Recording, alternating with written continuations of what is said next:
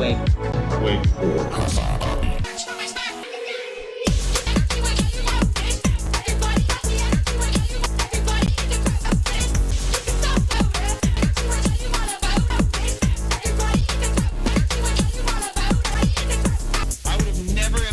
This much of a fucking crowd at a college campus anywhere in solidarity with the Palestinians. This is what it's about, okay? I did not stop advocating for the cause, and now I don't feel lonely. I don't feel as lonely anymore, and that's because of you guys. I hope that you can continue advocating for the right things.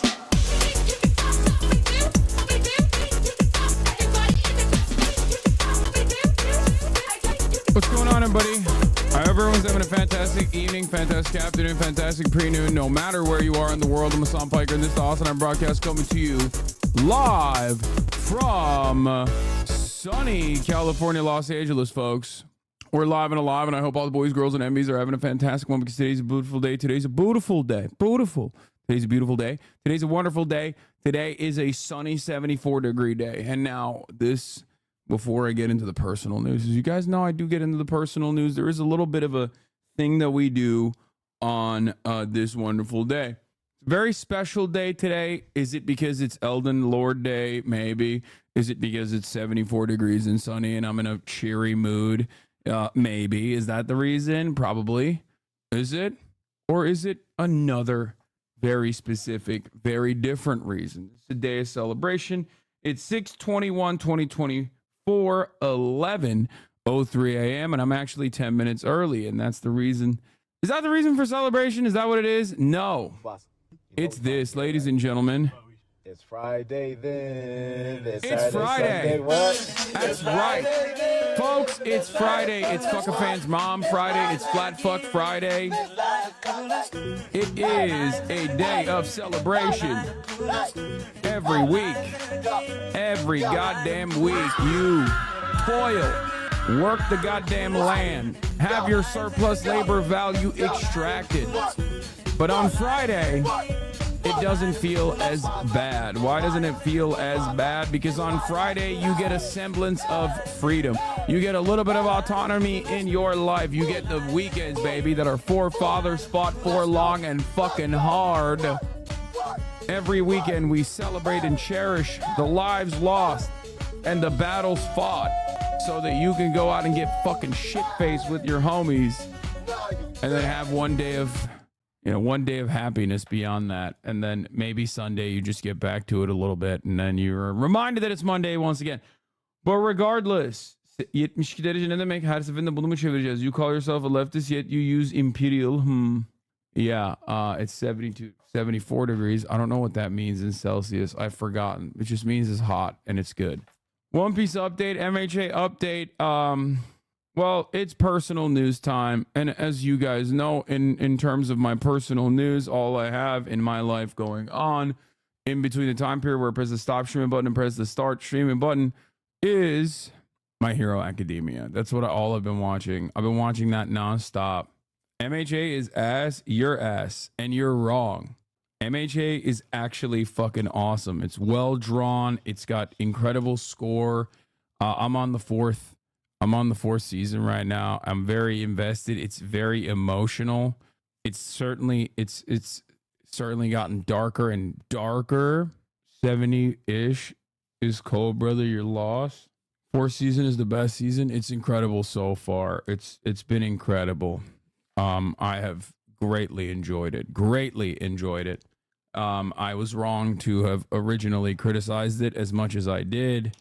It's really fun, and it's sad. It's fun. I wouldn't say it's peak, but it's so good. It's easy to follow. I love it, and I'm not ashamed to admit that. And I used to call it Mid-Hero Academia. You know what I mean? Like, that was my shit. I watched the first couple of seasons, and I made fun of it. I thought it sucked. Would I say Wano is peak? No, I would not say Wano is peak. Wano is way too long, and you guys were absolutely right when you said Wano is not peak. Okay? Anyway, have you listened to Poke's new album? Not yet, but I will today. Anyway, where was I? So personal news-wise, I ended the broadcast last night, hung out with my mom. made sure that Elden Ring downloaded correctly on my computer. And then after that, you know, just watched some Peak Hero Academia and had a great time. Had a great time with that. Went to bed, woke up early, beautiful day. Took Kaya to the gym where her intact boyfriend was. And obviously that was a little bit of a problem because he was really horny because she's ovulating. So we had to figure out a way to separate them.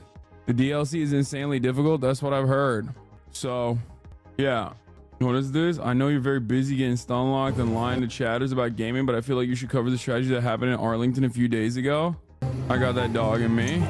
No, dude, why would you fucking... Oh, man, I'm in such a good-ass mood. Bro, I was in such a good-ass mood. What did you do? What did you do? That's so sad.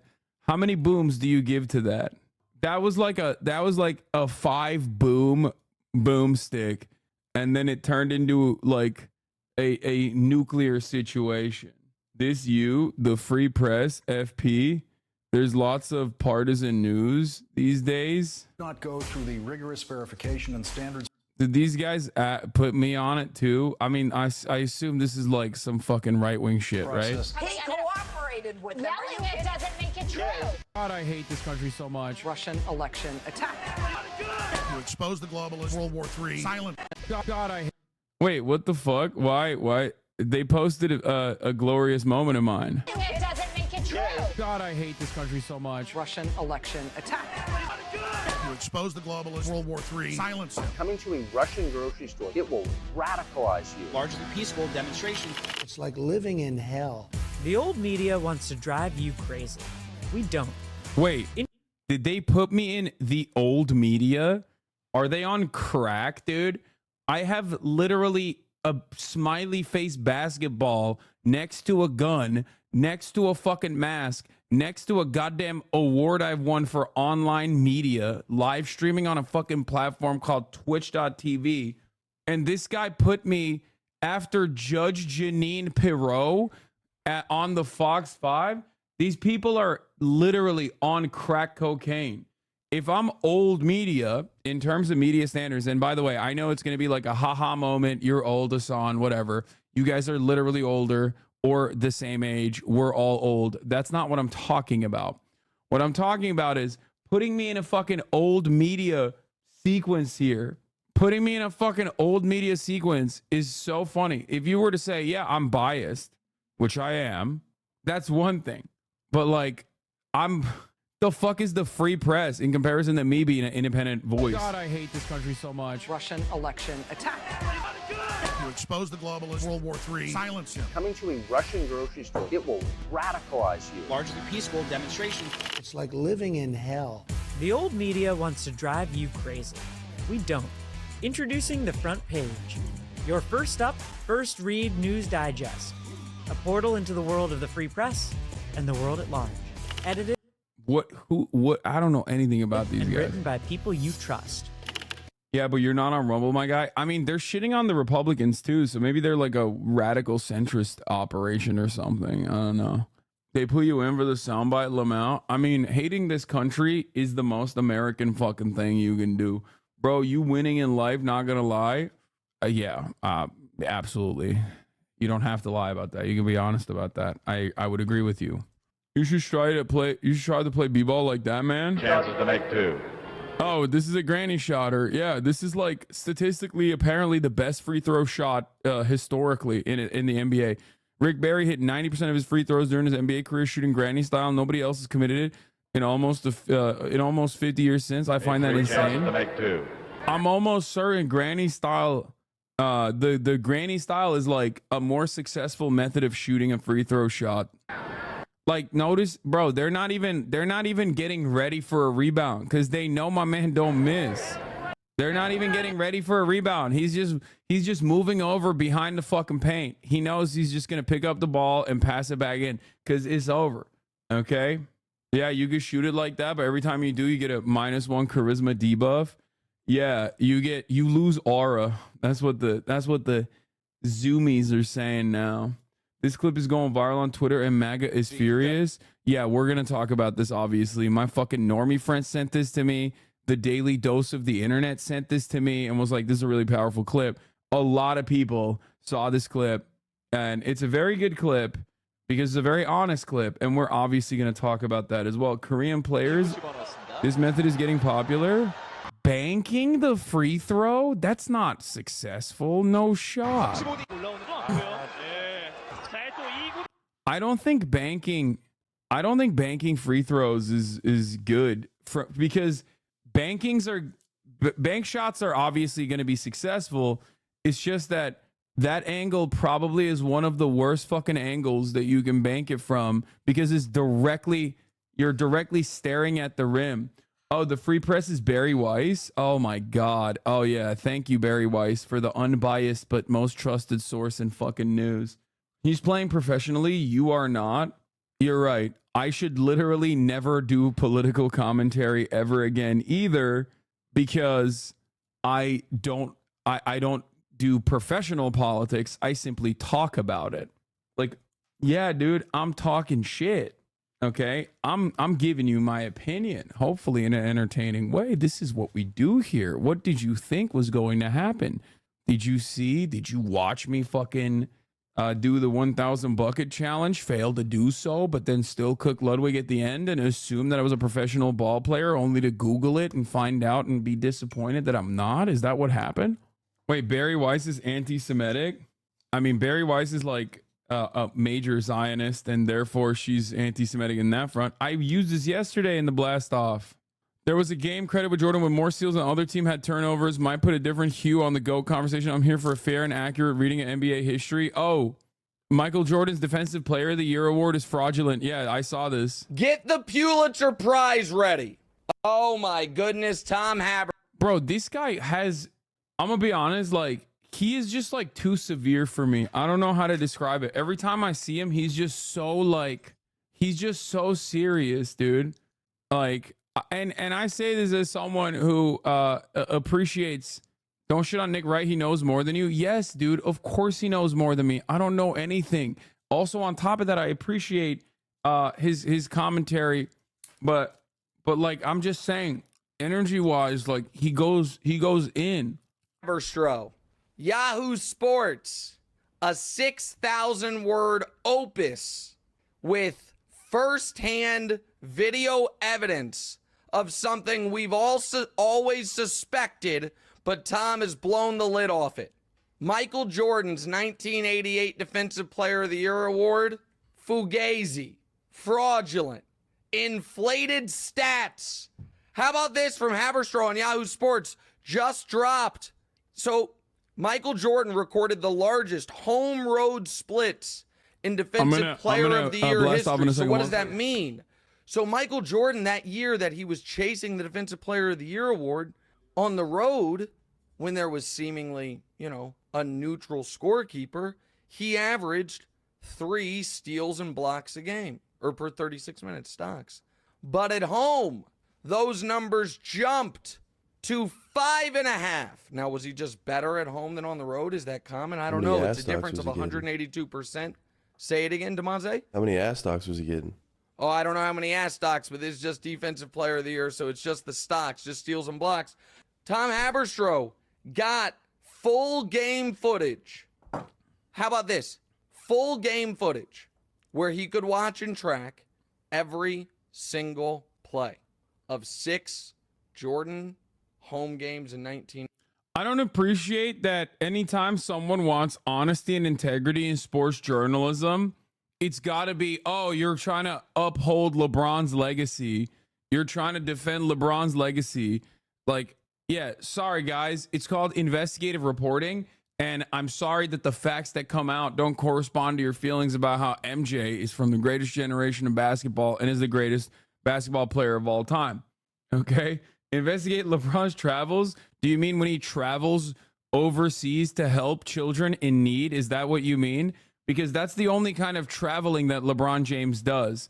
That and also traveling with his family because he's a family man. Okay? This is called ethics in basketball journalism. It's called investigative reporting. 1988. the game film in those 6 games, Michael Jordan had 12 steals. The home box score, how many extra steals could they have given him? 2, 3? He had 12. The box score, 28! There was a game where they credited Michael Jordan with more steals than the other team had turnovers. Might put a little different hue on the old GOAT conversation. Everyone should read it. It just dropped. Sports Pulitzer, Tom Haberstroh. This is... I mean, it's ridiculous to not only, like, it's more than doubling it. Like, that's disrespectful. This is, you know what I call this? Real journalism. What a legend Haberstroh is. I haven't read... What if he stole from his own team, though? Okay, bro, that's insane. Also, they would have put that in the article if they did that. But, You mean, wait. You mean to tell me he stole 12 from the opposing team and then more, like 16 from his own team? Is that what you think is going on? You know, you might say, Nick, if you haven't read it and it just dropped a few minutes ago, how do you have all this info? I might have been aware that something like this was coming. I might have been behind the scenes. Stealing from your team is a pass. What is going on, bro? What the fuck? Here, take 3 weeks off. How about that? 3-month subscriber. Just like, are you okay? I'm gonna untime you out. Actually, I need to check in on you first. You have so much subliminal Illuminati symbols and messaging in the background of your streams. Illuminati want control of my mind, soul, and body. You have, bro. What is happening? Is it fuck Lithium Friday? What the fuck's going on, bro? What's happening, guys? Take your goddamn schizo meds, chatters. What the fuck? Please. Yeah, dude, the Illuminati is working. The Illuminati is working with a fucking Twitch streamer, dude. Yeah. The Illuminati is real and it's and they're working in mysterious ways. So mysterious, nobody understands what the goal is there. It's lithium time, big dog. They must be joking. I know. I don't know if they're joking. Sometimes I feel like they're joking. I want to hope that they're joking, but then other times I feel like they're not joking. They're not joking at all. Like other times I'm like, maybe it's a problem with like the medication shortage. I don't know. Yeah, being in an Illuminati would explain how you got so fit lately. Thank you. Yeah, bro. The Illuminati is working with a guy who can't even get like famous Illuminati celebrities on his stream. You know what I mean? If I'm Illuminati, what the fuck is Kai Cenat, bro? Like, even that is pretty funny to think about.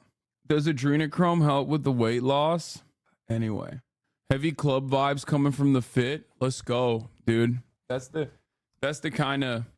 what I want to bring to the table. I didn't realize there were subliminal messages. I thought we all realized we're just in the Illuminati now. Yeah, chatter, you're all in the Illuminati. Okay. We talk about fucking Jordan's legacy one goddamn time, okay? And immediately people are like, you must be in the Illuminati. To the people posting the John Oliver video, we've already watched it. We watched it on Wednesday. Okay. Yeah, today we got a lot to talk about. Got a lot to talk about today. Okay. Get excited. It's Freaky Friday. Okay. It's Freaky Friday. SCOTUS, woke SCOTUS won't let wife abusers, wife beaters own guns. Trump gets glazed by VC Bros podcast. Clarence Thomas is not woke. Yeah, I got the Jeff Nippard video. Don't worry, Nippard. The only thing you're doing is illuminating in chat's moms. Hell yeah. GDF posted a new vid. Highly recommend. I love GDF. Blast off meme for you, skinny. Okay, thank you. I'll react to it. What is it about? I love GDF. Bro, you are 20 years too old for my mom. What? Your mom wants to fuck 10-year-olds? That's weird, bro. What the hell? Did you just out your mom as a pedophile? Anyway, Freaky Friday, woke SCOTUS won't let wife beaters own guns. Trump gets glazed by VC Bros podcast. Debate anticipation rises. Louisiana 10 commandments in classrooms pushed by insane people. Elden Lord returns. AJ, oh yeah, Al Jazeera documentary. I'm gonna do that as well. AJ documentary on Israel. Elden Lord returns. I forgot everything. Stop coping and start praying, you idiots. Yeah, start praying, dude. I think I might like start playing Elden Ring on the PC first, just to like warm up and then switch over to my normal account. Because I do need to like, I definitely need to warm up. Like, I don't remember anything, dude. Anyway, update all your drivers. The DLC scuffed on PCs. Okay, well, fear not. Then, you know, I'll just go directly into playing on the PlayStation. Here it is, by the way. We're blasting. I'm blasting. Your ass hasn't beaten Mog. Yeah, we're going to have to do a warm-up on the Mog. You're still over level as fuck for the DLC. You'll be fine. No, I'm 143. I'm not over leveled, I don't think. Son, did you cover the story of the League player who broke up with his girlfriend so he could keep on playing? Yeah, that dude is like, I don't think 143 is over leveled, by the way. I don't even have 60 vigor, so I'm probably under leveled. People are saying that you can't even over level for this shit, so I'm actually scared. You're for DLCs between 125 to 150 level? Okay. Yeah, people are saying if you don't have vigor at 60, you're gonna have a hard time. And I looked at my vigor and it's like, I'm gonna need to spam that shit. The GDF video debunks the state of Israel. I watched Dav try one boss for like 4 hours today and she's actually good at the game. You cooked. First of all, I'm actually good at the game too. I just need to warm up a little bit. And we're gonna see that today, hopefully. Okay? We're gonna see it today. You're gonna see it in a little bit when I get on and I try my fucking hand at this stuff. Okay? Can you do an Elden Ring plot recap for those of us who haven't watched and played it? Honestly, it's a From Software game. You're not going to understand the plot even while I'm playing it unless you watch an 8-hour documentary on what the fuck the intricacies are. That's not what From Software games are for. Yeah, so don't worry about the plot. Don't worry about the plot unless you want to watch like 8 hours of Vati Vidya. There's a video of Chinese kindergartners destroying every DLC boss on their first tries. Yeah. So, yeah, can you please see what your friend put on my timeline? Hi, my name is Aaron, and I'm bringing Werther's Caramel Candies. My name is Shane, and I'm down. Bro has a Domino's hat on. That's crazy. Kaya, please get back on there. What the hell is a candy salad, bro? They didn't even unpack the Werther's? Why are you acting like it's such a big deal to sit on that thing? God damn. You can't go band for band with that, man? Yeah, probably not. Drop candy from Walgreens. I brought. My name is Steve, and I brought nice fruit-flavored candy. Hi, my name is Peter, and I brought Metamucil fiber capsules. Hello there, my name is Maurice, and I have dried plums. Come on out, boys. There it is. My name's Joseph, and I brought some Saved by Travel Sweets lemon candy. The account is called Old Jewish Men. This is cute as hell. That man put the fiber pills in there. Dude, this is awesome. When did conspiracy theories get so crazy? Yeah, we'll do the Curtis video in a little bit. The most depressing thing that is the most depressing thing you've ever shown on stream? Wait, why? Bro, I love when like old people are just having a good old time. Fuck you mean? I think it's awesome. Cute old people are great. They're having fun. Yeah, this is adorable, dude. Adorkable. I think this is great. What's the best way to go for streaming, laptop or PC? I mean, I use both, but probably PC is better when you're first starting off. I don't know. It's got more power. Just don't let him in Congress. You don't know if these guys are assholes. Longtime sub and lurker, can we please watch this for the nun nerds in the chat? Dude, it's already on the docket. Don't worry. I've been very excited to watch this Steroids Are Awesome video. I've literally had it on the docket since it came out. I found out that Jeff and I have the same level of testosterone in our blood, by the way, which I thought was cool. It's like positively average. Our T levels are almost identical. Anyway, yeah, and yes, through with the Baghdad, that's cool. And then the video is fun. Slime got cooked. Okay, spoiler alert. Ludwig versus Child Prodigy Basketball Edition. I'm excited to watch this shit too. Alex Jones loses his personal fortune in bankruptcy. We could do that as well. The old Jewish man TikTok is really cute. They're very passionate about Costco chicken. I'm very passionate about Costco chicken too. Okay, we'll maybe look at this later. All right. Is that like when girls are their period at the same time, but for us dudes? Have you seen this? I was dying. And you, my man. Yeah, I have seen it. It's very funny. But you know what? We'll give it another rewatch, okay? It's pretty good. And you, my man, what do you do? You're an investigator. What kind? Like for the police? You're a war crimes... Is that true? Is that true? Oh my God. Jeez, we really went up a notch, didn't we? Until then, it was just all fun, like, oh, first date in the front row. And you're like, I'm here to investigate war crimes. What are you working on at the moment? What's your... Ukraine. You're working on investigating war crimes in Ukraine. Fuck me, man. I thought when you said infrastructure, it was like going to kill the energy, but fuck.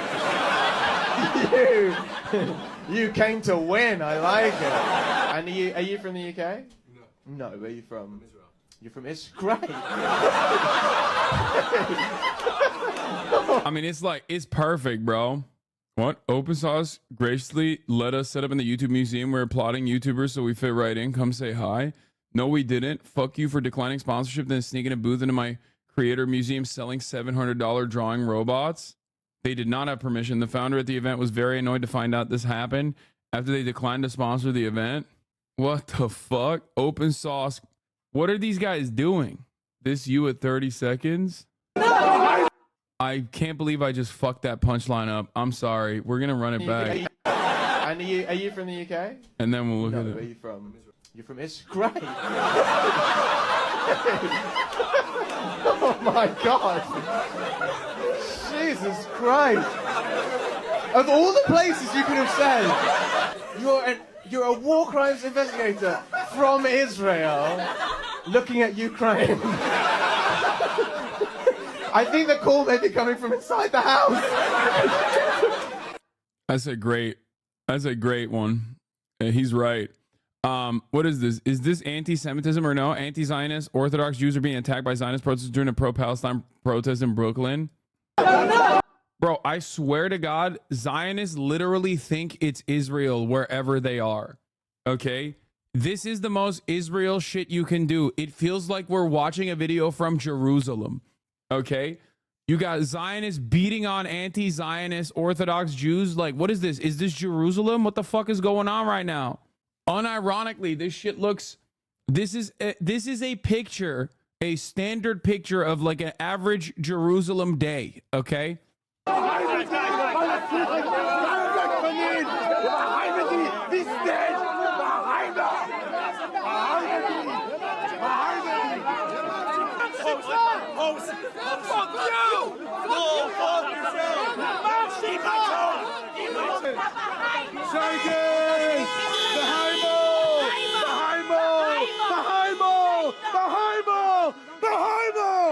This guy looks like me?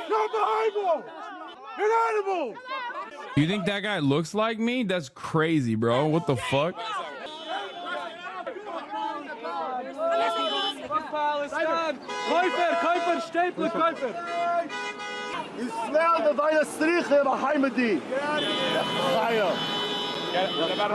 They rich. Yeah, you're so scared. Bro, why is that getting a ticket? No, it's not legal. Where's the bomb? Go back to Beirut. I was inside all your moms, bro. Ask them. They know me.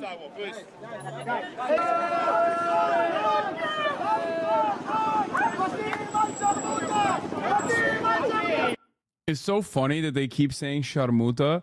Someone told me that Hebrew doesn't have a lot of like slurs in it because it's like a religious language originally, and that's why they have to like rely on Arabic swear words.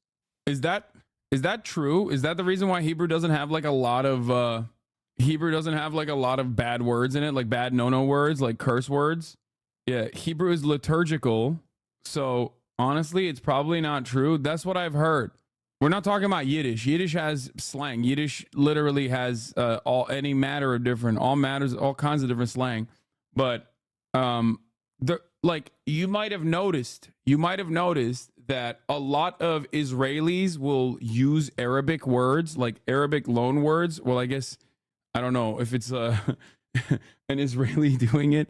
I guess like it depends. I mean, there are Arab, like there are plenty of Israelis that are, you know, originally from Arab countries and shit. But like when they ride the Israeli identity, technically it goes from being a loan word to being a stolen word, kind of. What?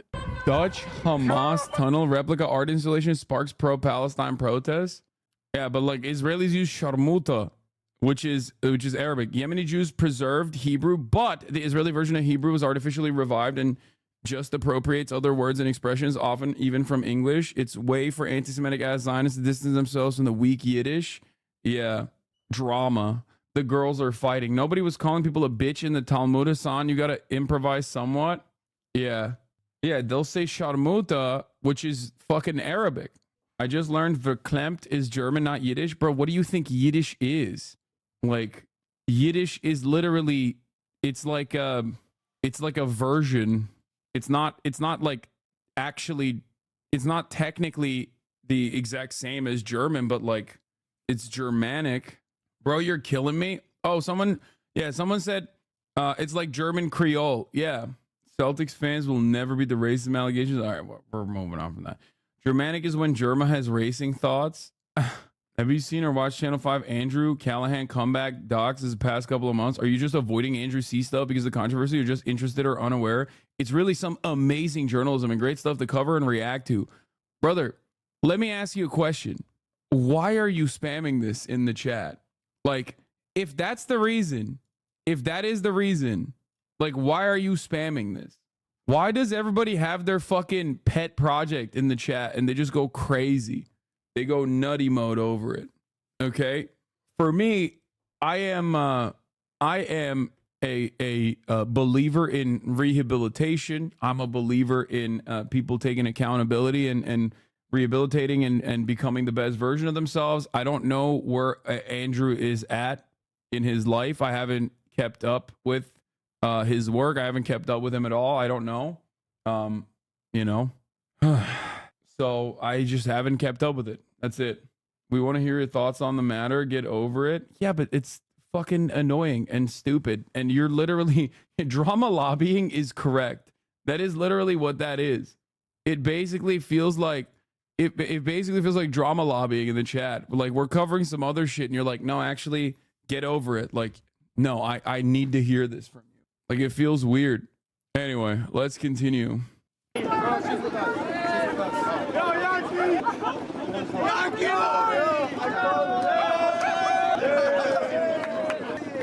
Yay, we did it. We got these Jews out of here. Like what did you do, bro? Sick, man. Good work. Look at this bitch. Yo, look. We got another pussy. Yo, hop over the border, buddy. Oh, shit. Oh, baby. When you talking about that time? You want to punch me in the face? Come on, punch me in the face. Come on, punch me in the face, motherfucker. Punch me in the face. Punch me in the face. I dare you. In this clip, they actually chased two anti-Zionists across the street, not the Neturei Karda. No, it's like ridiculous. Hey, Emma Majority Report. Thank you for the raid. Hope you had a good stream. Sorry, Emma, I didn't get back to you. I don't know if you're in here right now, but I was like, I didn't see your text message until it was too late. And also in the mornings, I am doing research and also working out. So I could not have attended this stream today. Hope you had a good one, though. I watched a little bit of it. It looked very good. I like the I don't know if you guys like swapped the structure, but you're doing all news on Friday. That I was a big fan of that, and luckily you were able to get an infinitely more handsome guest than myself, who is way funnier, Matt Lieb.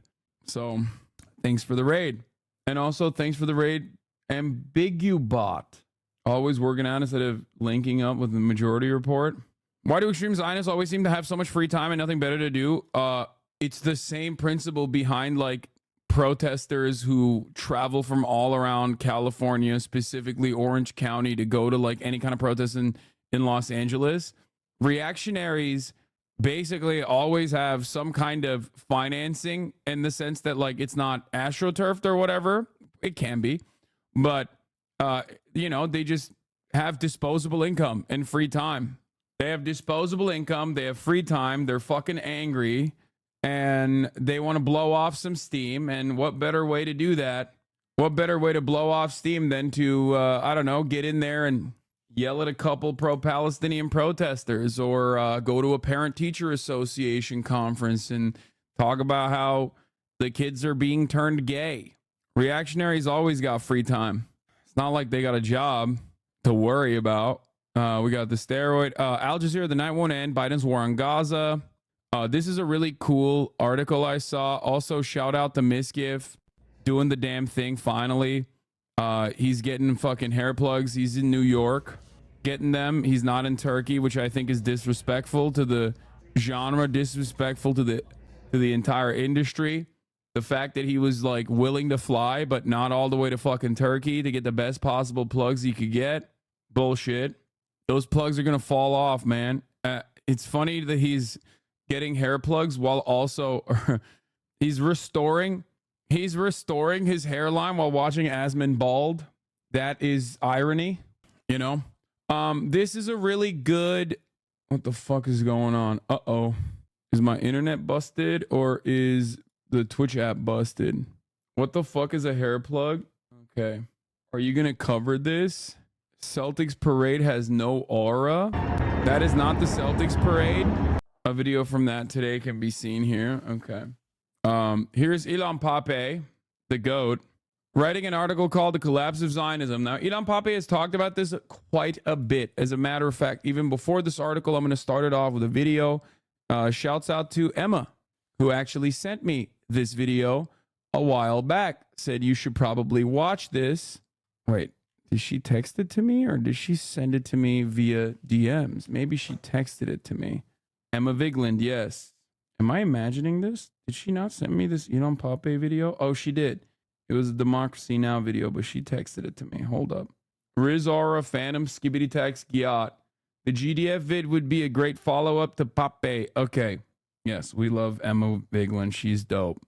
Emma and I maintain the... Emma and I are basically defending the integrity of former TYT personnel that did not, leavers of TYT that did not become clinically insane.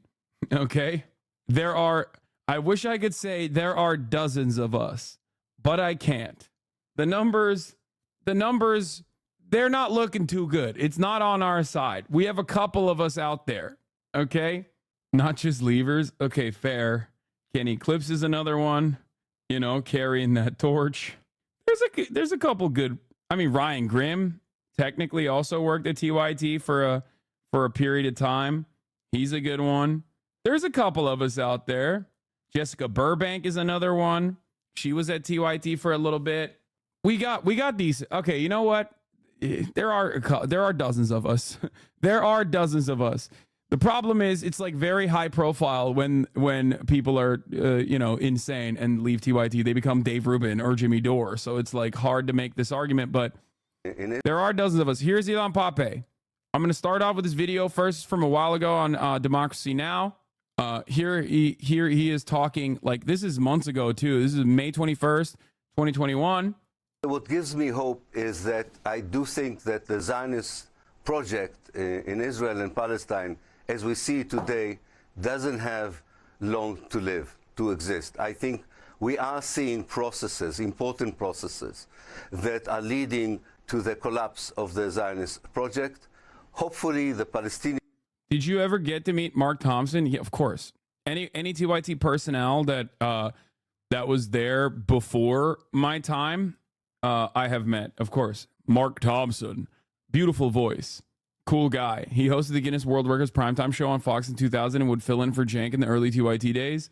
Yeah, I know all the OG. I know all the OGs. I think John is still the sane one. Yeah. Yeah, John Idarola is cool. He is stayed strong and resilient. Indian national movement and anyone else involved in Israel and Palestine would be able to replace this apartheid state, this oppressive regime, with a democratic one for everyone who lives between the river and the sea, and for all the Palestinians who were expelled from there since 1948 until today. I believe that this historical process has begun. Unfortunately, it will take time, and the next year or two are very precarious and are very dangerous. But in the long run, I'm really hopeful that there will be a different kind of life for both Jews and Arabs between the river and the sea under a democratic, free Palestine. What gives me... So that's the short and sweet of it. But here is the Collapse of Zionism by Ilan Pappé. I'm gonna give you like a really good. I'm gonna read some of this. Okay, Ilan Pappé is an Israeli Jewish historian, a scholar, academic. He is an award-winning college professor. His work was phenomenally important as far as the new historians goes. He's great. He's a wonderful person. He is now, I believe, at Exeter University. He left Israel. Used to be a professor at was it Tel Aviv, or it was one of the university, maybe in Haifa. I forget where he was a professor in Israel first, but him and some of his research assistants, him and some of his students were very important in uncovering truths about the Nakba, obviously. But regardless, this is an article he wrote on newleftreview.org, The Collapse of Zionism, where he starts off with these words. Hamas's assault on October 7 can be likened to an earthquake that strikes an old building. The cracks were already beginning to show, but they are now visible in its very foundations. More than 120 years since its inception, could the Zionist project in Palestine, the idea of imposing a Jewish state on an Arab, Muslim, and Middle Eastern country, be facing the prospect of collapse? Historically, a plethora of factors can cause the state to capsize. It can result from constant attacks by neighboring countries or from chronic civil war. It can follow the breakdown of public institutions, which become incapable of providing services to its citizens. Often it begins as a slow process of disintegration that gathers momentum and then, in a short period of time, brings down structures that once appeared stolid and steadfast. The difficulty lies in spotting the early indicators. Here, I will argue that these are clearer than ever in the case of Israel. We are witnessing a historical process, or, more accurately, the beginnings of one, that is likely to culminate in the downfall of Zionism. I agree with this 100%. And if my diagnosis is correct, then we are also entering a particularly dangerous conjecture. I also agree with this part as well. For once Israel realizes the magnitude of the crisis, it will unleash a ferocious and uninhibited force to try to contain it, as did the South African apartheid regime during its final days. A first indicator is the fracturing of Israeli Jewish society. At present, it is composed of two rival camps which are unable to find common ground. The rift stems from the anomalies of defining Judaism as nationalism. While Jewish identity in Israel sometimes seems a little bit more than a subject of a theoretical debate between religious and secular factions, it has now become a struggle over the character of the public sphere and the state itself. This being fought not only in the media, but also in the streets. One camp can be termed the State of Israel. It comprises more secular, liberal, and mostly, but not exclusively, middle-class European Jews and their descendants, who were instrumental in establishing the state in 1948 and remained hegemonic within it until the end of the last century. Make no mistake, their advocacy of liberal democratic values does not affect their commitment to the apartheid system, which is imposed in various ways. Why is my grandmother calling me? Okay. Which is imposed in various ways on all Palestinians living between the Jordan River and the Mediterranean Sea. Their basic wish is for Jewish citizens to live in a democratic and pluralist society from which Arabs are included. So the argument is the exact same. No, she gave me a 1-second call and then hung up. Okay. Liberal Zionism all the way to the religious ultra-nationalist Zionism. Okay. Liberal Zionism that is oxymoronic inherently because Zionism is a fascist ideology, it's an ethno-nationalist project, agrees on the principles of maintaining an apartheid regime where Arabs are excluded, not included. I read it wrong. The other camp is the state of Judea, which developed among the settlers of the occupied West Bank. It enjoys increasing levels of support within the country and constitutes the electoral base that secured Netanyahu's victory in the November 2022 elections. Its influence in the upper echelons of the Israeli army and security services is growing exponentially.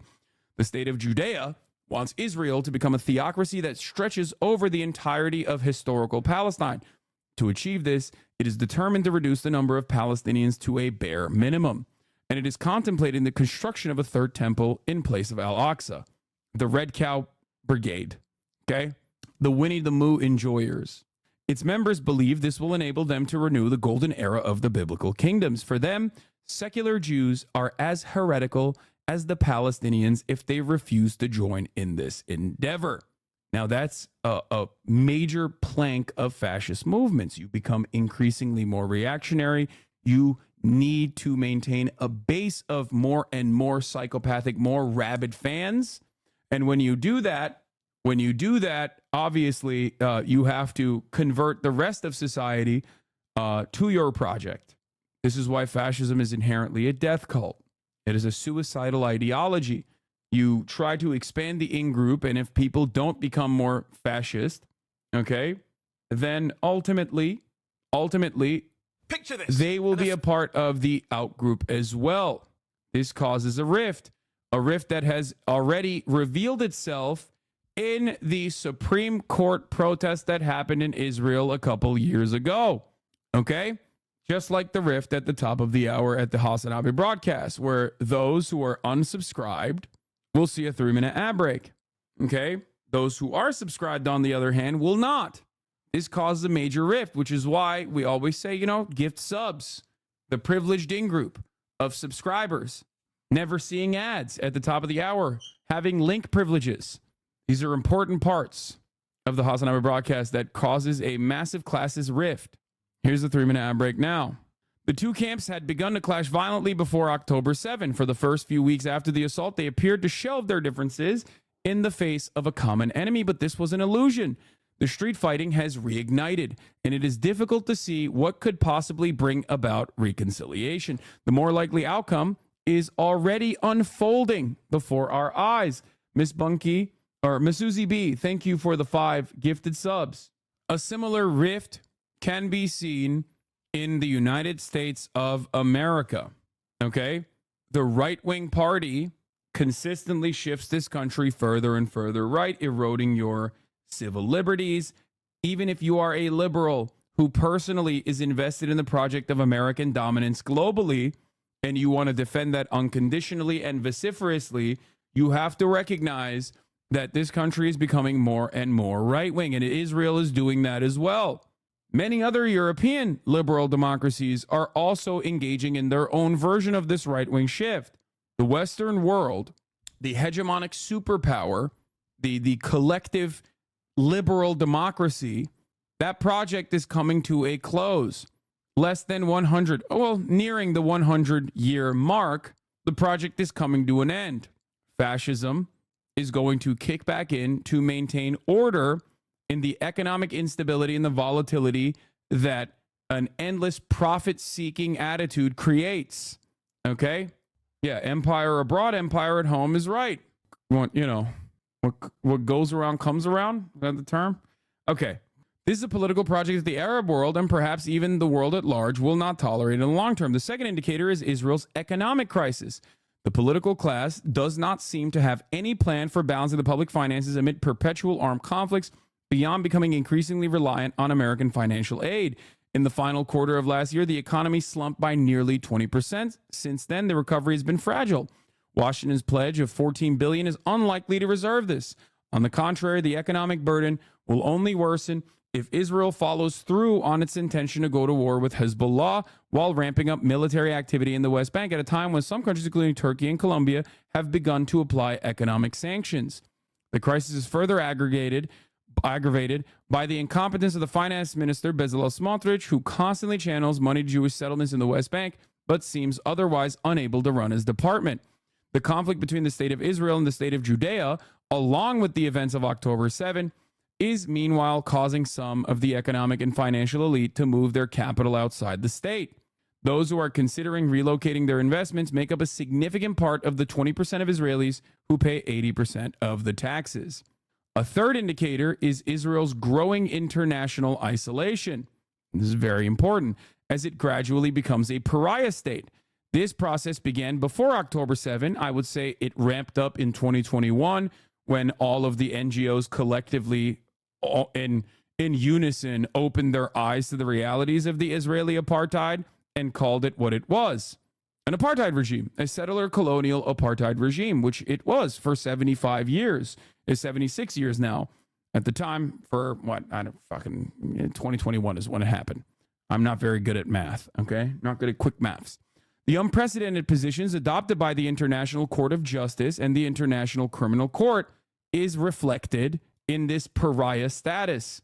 Previously, the global Palestine solidarity movement was able to galvanize people to participate in boycott initiatives, yet it failed to advance the prospect of international sanctions. In most countries, support for Israel remained unshakable among the political and economic establishment. In this context, the recent ICJ and ICC decisions that Israel may be committing genocide, that it must halt its offensive in Rafah, that its leader should be arrested for war crimes, must be seen as an attempt to heed the views of global civil society, as opposed to merely reflecting elite opinion. The tribunals have not eased the brutal attacks on the people of Gaza and the West Bank, but they have contributed to the growing chorus of criticism leveled at the Israeli state, which increasingly comes from above as well as below. The fourth interconnected indicator is the sea change among young Jews around the world. Following the events of the last 9 months, many now seem willing to jettison their connection to Israel and Zionism. Shouts out to the Jewish Hasanabi heads, both living in Israel and also in the Western world. They actively participate in the Palestinian solidarity movement. They openly state that they do not have allegiances to the Zionist project nor the state of Israel. Jewish communities, particularly in the U.S., once provided Israel with effective immunity against criticism. The loss, or at least the partial loss, of this support has major implications for the country's global standing. AIPAC can still rely on Christian Zionists to provide assistance and shore up its membership, but it will not be the same formidable organization without a significant Jewish constituency. The power of the lobby is eroding. Now, this part I don't fully agree with, because I do think, as I've said before, like winning the support over young American Jews, especially like more and more young American Jews being open-minded and genuinely criticizing Israel, not like hating Benjamin Netanyahu, not the liberal Zionist positions, but like straight up criticizing the fundamental underpinnings of Israeli society, the national project, that like seeing Zionism as a fascist ideology, that in and of itself is definitely good for the movement overall, for the pro-Palestinian solidarity movement overall, even though I still do believe that as long as the calculation is that Israel has to be our unsinkable military base, it will be very difficult to get the American State Department to change course on the matter. The fifth indicator is the weakness of the Israeli army.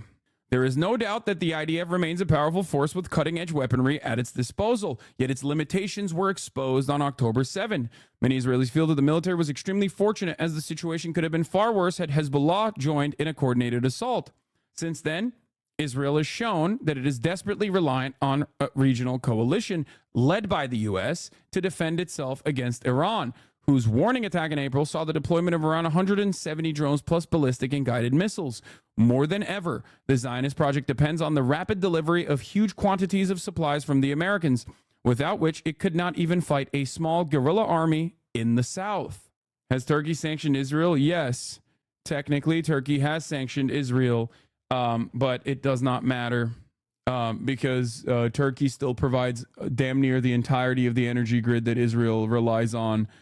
Turkish pipelines coming from Azerbaijan and Turkish steel plays a fundamental role in Israeli industry.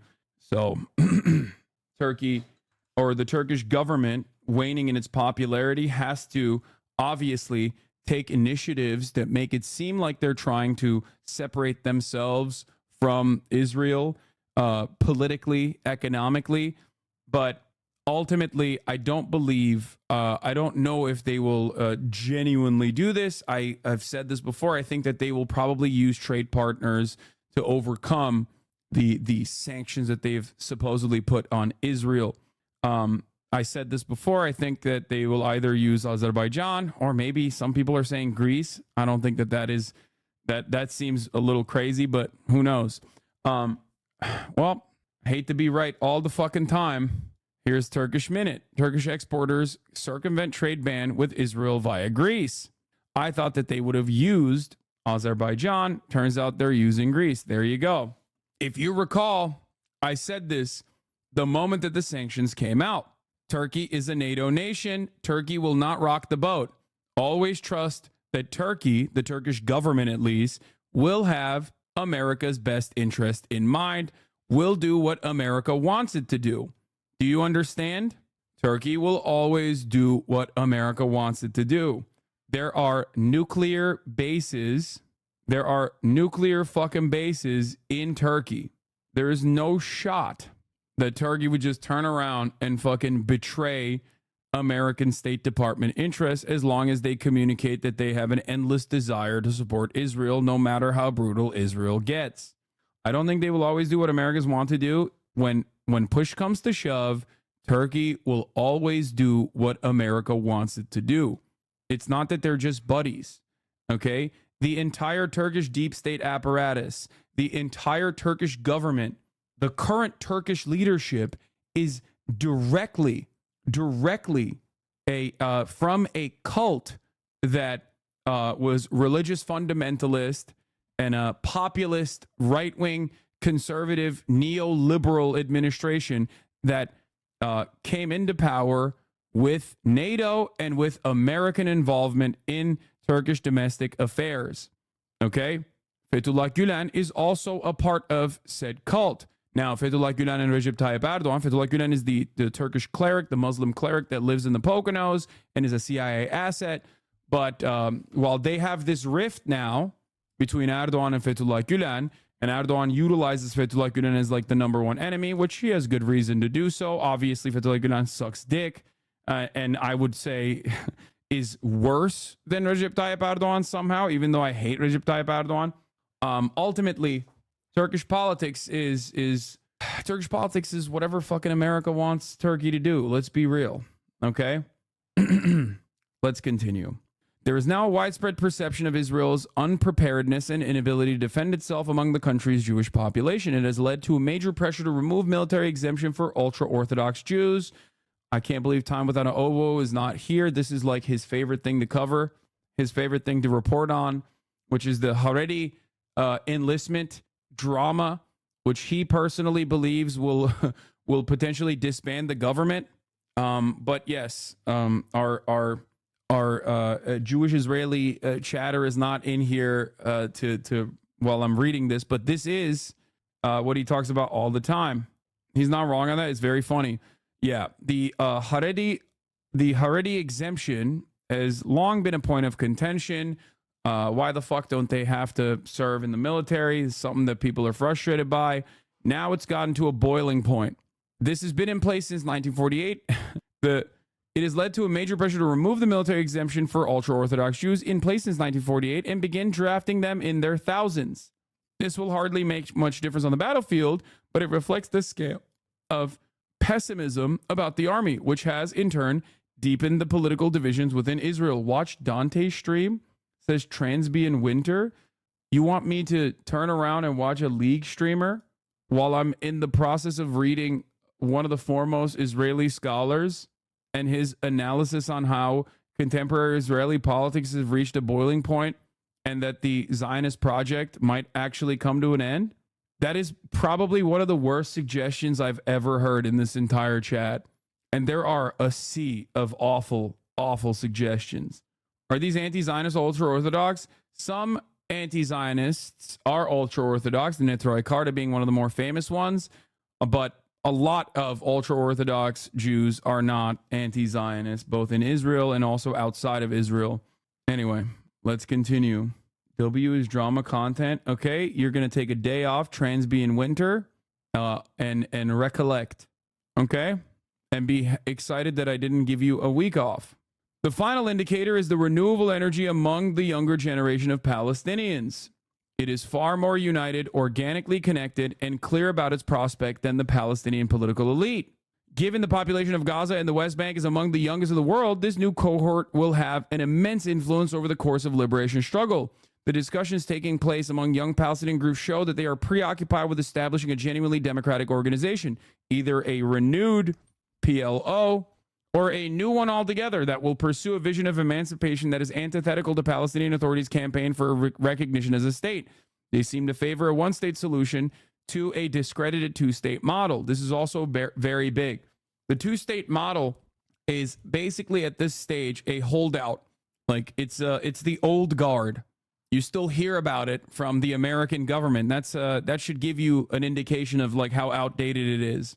And the reason for why many young Palestinians and many young people, and even people like myself, people who used to be two-staters, myself included, people like Avi Shlaim, people like Ilan Pappé, the reason why they have moved away from the two-state solution and see the only solution as a one-state solution is because they recognize that the Israeli settlement project is or has created through the process of the so-called peace process a functional one state, a one state that is an apartheid state. Will they be able to mount an effective response to the decline of Zionism? This is a difficult question to answer. The collapse of a state project is not always followed by a brighter alternative. Elsewhere in the Middle East, in Syria, Yemen, and Libya, we have seen how bloody and protracted the results can be. In this case, it would be a matter of decolonialization, and the previous century has shown that post-colonial realities do not always improve the colonial condition. I love you, dude, but I'm a young Palestinian, and I think this is a bad take, dude. No one in Palestine talks about a one-state solution. All we talk about is liberation. Yes. Okay. What do you mean? What do you think liberation is? We're not talking about simply liberation. We're talking about the day after. That's not even true. Polls show Palestinians favor a one-state solution because of West Bank settlements. No, I mean, depending on what poll you're looking at, there are definitely plenty of polls that show Palestinians want a two-state solution. I think ultimately, though, and I agree with this assessment at least, I don't give a shit what it's called. Okay, that's why in the immediate term, I want a ceasefire.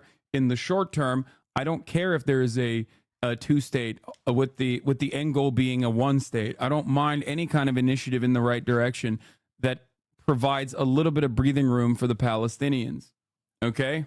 Also, as a political commentator who is relatively knowledgeable about Israel-Palestine history, and this includes like my opinions that might even be differing than the average Palestinian or whatever, I personally am a firm and committed believer in the one-state solution because I think that is both just and that is the best way forward. Yeah, my opinions might not always completely align with other people's, but it doesn't matter. As an American, I see the allure, but I'm just telling you, people in Palestine can't just see a unified secular state, nor would want it. It feels more like a Western intellectual idea, which I happen to agree with. I just think it's worth grounding ourselves with the people in Palestine. Yeah, I don't necessarily. First of all, I don't think you speak for the entirety of the Palestinian movement, regardless. But even if you were, it still wouldn't change my position on the matter. Like, I don't think you're understanding what I'm saying. Like, people always say, why would you want to live with people who are genociding you while laughing and joking? Yeah, that is ultimately the same. I think this is more of an outsider's opinion. This is more of an outsider's opinion than anyone else's opinion. I feel like this is more of a Western leftist take than anyone else. Okay? Because history is riddled with people who now live alongside their historic oppressors. Okay? And that struggle is long, and that struggle does not always yield perfect emancipation nor equality, but it doesn't matter. It's still a genuine improvement. Okay?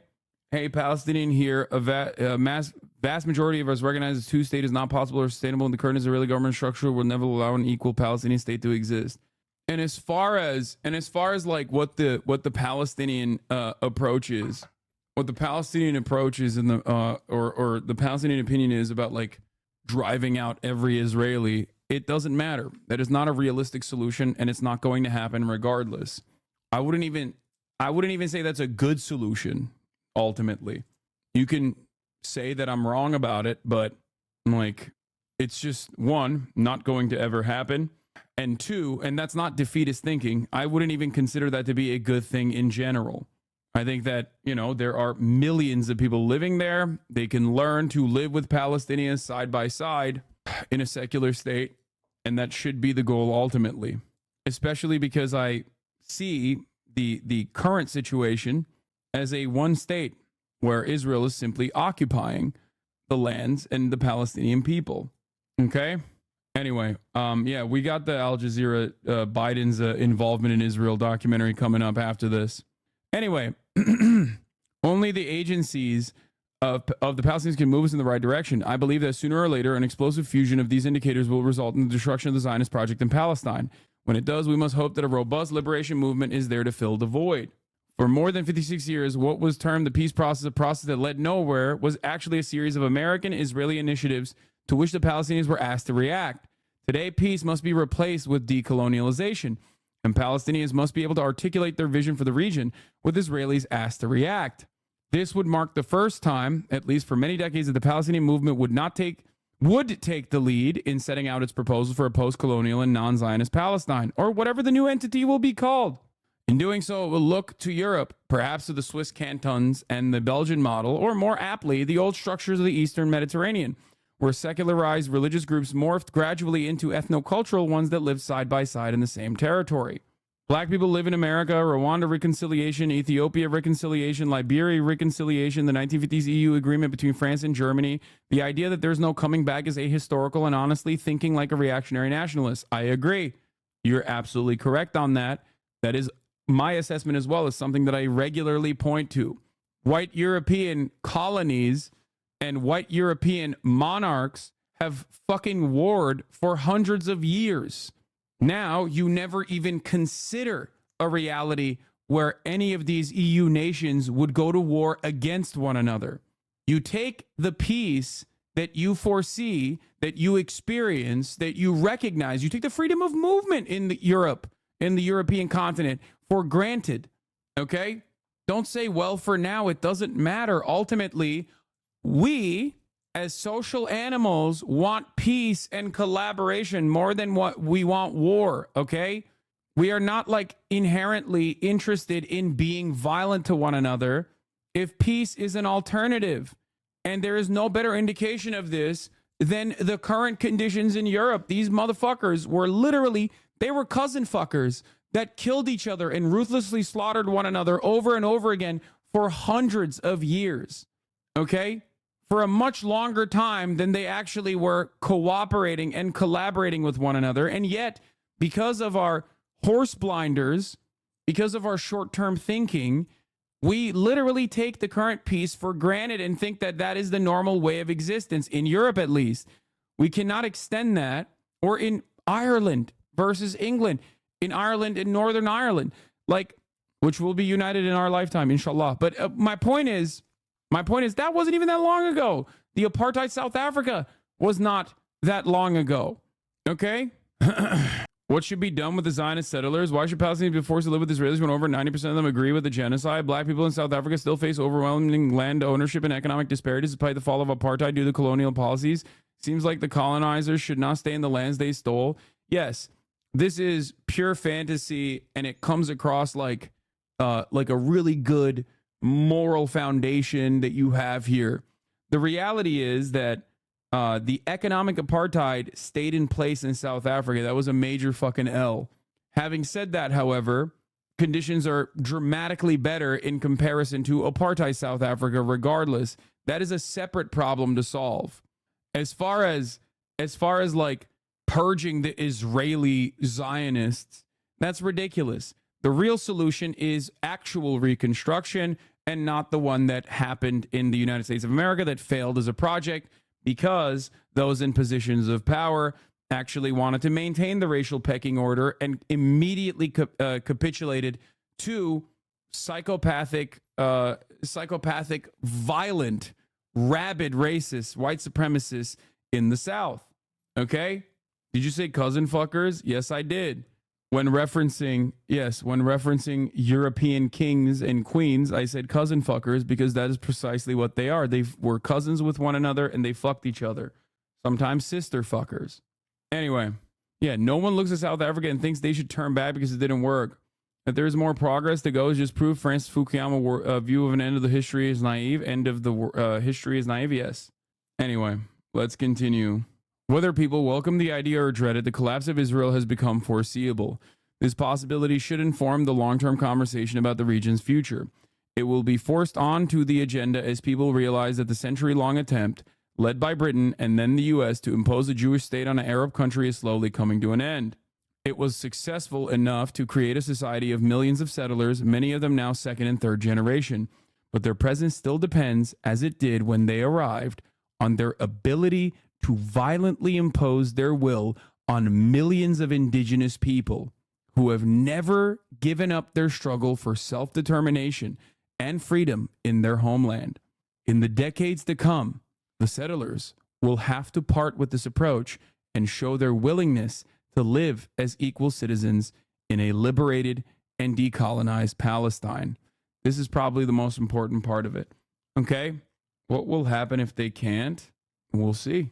What I think realistically, if this were to happen, if Palestine were to be decolonized and liberated, I think that it would reflect post-abolition Southern conditions where, depending on who the operating authority is in the region, why were you okay when Drake was kicked out of Georgia back to Toronto for not being a colonizer, not being a colleague, but a colonizer? You're right.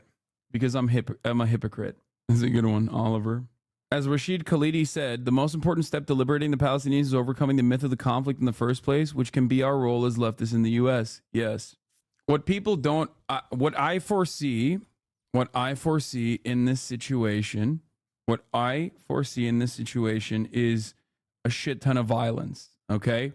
Fascists famously do not let go of their prior considerations, their prior mode of existence, their ultra-nationalist project without some kind of force.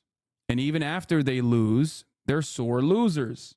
Okay? Even after they lose, they're oftentimes sore fucking losers. There's a balance, though. There's a balance that must be struck. It's not about vengeance. It's about justice. Okay? And I think that Reconstruction period will have a shit ton of terror, mostly from the ultra-nationalist Zionists that refuse to change, and even some from the Palestinians who are seeking out vengeance. Okay? For sure. The difference, however, is that should be prosecuted. That should be prosecuted as civil matters. Okay? That's the point. Just like currently, one major problem with Palestinian terror is that it is seen as an outside group engaging in acts of terror inside of Israel, whereas it is a resistance against an apartheid structure, and technically these are people that the Israeli government has sovereignty over, whether they like it or not. All of these matters should be handled, and if they were handled as though they were, like civil matters that have to be handled in the civil court structure instead of war, it would not look like ethnic cleansing, because ethnic cleansing is when a belligerent occupier treats the entire population that it currently occupies as enemy combatants. It just, looks like ethnic cleansing on paper. It walks like a duck. It quacks like a duck. It's a duck. That's why I say Israel does not have a right to defend itself under international humanitarian law as a belligerent occupier over the Gazan territory as well as the West Bank. Yep, Israel is a natural occurring state that just happens to be surrounded by anti-Semitic terrorists. I mean, that is what people think, which is so crazy. Anyway, that was Ilan Pappé. We have a GDF video that came out apparently as well, debunking the state of Israel. That's such a funny title for the video, but let's see, and then we'll move on. A reading from the book of Joshua. Now after the death of Moses, the servant of the Lord spake unto Joshua, Moses, my servant, is dead. Now therefore arise, go over this Jordan. 40,000 prepared for war went before the Lord unto battle, into ye plain of Jericho. So the people went up into the city, every man straight before him, and they took the city. And they utterly destroyed all that was in the city, both man and woman, young and old, and ox and sheep and ass, with the edge of the sword. Ass. They burnt the city with fire and all that was therein. The book of Joshua is required reading in Israeli schools today. The book holds an important place because in its pages many people think that a precedent can be found for the establishment of Israel as a nation. The book of Joshua provided the muscular and militaristic dimension of conquest and the annihilation of the Canaanites and other ancient peoples that populated the Promised Land. Hi, my name is GDF, and you can probably tell by the direction that this video is going in that I'm not very advertiser-friendly. For that reason, I rely completely on my patrons, subscribers, and donations. Following the creation of the State of Israel, biblical archaeology became an obsession. Israel's first Prime Minister, David Ben-Gurion, was, as were almost all of the earliest contemporary Zionists, an atheist. Again, very Hitlerian, okay? Zionism, being a fascist ideology, desperately looking for a national mythos and national myth-making, is damn near identical to all of the other esoteric Nazi mythologies that Adolf Hitler engaged in. Many archaeological expeditions to overcome the recent history at the time of Germany being like, a bunch of dudes living in the fucking forest inside of mud huts, and overcoming that that Hitler perceived it as, and trying to recreate like a different, more prosperous national myth. Although many early Jewish Zionists were secular, socialists, and atheists, the biblical narrative was an appealing way of legitimizing the Zionist movement. Upon assuming his role as first premier, cementing his legacy as Israel's founding father, Ben-Gurion organized Bible study classes in his official residence and was instrumental in making the study of the Book of Joshua a major component of the school curriculum in Israel. It was this atheist socialist Ben-Gurion who declared to the Peel Commission in 1936 that the Bible is our mandate, and was later quoted as declaring, "Though I reject theology, the single most important book in my life is the Bible." Using a nationalist interpretation, the Bible came to become a course material. I respect biblical archaeology and archaeology in general. Piecing together an accurate portrayal of history is important, but even religious scholars tend to exaggerate any findings. Archaeology should be devoid of any kind of additional bias, okay? The goal should be to uncover truths about the past. The goal should not be to uncover things from the past with the specific purpose of creating a national mythos, okay?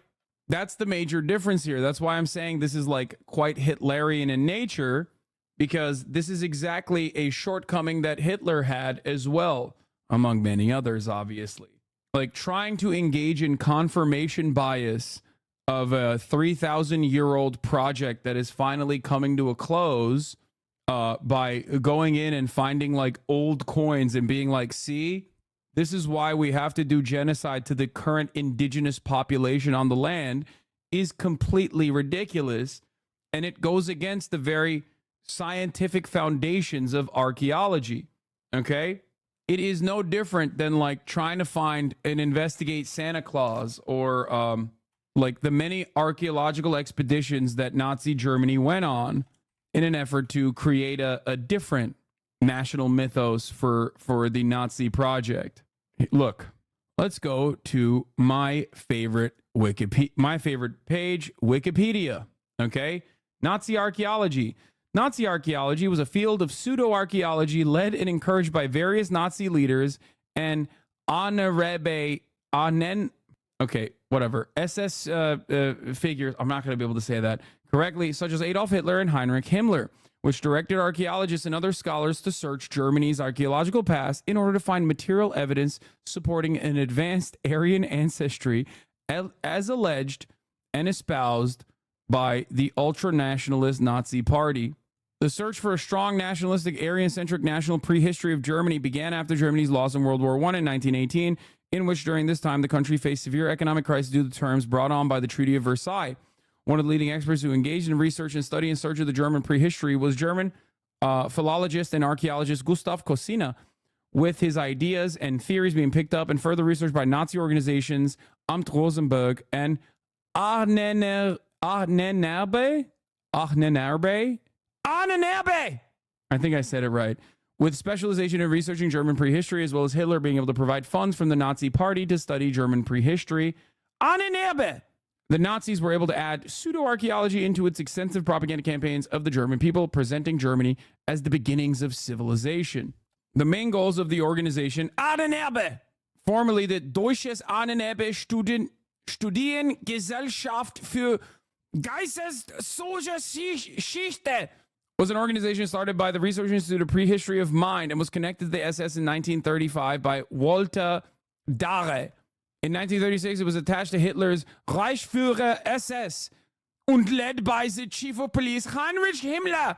By 1937, it was the primary instrument of Nazi archaeology and archaeological propaganda, subsuming smaller organizations like the Reinhardt Archaeology Group and filling its ranks with investigators to study the territory, ideas, and achievements of the Indo-Germanic people, to bring the research findings to life and present them to the German people, to encourage every German to get involved in the organization. Some of their most extravagant activities include Edmund Kies tried to travel to Bolivia in 1928 to study the ruins of temples in the Andes Mountains. He claimed their similarity to ancient European construction indicated they were designed by Nordic migrants that had arrived at the area millions of years earlier. In 1938, Franz Altheim and his research partner Erika Trautmann requested the Ahnenerbe sponsors a Middle Eastern trek to study an internal power struggle of the Roman Empire, which they believed was fought between the Nordic and Semitic peoples. In 1936, Ahnenerbe expedition visited the German island of Rügen and Sweden with the objective of examining rock art, which they concluded was Proto-Germanic. Nazi theorists took a huge interest in the Bayeux Tapestry, going so far as to attempt archaeological digs to find other contemporary artwork that would support their assertion of Germanic might. In 1938, the Ahnenerbe sent an expedition to Tibet with the intention of proving Aryan superiority by confirming the Vril theory, which was based on Edward Bulwer-Lytton's book, Vril, The Power of the Coming Race. Their study included measuring the skulls of 376 people and comparing native feature to those associated with Aryans, with the expedition's most scientific findings being associated with biological findings. Why am I talking about this? Obviously, like, Israeli archaeology doesn't extend to this degree, but their hyper obsession with, the energy is still there, okay? The energy is still there because the ultimate goal is to make a nationalistic mythos stick, okay? Let's continue. Material taught as immutable fact to school children. The Bible came to serve as the first history book to be studied by all school children within the Zionist community in Palestine, as well as under the auspices of the Israeli education system within the modern state of Israel, as well as being taken for granted by the scientific community and academia generally. From a collection of theological texts incorporating historical plots and divine miracles aimed at inculcating faith in its readers, it became a compilation of historiographic texts that bore only a smattering of optional religious meaning. So ingrained was the Bible in schooling by 1992 that Benjamin Beit Halachmi, professor of psychology at the University of Haifa, could write, "Most Israelis today, as a result of Israeli education, regard the Bible as a source of reliable historic information of a secular, political kind. and it remained that way even into the 21st century, to the point that under no circumstances is it permissible to skip over the book of Joshua. Moreover, even though the teaching of this past has been proven ethically and pedagogically destructive, the Israeli education system refuses to exclude from the curriculum the... By the way, to further prove that like Israel utilizes archaeology, even archaeology, which is objectively good. I'm not saying I'm anti-archaeology at all. Please do not misunderstand me. There are obviously Israeli scholars and archaeologists who aren't fucking freaks. They use it as a mechanism of terror, not just to like propagandize this 3,000 year, national myth making, but literally as an offensive act of terror. They are currently digging under the Al-Aqsa Mosque so thoroughly under the auspices of an archaeological dig with the ultimate goal of making the foundation so insecure that the Al-Aqsa Mosque collapses. Okay? So, like, it is fucking insane. It is so gross. These shameful accounts of extermination. After all, David Ben-Gurion had repeatedly invoked the Book of Joshua to justify the massacres and ensuing ethnic cleansing carried out under the guise of the 1948 war. But even before 1948, the excavation of Palestine was underway during the Mandatory period starting in 1917. Indeed, under British control, the first archaeological crusader seeking to dig up the Holy Land as told by the Bible was none other than the American William Foxwell Albright. His legacy as one of the most influential biblical scholars of the 20th century makes his worldview all the more disturbing. As a fundamentalist, Albright did not doubt stories like the Book of Joshua, and even justified them. In those days, warfare was total, and we Americans have perhaps less right than most modern nations to sit in judgment on the Israelites of the 13th century BC, since we have, intentionally or otherwise, exterminated scores of thousands of Indians in every corner of our great nation and have crowded the rest into great concentration camps. It often seems necessary that a people of markedly inferior type should vanish before a people of superior potentialities, since there is a point beyond which racial mixture cannot go without disaster. Thus the Canaanites, with their orgiastic nature worship, their cult of fertility in the form of serpent symbols and sensuous nudity, and their gross mythology, were replaced by Israel, with its pastoral simplicity and purity of life, its lofty monotheism, and its severe code of ethics. In the words of revisionist biblical scholar Keith Whitelam of the University of Stirling, this justification by one of the great icons of 20th century biblical scholarship of the slaughter of the indigenous Palestinian population is remarkable for two reasons. It is an outpouring of undisguised racism which is staggering, but equally startling is the fact that this statement is never referred to or commented on, as far as I know, by biblical scholars in their assessments of the work of Albright.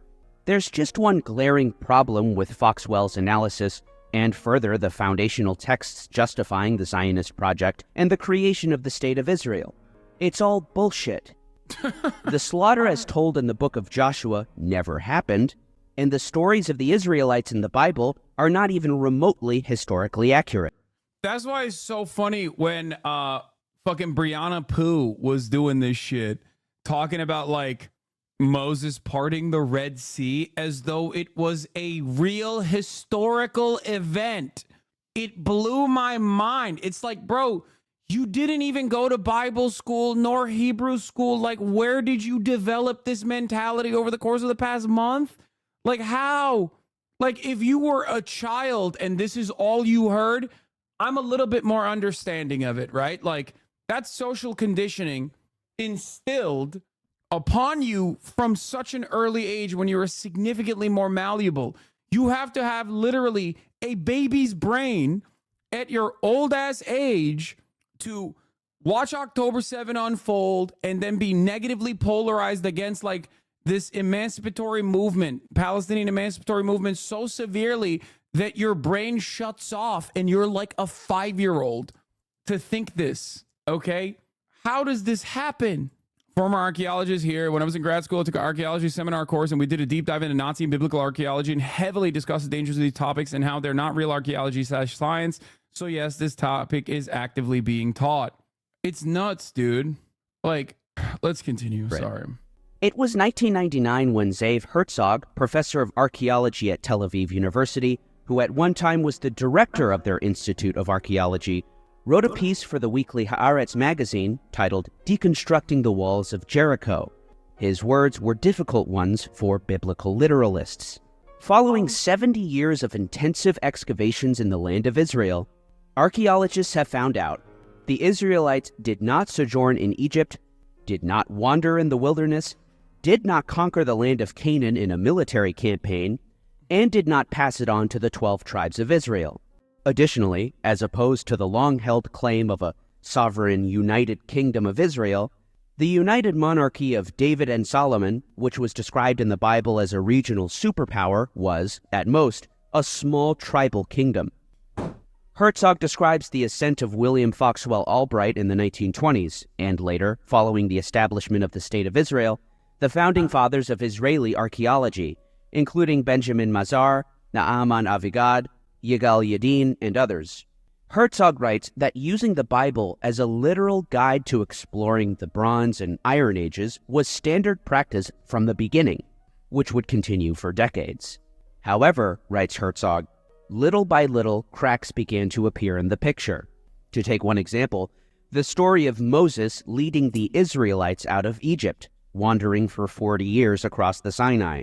Many Egyptian documents known to us do not mention at all the sojourn of the Israelites in Egypt or the later exodus of an entire people, which was curious considering the Egyptians kept highly detailed records which included even small incursions. Many documents mention the practice of wandering. Yeah, but I saw that fucking Disney flick and that shit was a banger. So guess what, dude? I'm going to go ahead and assume that you're wrong.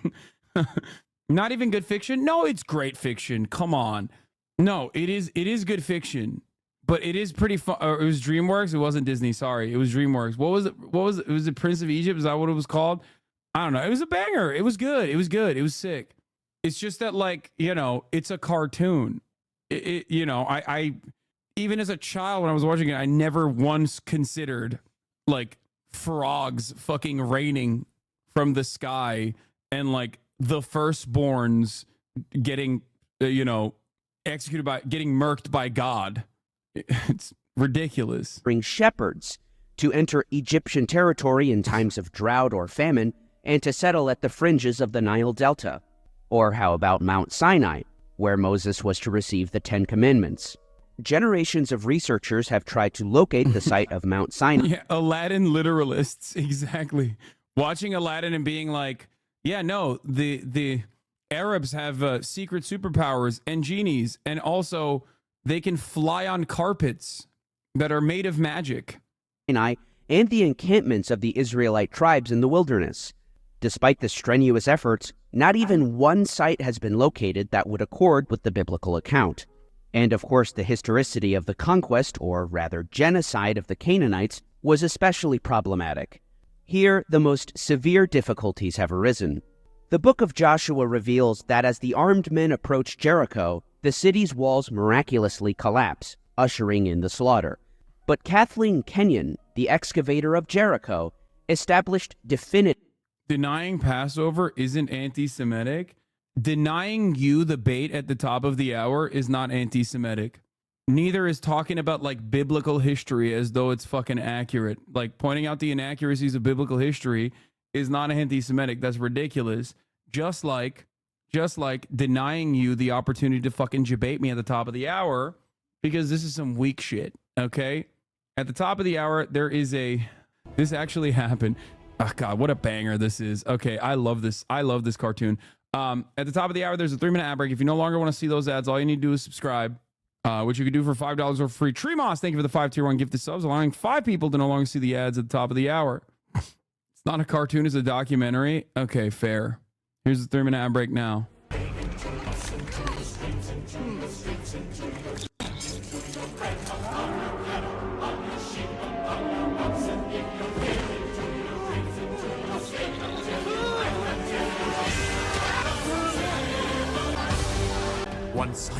you, brother. Once I thought the chance to make you laugh was all I ever wanted. This is real. This literally happened. And even now, I wish that God had chose another, serving as your foe on his behalf. It's the last thing that I wanted. This was my home. All this pain and devastation, how it tortures me inside. All the innocent who suffer from your stubbornness and pride. Yeah, they were singing and shit too. Yeah. I called brother, why must you call down another blow? Let my people go, thus saith the Lord.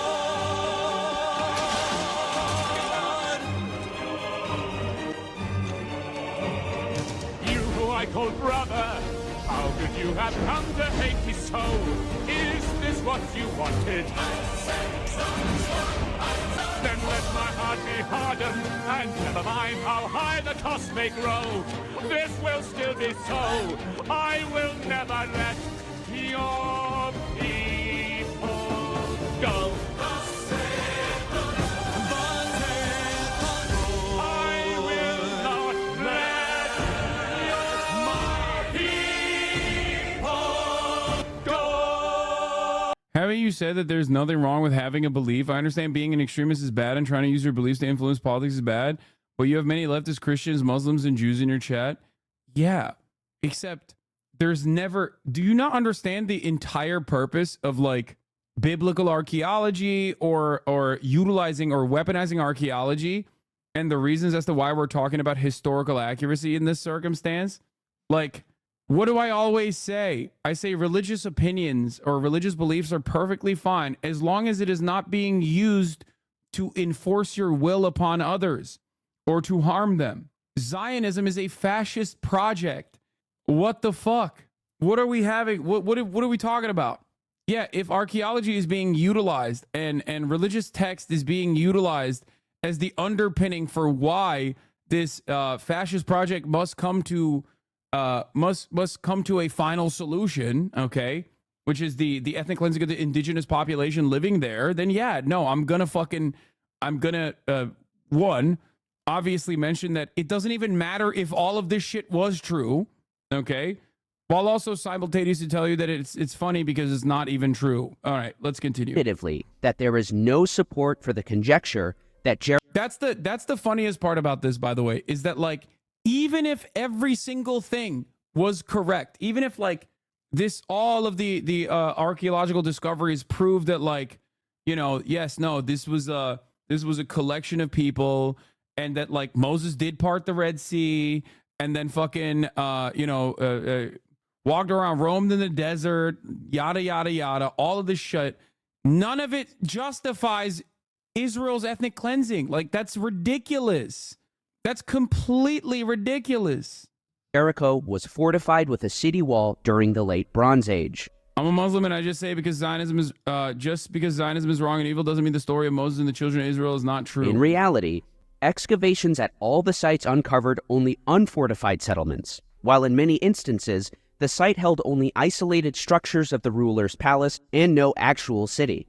Urban culture in late Bronze Age Palestine was disintegrating in a process that lasted hundreds of years and was not the result of a military conquest.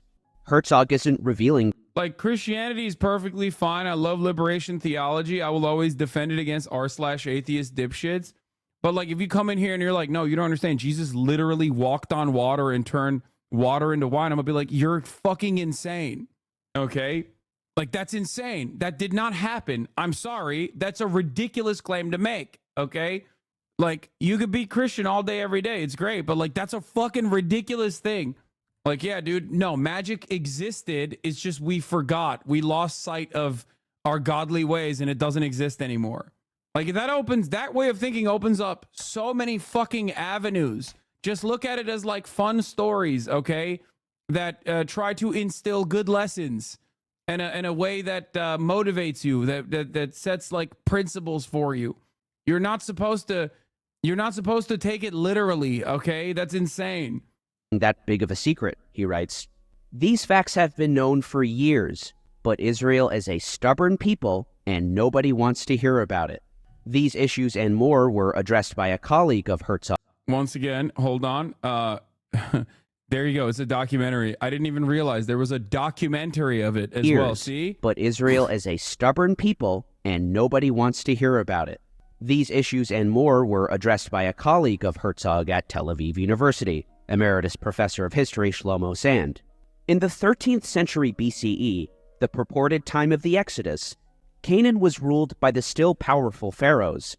This means that Moses led the freed slaves out of Egypt to Egypt? Sand also took issue with the numbers.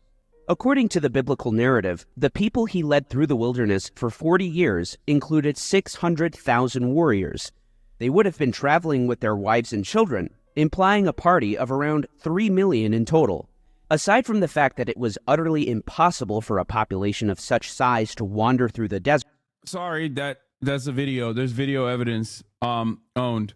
For so long, an event of such magnitude should have left some epigraphic or archaeological traces. The ancient Egyptians kept meticulous records of every event, and there is a great deal of documentation about the kingdom's political and military life. There are even documents about incursions of nomadic groups into the realm. Yet there is not a single mention of any children of Israel who lived in Egypt or rebelled against it or emigrated from it at any time. There's also another, more uncomfortable fact. History can be ironic. Few people have noticed, or are willing to acknowledge, that the land of Israel of biblical texts did not include Jerusalem, Hebron, Bethlehem, or their surrounding areas, but rather only Samaria and a number of adjacent areas. In other words, the land of the northern kingdom of Israel. Because a united kingdom encompassing both ancient Judea and Israel never existed, a unifying Hebrew name for such a territory never emerged. As a result, all biblical texts employed the same pharaonic name for the region, the land of Canaan, Israel, without Jerusalem. Indeed, the second book of Chronicles reveals, with Israel once more intact, he returned to Jerusalem. Though claims to the city have been the source of so much strife and suffering, Jerusalem's significance historically, especially among the Zionist movement of the late 19th and early 20th centuries, is tentative, as explained in a helpful article for the New York Review of Books by Avishai Margalit, Professor Emeritus of Philosophy at Hebrew University. Margalit points out that the founding of Jerusalem predates Islam, Christianity, and in fact, Judaism itself. It is thought that Jerusalem was founded about 4,000 years ago as a city of ritual worship by the Canaanites. Jumping ahead thousands of years, Zionism had ambitions to create a new Jewish society, but Jerusalem was the least appropriate place for the founding of such a new society. Most of the Jerusalem Jews were part of an ultra-Orthodox community of the sort that the Zionists were rebelling against. A community that lived on donations and did not have the kind of productive life that the Zionist revolution aspired to. It is no wonder, then, that the Zionists preferred to build the new Hebrew city in the golden sands of Tel Aviv. Most of the immigrants to Israel, about 80%, settled along the Mediterranean coast, a region that had never been the historic homeland of the Jewish people. It appears this ambivalence is a historic trend. Unlike Christianity, Judaism does not regard the pilgrimage to Jerusalem as an act of penance for transgressions, or an act that can purify the believer, and we therefore find no recommendation that it be implemented. The data appear to illustrate this point further. We know of approximately 30 texts that provide accounts of Jewish pilgrimage during the 1700 years between 135 CE and the mid-19th century. By contrast, for the 1500 years between 333 CE and 1878, we have some 3,500 reports of Christian pilgrimages to the Holy Land. These words are at stark odds with the Israeli Proclamation of Independence issued at Tel Aviv on May 14, 1948. The land of Israel was the birthplace of the Jewish people. After being forcibly exiled from their land, the people remained faithful to it throughout their dispersion and never ceased to pray and hope for their return. Exiled from their land is, of course, a reference to the story of the Roman Empire exiling Jews from their province of Judea. This foundational myth is the source of the theory that the Jewish diaspora the world over can trace their ancestry to Palestine. Therein lies their claim to the land, and the reason why Jewish immigrants, wherever they may be, are said to be returning to their homeland when moving to Israel. Authoritative experts on Jewish history take issue with this theory, to put it plainly, not least of which being Israel Yuval, professor of Jewish history at Hebrew University. So are we saying that Israel has no history and they don't exist? Well, first of all, Israel has 76 years of rather violent colonial settler history, if that's what you're talking about. But the supposed 3,000 years of like national mythos that accompanies Zionism in and of itself, albeit is completely ridiculous to justify, once again, settler, colonial, apartheid actions, ethnic cleansing, and the like, and absolutely zero people would consider that to be valid. But beyond that, beyond the validity of whether or not this is an appropriate argument to make that matches the violent actions ultimately or justifies them, it doesn't have real basis in history. Yeah. Saying the Jews are native to Palestine is like believing the Mormons are right about making America for the whites. Like, it is a deliberate attempt made by oftentimes secular and atheist people, okay, like secular people who wanted to create some kind of historical underpinning, a national mythos.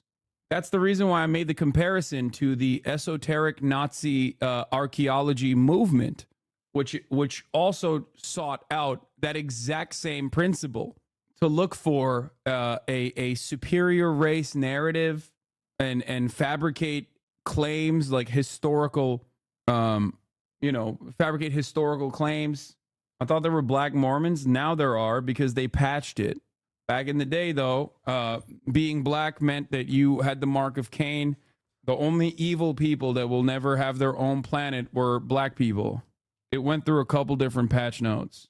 From his The Myth of the Jewish Exile from the Land of Israel, the Romans, like any victorious army, customarily took prisoners, but they did not have a policy of exiling conquered nations from their land. This doesn't mean that their Judaism was not invented there, okay? That's not what I'm saying at all.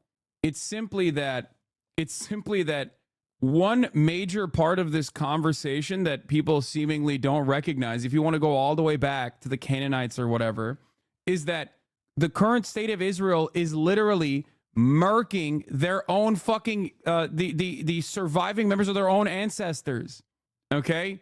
Because over the course of thousands of fucking years, obviously things change. They do not have a historical claim as the rulers of the land, exactly. It's ridiculous. You're just killing people who converted to first Christianity, or, killing people that immigrated, just like Jewish people immigrated historically as well, but significantly more Christians immigrated at the time, or in that process, as GDF mentioned. Like, it's an important land for all three of the Abrahamic religions. A lot of Jewish people were native to Palestine. The ancestors of the Palestinians just converted over time from Judaism to Christianity or Islam. Judaism spread across Europe throughout the past 2,000 years. That's what I'm saying. Exactly. So the current Palestinian population that is under Israeli subjugation are historic descendants in many instances of the people that the people that never left. That's it.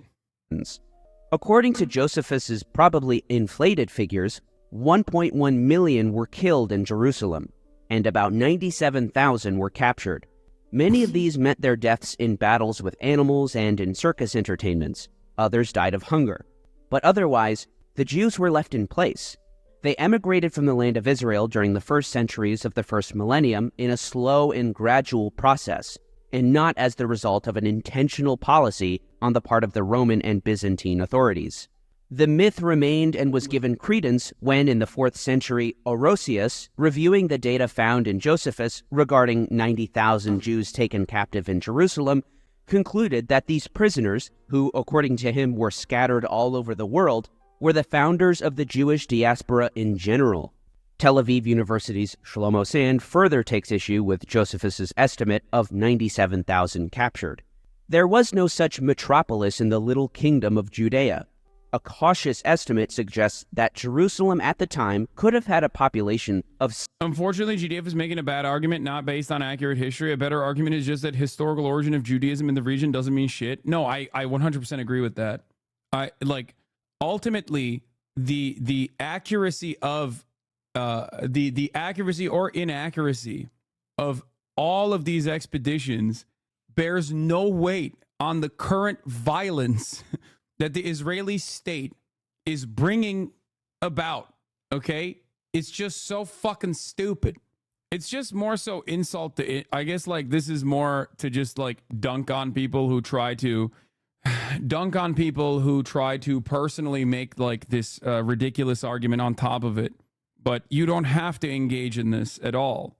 There is no world in which you can, like, trace your lineage back however many thousands of years, okay? And then justify, like, current conquest, current colonial conquest. That's insane. The historical portions of the video aren't well researched. Okay. There's historic remnants of Turks in Mongolia. Should we go and colonize Mongolia? Yeah, I mean, if that's the case, like, yeah, a big chunk of the planet as we understand it, all the way to Europe, belongs to the Mongolians. Like, what are we talking about? The Golden Horde, baby. Returns. Okay, give it back. Give it back now. Everyone is fucking Turkish.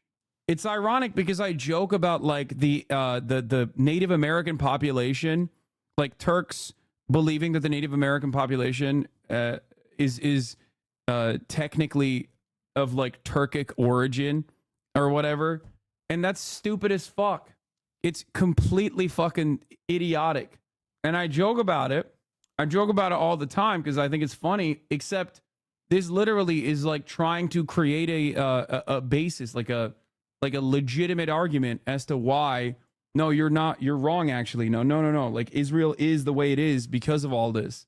It's stupid. And it doesn't exist for anyone.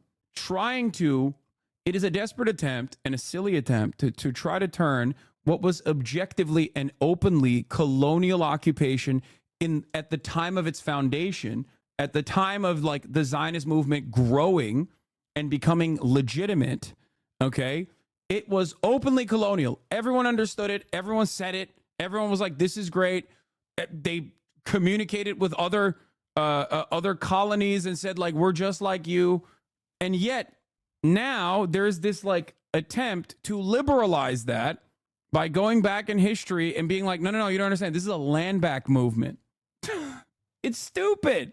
That's not how anything works. 60,000 to 70,000 inhabitants. But most problematic of all... Yeah, if that's how it worked, then yeah, what do you mean? Ukraine? Yeah, you mean the border? As in the border of Greater Russia? Like, what are we talking about here? That's precisely the fucking argument that not only Dugin is making, but, like, Vladimir Putin directly made to Tucker Carlson. And that is closer in history than motherfucking Israel.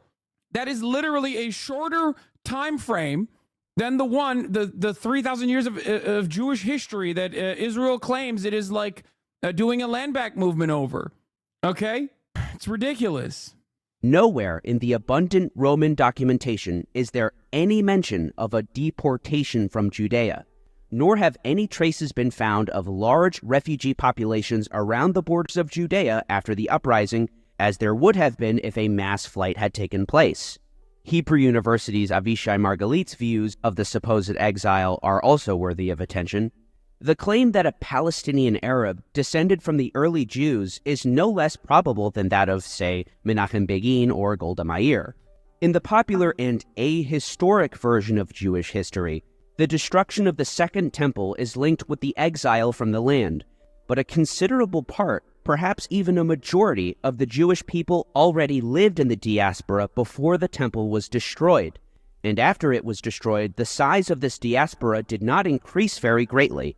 Most of the Jews who survived the Romans' destruction of the country remained in Palestine. It is not particularly far-fetched to conjecture. Bro, getting back to everyone is Turkish, isn't it actually 100% true for Native Americans? They came from the Northeast Asia via the Bering Strait. Yeah, dude, that was 16,000 years ago. Okay? That's insane.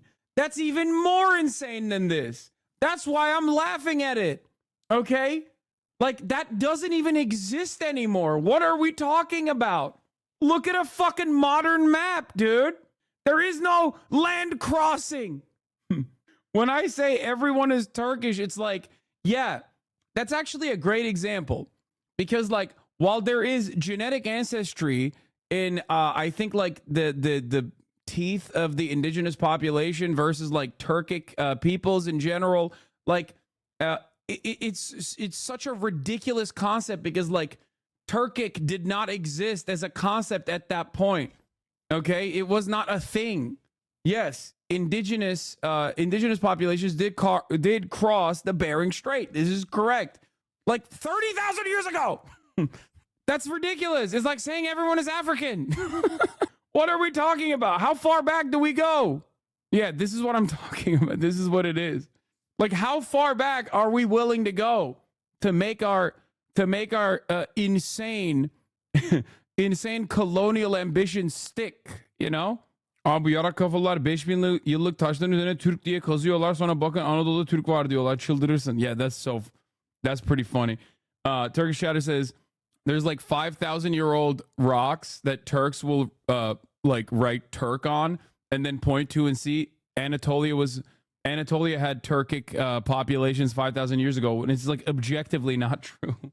It also is a meme when I say like Santa Claus is Turkish or fucking like ancient Greece is technically Turkish. Like, all of that is a joke, okay? It's not, I'm not being for real.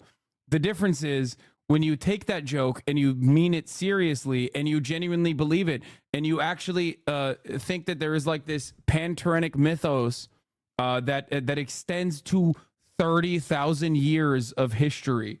Anyway. Conjecture that they were the ancestors of those inhabitants who accepted Islam many generations later. A conclusion echoed by Noor Masalha, formerly the director of the Center for Religion and History at St. Mary's University, now with the School of Oriental and African Studies at the University of London. It would not be unreasonable to... I don't really get why you keep watching GDF. His content seems good on its face, but a lot of it is received by super far-right people.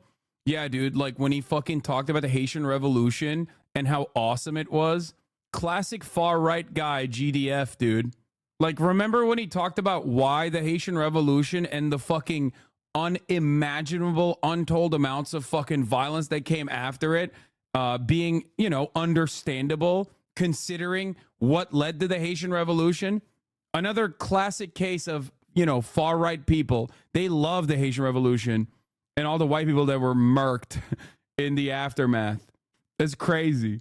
Of course, a lot of fucking far-right people look to this shit, especially as it pertains to Israel, because they're like anti-Semitic as shit, and they want to mask their resentment towards Jewish people, Judaism, and all of that stuff with like, you know, any kind of basis, any kind of like real valid criticisms. Because if they were just like, be like, oh yeah, Jews are like demons who fucking have horns and have always controlled society and we must purge them, is not something that you can fucking say and get broad reception over. Yeah, super far right defending the Viet Cong and the IRA. Arguments that you make about the GDF and far right reception is literally a criticism that like Divorcelli and his community have tried to launch against me as well, even though he has aligned with Nicolas Fuentes, where I have always found him to be an abhorrent little gremlin. They now try to fucking pull that shit off when they're like, oh, Hassan and Nick Fuentes are identical in their opinion and their worldview. It's like, yeah, get the fuck out of here. To argue that the modern Palestinians are more likely to be the descendants of the ancient Israelites and Canaanites than Ashkenazi Jews, many of whom were European converts to Judaism. Certainly historically, in contrast to the myth of exile and return, many of the original Jewish inhabitants of ancient Palestine had remained in the country but had accepted Christianity and Islam many generations later. A view at one point held by Israel's earliest leaders, including David Ben-Gurion himself, if it can be believed.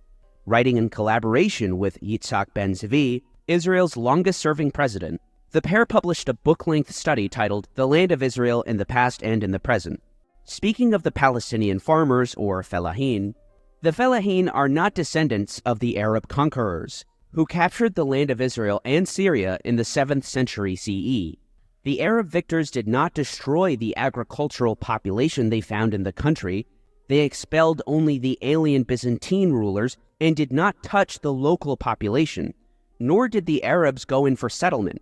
Even in their former habitations, the Arabians did not engage in farming. They did not seek new lands on which to settle their peasantry, which hardly existed. Their whole interest in the new countries was... The reason why I hate this, and the reason why I hate like the myth making of Zionism, is that because even when you engage in this argument,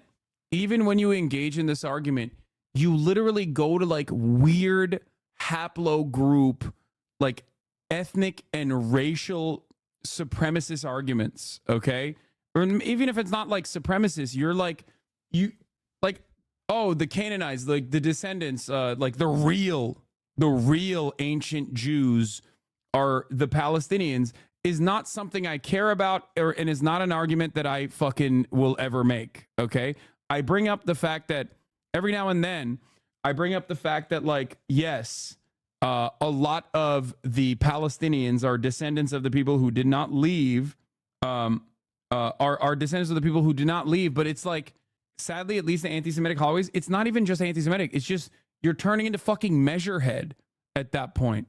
You understand? Like the notion that, European Jews, Ashkenazi Jews have like not real Judaism in their fucking genetic lineage is ridiculous. It's ridiculous on its face. It's like, yeah, oh, there were a lot of people who converted. It's like, who gives a shit? It was fucking thousands of years ago. You know what I mean? It's so stupid. Does that make sense? Do you understand what I'm trying to say? It just like goes into scientific racism real quick. And that is why the national myth-making of Zionism and its underpinnings in like 3,000 years of Jewish history all of a sudden turn into this like weird thing, because it's exclusionary ultimately. So even when you are to argue against it, you turn it into fucking one drop rule shit real quick. Okay? Time without an OVO's back. He said, Chad, the Fellahin were essentially a farmer class that worked lands owned by the Ottoman era landowners in and outside Palestine. They were systematically evicted by the JNF, ICA, and other Zionist land buying institutions. Yeah. Why did you read Ilan Pappé works? He makes up history and is very biased. Benny Morris has refuted his work. Yeah, dude, totally. Yeah, maybe if this was like, I don't know, 2007, you could fucking you could do that, except his work has been proven time and time again. Benny Morris, on the other hand, says shit like, you cannot trust the conniving Arab, even especially when the conniving Arab mind is working in an organization such as the UN. Yeah, Benny, the Nakba happened, but it was necessary Morris, dude. The major difference between Benny Morris and Ilan Pappé is that they are in agreement over history. It's just that Benny Morris thinks it was good, and now thinks it was like great, and has spent the rest of his academic career trying to undermine the original work that he put forward, because he realized like maybe other people didn't receive it in the same way. Didn't receive it in the same way that he brought forward. Anyway, that was cool though. Thanks. Was political, religious, and material, to rule, to propagate Islam, and to collect taxes. Further, despite the repression and suffering, the rural population remained unchanged. Indeed, the erasure of history regarding the myriad kingdoms, namely Himyarite, Khazaria, and Adiabene, whose rulers converted to Judaism, was essential to the yeah, Persian soldier. The Nakba was needed for a Jewish state. He was right. Yeah, dude, you're a fucking monster. Like, I don't know how else to describe it. He said the Nakba was needed for a Jewish state. He was right. Okay, well, you're a fucking freak, dude. Perishan soldier. Yeah, no, definitely. Yeah, just like the Lebensraum was needed for a unified Reich. Actually, yeah. You do recognize that argument lends itself, depending on who's talking, that argument on its face lends itself to like the exact same thing that the Nazis said about genetic purity. That sounds fascist as fuck. It is. Yeah. Why are you against the only Germanic state? Yeah, literally. Why? Wow, you don't want the Germanic population to thrive? It's quite fucked up. Think about how much they got fucked over after World War I. The Zionist project from the very beginning. I would be remiss not to observe how this notion of the global Jewish community as a single ethnicity resembles the darkest days of European nationalist thinking. Daniel Goldhagen's ultra-famous Hitler's Willing Executioners notably addressed European and especially German anti-Semitism head-on in the book's first chapters. Notions of Jews being a nation were bandied about in the anti-Semitic literature. The definition of the Jews that was to emerge in the second half of the... Yeah, it's like old school dual loyalty shit. At a time before there was no thing that you could even point to. It's like, yeah, Jews are always out for themselves and are not just like integrated members of society. It's just like 19th century from the confusing fray of conceptualizations, namely that the Jews were a race, were given voice already in the first half of the 19th century. If the claim to the so-called Holy Land isn't a religious one, as the secular Zionist movement and its progenitors claim, then the alleged historic... This is so stupid. The Himyar and Khazaria converted to Judaism. They weren't Jews. This is so fucking dumb, okay? One, I don't even think that that's correct. And two, who gives a shit? This is what I'm saying. Like, this is so stupid, okay? It's so dumb. It is so unimaginably stupid, okay? Like, it is like we're doing one drop rule both against Israel and for Israel at that point, okay? Like, what the fuck is that? Like, there is no world where that is valid, okay? That can be the basis for either a nation building narrative or one that is supposed to disprove the nation building narrative, okay? It is just simply not something that any reasonable person could bring up as a argument in favor or as an argument against anything. It doesn't fucking matter. It's also hilarious because, yeah, Israel literally accepts converse settlers. That's number one. Number two, there are plenty of Russians that openly came from the USSR and afterwards that have no genetic or ethnic lineage traced back to Judaism. And I'm not even talking about like the matrilineal like genetic ancestry or whatever. And they are now, you know, they're Israeli. So who gives a fuck? The claim lies firmly with the idea of an ethno-nationalist claim via blood and soil. The claim, as we've seen, is predicated... This is why I always feel uncomfortable when I talk about like the Israeli demographic assessments, like the Israeli demographic like categorization of like Jew versus Arab. I don't like it because one, it's not correct, okay?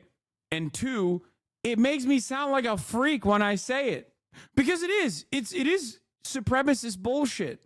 Like, that's why I always feel a little icky whenever I talk about like, well, here are the polling results from, you know, this Israeli university where 90% of Israeli Jews 90% of Israeli Jews believe that like the ethnic cleansing in Gaza must continue or whatever, versus the overwhelming majority of Israeli Arabs don't.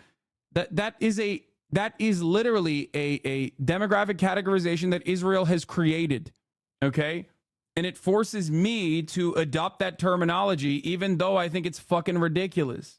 But the obvious consequence of that is when I say Itamar Ben-Gvir is from Iraq and has Arabic ancestry, and I talk to an Israeli 16-year-old, he's like, what do you mean? He's not Arab. He's not Arab. He's not Arab. He's like, you know, he is. He is. On an array of falsehoods used to justify the violent dispossession of the land of Palestine, the word used continuously for the land for thousands of years. First documented in the late Bronze Age, about 3,200 years ago, the name Palestine is the conventional name used between 450 BC and 1948 AD. You were watching anti-Semitic channel? Okay, bro. Yeah, we got it. You on the other hand, are definitely not anti-Semitic, which is why you said Jews have to do ethnic cleansing to have a Jewish homeland and sucks to suck for everybody else. Like, this is why Zionism is inherently so fucking anti-Semitic. It's basically akin to being like, no, you don't understand. Like, Jews have this genetic difference where they have to do ethnic cleansing is insane. That is like an insanely anti-Semitic thing to say, okay? Zionism is inherently anti-Semitic because it claims that Jews are of one mind. Jews are a monolithic international force. It is literally what the fucking Nazis were claiming as well. What the fuck are we doing? It's like taking on so much of what Nazis and anti-Semites have historically said about the Jewish population, which is comprised of like so many different cultures and so many different ethnicities as a consequence of Jews being historically devoid of a homeland, okay, and picking up the cultural artifacts and attitudes and ways of existence of every other place that they lived in, turning around and being like, no, you don't understand. They are monolithic, actually. I don't believe that, okay? I don't believe that Jews are monolithic. No matter how much Zionists try to come in here and say, no, you don't get it. Like, their skulls are different. What the fuck? It's literally the same shit Nazis believed. It's so stupid. To describe a geographic region between the Mediterranean Sea and the Jordan River and various adjoining lands. The name Palestine was widely used by the most important ancient Greek historians, cartographers, writers, philosophers, and scientists, including Herodotus, Aristotle, and Ptolemy. The Greco-Roman Byzantine name Palestine is commonly found in major classical Greek texts, especially the history. The long and short of the story is that all peoples have an origin myth, and that's cool and good. What is bad is using that shit to justify actions, especially genocide in the modern world. It's the same principle behind fucking, like, religion. I don't give a shit what you believe, as long as you're not going, this is the reason why I have to kill your children.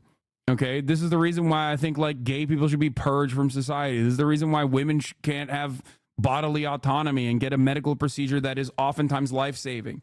It's fucking bullshit. When you take it to that degree, it's done. We're done. Histories of Herodotus, written near the mid-5th century BC. Further, I believe Tzatziki is Greek. Do you accept that? No, I do not. You want to know why? Because the Turks were originally nomadic people, and horse milk was a, phenomenally important part of fucking Turkic cuisine that spans across a massive fucking area. Okay? So no, Tzatziki is not fucking Greek. Shut the fuck up. Palestine existed as a distinct administrative unit and a formal province for over a millennium, beginning in the 2nd century Common Era with the Roman province of Syria Palestina. Emperor Hadrian chose the 1,000-year-old name Philistia, the most common geopolitical designation for Palestine used by Greek geographers and historians, long before the Old Testament stories were put together. With the advent of the Byzantine Empire, Palestine was separated into 3 provinces, Palestina Prima, Secunda, and Salutaris. Moreover, these 3 provinces were effectively governed politically, militarily, and religiously from Palestina Prima as a 3-in-1 polity from the 4th century until the early 7th century, as was Iraq, under British rule following the First World War, through the 3 provinces of Baghdad, Basra, and Mosul. As the Rashidun Caliphate began their rule in the 7th century, the name remained as the province of Jund Filastin for 4.5 centuries before being interrupted by the Crusades. With the Crusaders defeated by the Mamluks, the name was revived where it was the land of Filastin throughout the Middle Ages and well into the 20th century. To provide you a woefully incomplete timeline, a map containing Palestine by the cartographer Muhammad al-Idrisi exists circa 1154. We have additionally a map of Palestina from 1320 by Marino Sanudo. Jumping ahead to 1450, Fra Mauro completes the most detailed map in the world up to that point, showing Palestina. The map of Palestina Moderna et Terra Sancta is published in 1480. Jumping further to the 18th century for Palestina ex Monumentis Veteris Illustrate, published in 1714. In the next century, 1803, we see the Ottoman Jezid Adlas Tarjumesa. In the 15th century Mamluk literature, Mujir al-Din al-Ulaymi refers 22 times to Philistine. Okay, but have you considered that perhaps these guys were all Hamas? Yeah. You need to consider something very serious here. That they were Hamas. Hamas. In his glorious history of Al-Quds and Al-Khalil. By the 18th century, we can see that Palestine as a distinct country was common perception in Europe. In 1747, Thomas Salmon describes Palestine for the Modern Gazetteer of London. In the ubiquitousness of the name Palestine to... Bro, literally every person born that is now like Israeli or even historical Israeli figures that were born in historic Palestine literally had Palestine on their fucking birth certificate. What are we talking about? Hamas invented that concept. Describe the region is apparent certainly in the 19th century, as these titles show. Of course, Queen Victoria sponsored the Palestine Exploration Fund to explore... The funniest concept is when people will be like, actually, being a Palestinian was invented by Yasser Arafat, which is psychotic. One, like the concept of a nation state is a relatively new phenomenon. What the fuck are we talking about? Especially for post-colonial nations, okay? Like if they did not have any sort of like empire that remained, okay, then yeah, it's a relatively new situation in the grander scheme of history. So the idea that like, oh, well, the concept of a Palestinian was an invention. It's like every nation is an invention. National borders and boundaries are an invention, okay? And a relatively new one, to be honest, okay? It's ridiculous. Biblical locations and obtain a foothold in the strategic location. The turn of the Victorian era coincided roughly with the descent into European nationalist conflict, which culminated in the First World War, after which the League of Nations universally accepted the name Palestine for the region, now under British control. And so the British military governor Sir Ronald Storrs established the Palestine Archaeological Museum. The British Mandatory Government of Palestine produced Palestine passports, currency including the Palestine pound, and postage stamps. The colonial police force was named the Palestine Police Force. The government-owned railway company would be Palestine Railways, as well as the Palestine Sport Federation and Broadcasting Service. It wasn't just the British, of course, but also... What? Unknown song by Jafari, Arab slave traders capturing Africans, 10% of which survived to serve as harem monitors? What are you doing? You all right? So you want to have open global borders and then make everyone an immigrant? I think that, yes, in a truly just world, yes, we would not have like national boundaries would be utterly meaningless. I do believe that. National boundaries be completely meaningless. Not to be all like, we're all one race, the human race. But anyway, let's continue. So the First Zionist Congress, with their Basel program calling for the establishment of a publicly and legally secured home in Palestine for the Jewish people back in 1897. The Zionist settlers established the Jewish Agency for Palestine, the Palestine Post, the Palestine Office, the Palestine Orchestra, the Anglo-Palestine Bank, the Palestine Electric Company, the Palestine... By the way, people are already borderless, for the record, okay? We are. It's just that opportunity is only open to rich people at this stage, okay? I could go wherever the fuck I want on the planet, for the most part. I think that, that opportunity should be afforded to all people across the board. Water Company, the Palestine Mortgage and Credit Bank, Automobile Corporation. Of course, later on, a systematic renaming of the destroyed villages, a result of the Nakba, or catastrophe of 1947 to 1949, entailed the renaming of place names, often arbitrarily, using a revived modern Hebrew language. Indeed, a 1956 committee report of the official Government Names Committee, set up in 1949 by Ben-Gurion, to rename Palestinian towns, states that a decisive majority of the names were determined by mimicking the sounds of the Arabic words, a partial or complete mimicking, in order to give the new name a Hebrew character, following the accepted grammatical and voweling rules. Said longtime Defense Minister Moshe Dayan, Jewish villages were built in the place of Arab villages. You do not even know the names of these villages, and I do not blame you, because geography books no longer exist. Not only the books do not exist, the Arab villages are not there either. There is not a single place built in this country that didn't have a former Arab population. Detractors of Palestinian history, who apparently totally dominate the Western narrative of the region's history, will challenge the legitimacy of the Palestinians' indigenousness to the land by claiming that there was no sovereign kingdom of Palestine before 1948, or that there was no such thing as a Palestinian, a claim made famous by Prime Minister Golda Meir, birth name Mabovich, an immigrant from Ukraine. But not all states, it seems, are held to this standard. After all, the term Ukraine was apparently first recorded in the year 1187, or 16 centuries after Herodotus's histories. Additionally, the use of the term Ukrainian, according to the Ukrainian Research Institute at Harvard University, one criticism of Zionism sounded by German Jewish intellectuals going back to the 20s was the secularization of Messianic Judaism.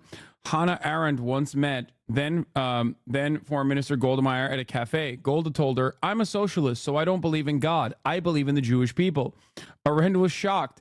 The greatness of this people once came from the fact that their love of God was greater than their fear of him. Now they only believe in themselves. What good can come of this?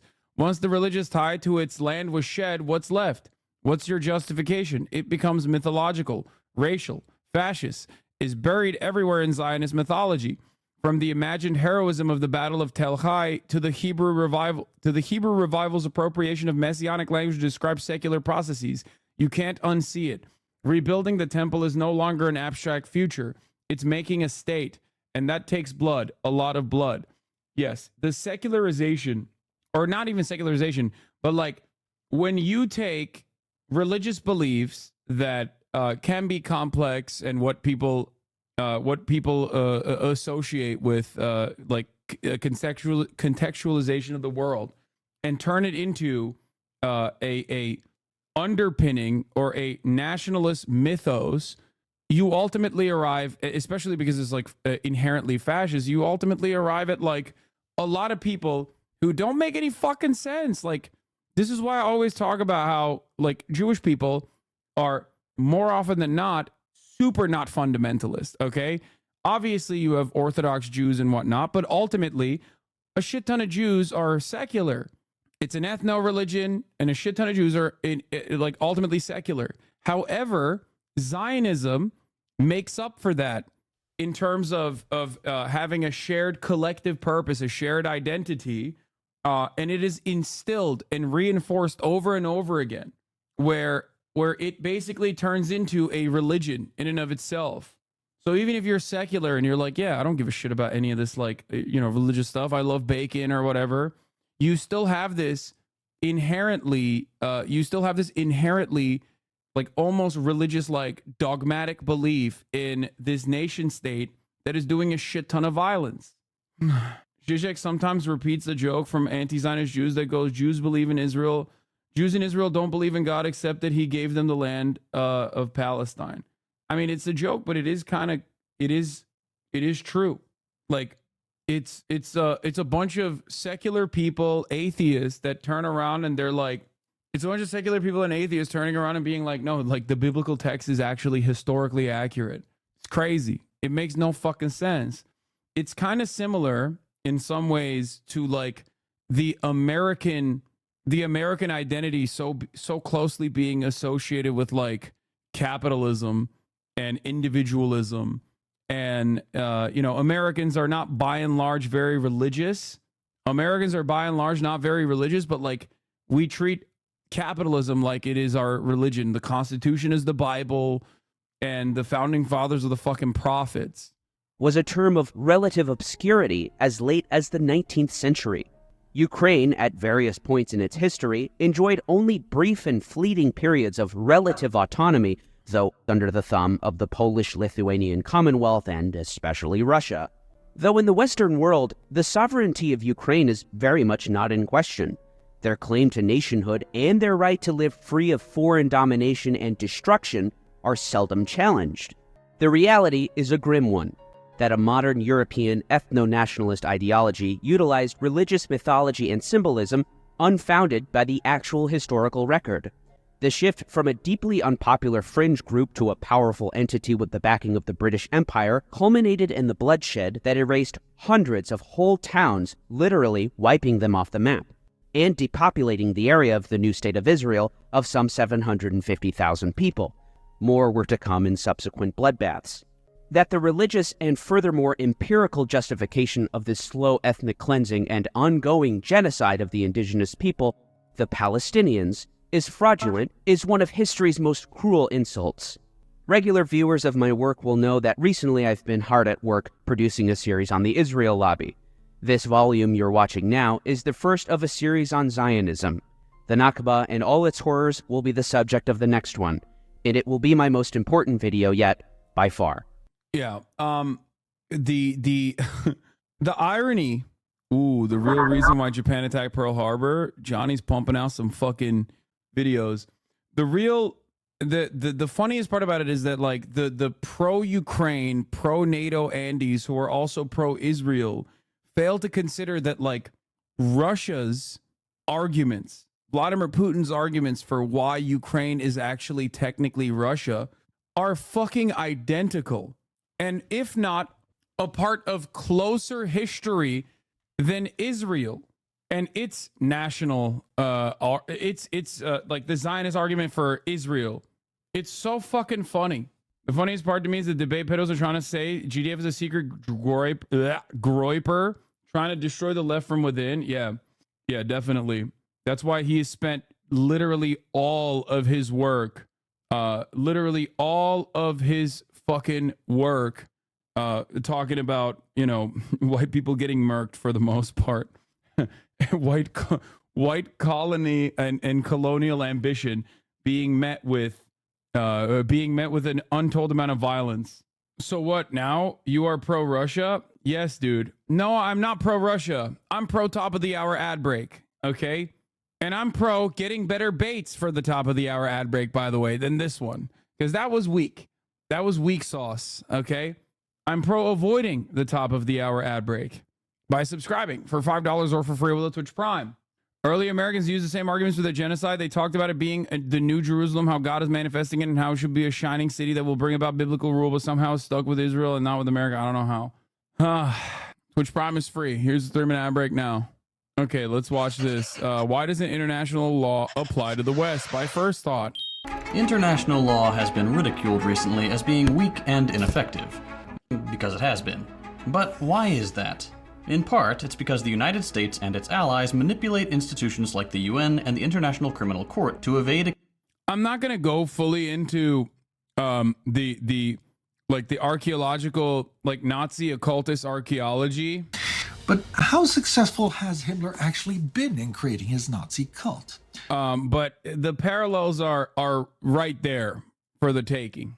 Okay, like as far as like what we saw with like Zionist archaeological goals, that is literally that is very, very, very similar, because ultimately it's not archaeology for the sake of like unearthing parts of history, but instead it is archaeology with the ultimate sake of like justifying settler colonialism and trying to create like a historical basis for why what Israel is doing is correct. It's myth making.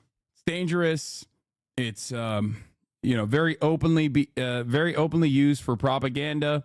To fight anti-Zionism, New York philanthropist showcases artifacts that tie Jews to Israel. Antiquities buff George S. Blumenthal talks about his latest project, which offers bite-sized pieces of evidence to counterclaims that Jews are not indigenous to the Holy Land. The position is that Israel belongs to, like, Israel is not just a new settler colonial state, but instead it is a historic homeland of the Jews for 3,000 years. And look at this fucking coin we found. That's the reason why we have to keep doing ethnic cleansing and maintain an apartheid over the indigenous population that lives there. That's it. You know what? I actually do want to kind of watch this one. Here, let's do it. The Nazi quest for Thor's hammer. You've seen them in the Indiana Jones, Marvel, and DC comics and films. Fanatical Nazi henchmen searching for ancient artifacts to make super weapons that will achieve world domination. Sturmbannführer Arnold Ernst Todt racing Indiana to find the... Okay, bro, you put some oomph into that. That's a little sus, okay? That's a little sus how he fucking blurted that out. A little too close to the original German, okay? Ark of the Covenant, Johann Schmidt, also known as the Red Skull, fighting the Avengers to take control of the Tesseract. Baroness Paula von Günther, using her occult powers to fight Wonder Woman. Wild fantasies dreamed up by screenwriters and comic book creators? Not entirely. One of the most powerful Nazis, Reichsführer SS Heinrich Himmler, leads programs to achieve exactly that. He even goes hunting for Mjolnir, Thor's hammer. I'm Spartacus Olsen, and this is a World War II in real-time special on Heinrich Himmler and his neo-pagan and occult beliefs. Thor's hammer is part of Himmler's belief in pagan gods, Germanic myth, and pseudoscience. Dude, I love this shit because it's like so silly. It's so fucking stupid. I probably shouldn't have said that right as Hitler popped up on the screen, but it's so fucking stupid, okay? It's so unimaginably stupid. And the stupidity knows no bounds. They literally were like looking for fucking Santa Claus's shit, dude. It was so He used all dumb. of this together to create a new religion that he wants the German race to adopt, and has ordered his minions to search the globe for evidence of ancient Aryan power. This image of the Nazis as occultists will become firmly entrenched in post-war fiction. But how successful has Himmler actually been in creating his Nazi cult? That is what we will look at today. While Himmler might not be able to control the religious traditions of the entire Aryan race, or as it actually is, the Christian majority of the German population, he can control the SS. So that is where he begins. He invents new ceremonies for marriages and births which combine National Socialism with paganism. According to a set of official instructions, an SS wedding opens with an officer reading quotations from Mein Kampf. The bride and groom then light a candle as a symbol of the commencement of a new Germanic bloodline. Then they shake hands and commit to a shared life and shared work for the nation. Himmler encourages marriage mainly to create Aryan children, ideally lots of them. He's not too fussed about monogamy, as long as any illegitimate children are born to racially worthy women. Anna has already talked about the Nazi breeding farms in the Lebensborn program on the home front. You can watch that for more detail. Did they have a cum extraction unit, though? I'm just saying. We've moved beyond that. But the basic principle is that single mothers are cared for as long as they raise their child a committed National Socialist. Himmler also turns to ancient traditions to try and increase the fertility of his SS. In 1937, Himmler states that for some Germanic tribes, it was only at the summer solstice that children were procreated and sexual intercourse took place. He organizes elaborate solstice celebrations of dancing, gymnastics, and speeches. Here, SS men are introduced to members of the National Socialist Women's League in order to, well, have sex in order to bring the Führer a baby. Himmler has also great fears that the handsome men of the SS might find each other a more attractive alternative. They also try to do like a shitty birthright too, now that I think about it.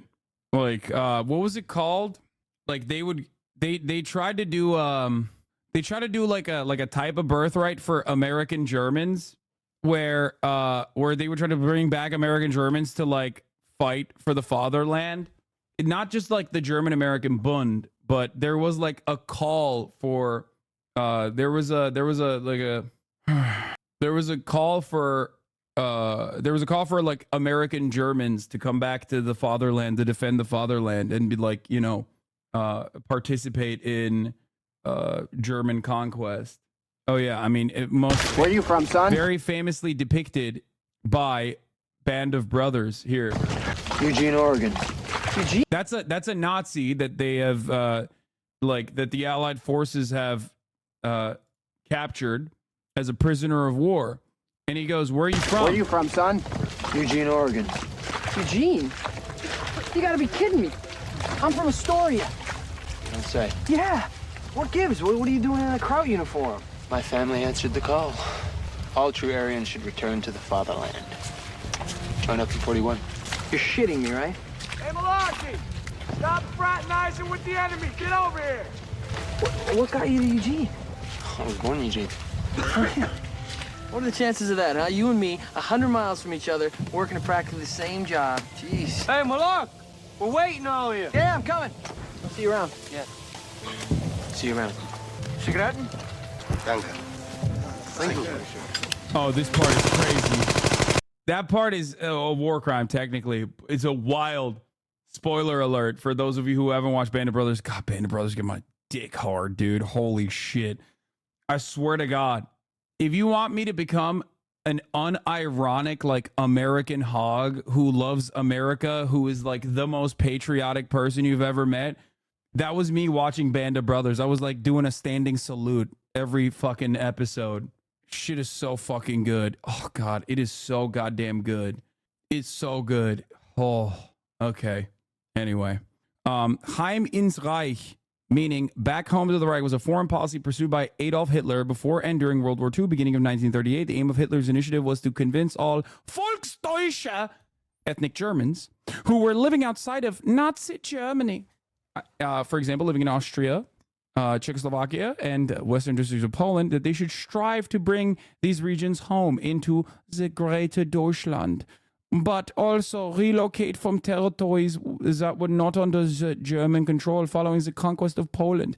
In accordance with the Nazi-Soviet Pact, the Heim ins Reich manifesto targeted areas seated in Versailles and the newly reborn state of Poland. Yes. Twitch did you dirty? Please join the Vaterland. All right, let's continue.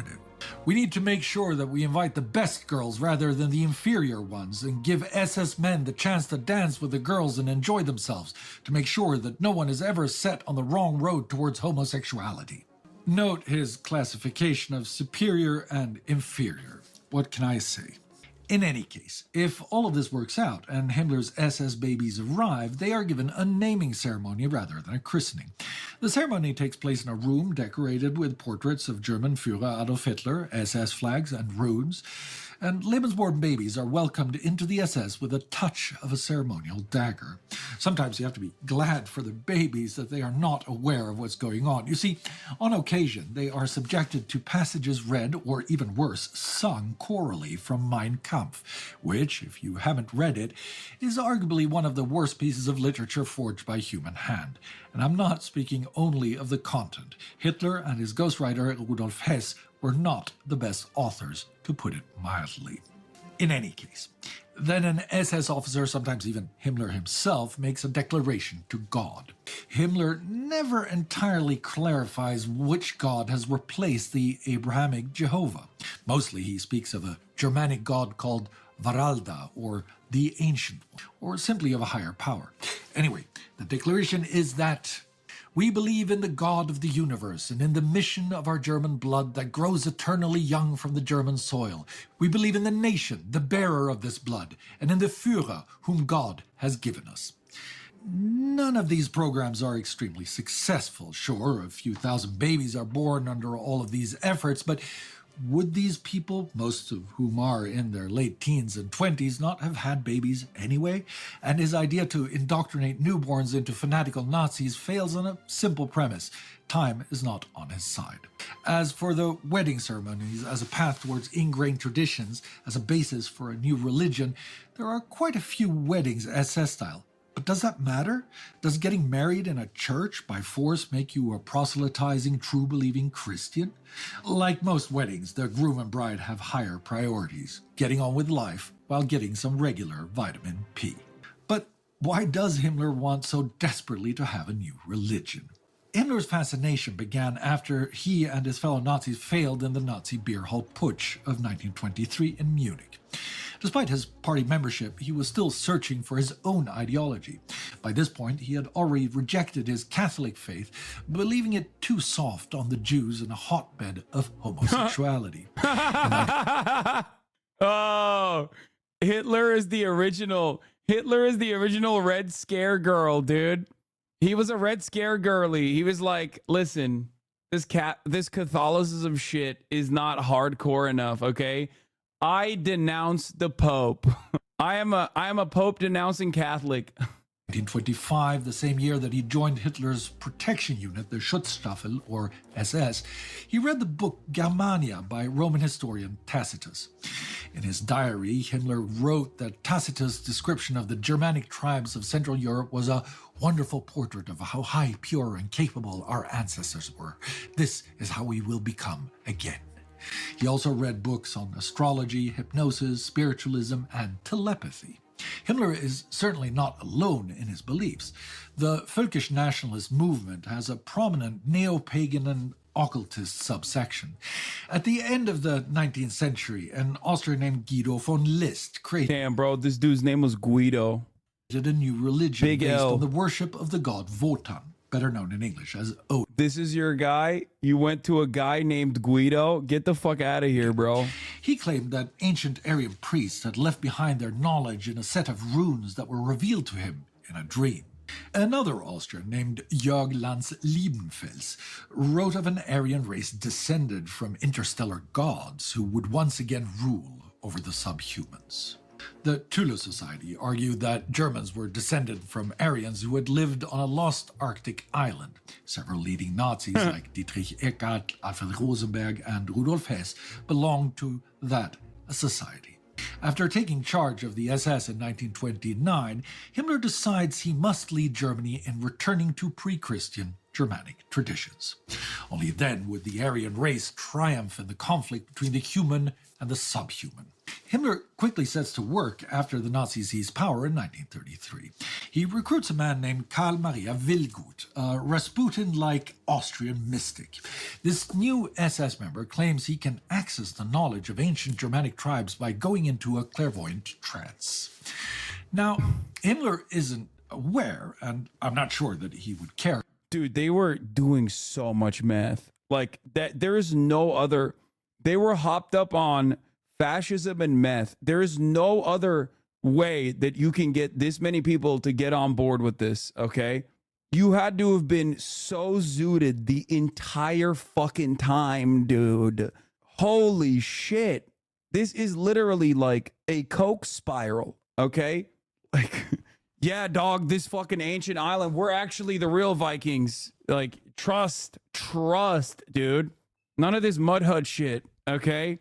Or if he was, but Willgut is a diagnosed paranoid schizophrenic who at one point spent 3 years locked up in an asylum. Willgut's wife also claimed that he was a violent drunk who beat her and had an unhealthy desire towards their daughters. To be fair to Willgut, none of that makes him very special within the SS. If you look at the SS elite's criminal and mental health records, and Berlin of this time was Gotham City, the SS would have overpopulated Arkham Asylum in a nanosecond.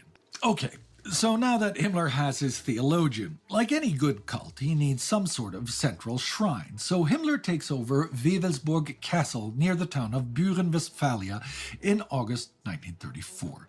It's near the Teutoburg forest, where tradition has it that Hermann the Cheruscan, better known as Arminius, beat Publius Quinctilius Varus in the battle that stopped the Roman northward expansion. This is like the #1 greatest fucking W in German history.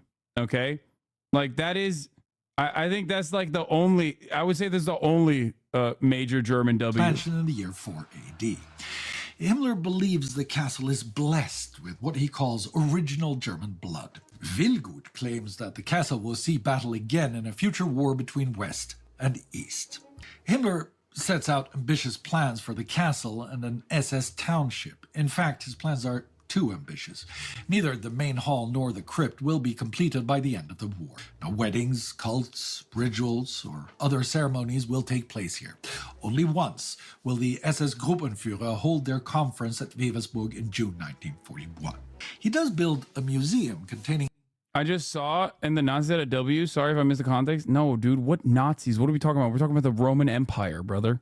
Germanic artifacts from the region and a special storage room where the Ehrenringe, or honor rings of dead SS officers, are held. Designed by Willgut, these rings incorporate the distinctive SS death set, a swastika, and various runes purported to represent ancestry, camaraderie, and the power of the sun. Himmler believes that by gathering the rings at Wewelsburg, the spirits of dead SS men will stand along the ranks of the living. Finished or not, the Kalten Castle needs a historiography, a tradition based in artifacts and archaeological finds. So Himmler sets to work finding... The medicine was developed by Japan, Panzer Schokolade. The official name starts with a P, can't remember it. Stuka candy. As much evidence of ancient Aryan civilizations as Pervitin? he can. In 1935, Pervitin for perverts. He sets up a think tank called the Ahnenerbe with Hermann Wirth, a disgraced Dutch prehistorian, leading it. Himmler and Wirth dispatch teams across Europe and beyond. They go to Finland to record pagan sorcerers and witches. Cameramen record a soothsayer summoning the spirits of her ancestors. There are expeditions to Sweden in 1936 and Italy in 1937, looking for evidence of Nordic script. Further expeditions also go to Greece, Iraq, and Libya. Planned trips to the Andes, Iran, and Iceland are interrupted by the war. The most famous expedition is the one to Tibet in 1938 to 1939, which is led by Ernst Schäfer, an SS officer and zoologist, which also results in a pseudo-documentary film. On an earlier expedition, Schäfer found what he believed to be Aryan symbols buried along skeletons. He also noted that some people had Aryan features. Schäfer doesn't believe that the Aryans were sent down from heaven, but he uses Himmler's curiosity in Tibet to obtain funds for a new expedition. Once they arrive in Tibet, Schäfer's anthropologist, Bruno Bega, begins examining... Bring the calipers out, baby. They busted out the calipers, dude. The skulls and facial features of the locals. By the end of the trip, he has photographed nearly 2,000 Tibetans, Bhutanese, Sherpas, and Nepalis. He has taken measurements of 376 people and has cast the hands and faces of 17. Bega concludes that the upper classes of the Tibetan society have Nordic skulls, noses, and cheekbones. Oh my God. They also have a sense of themselves as dominant and must therefore be descendant from Aryans.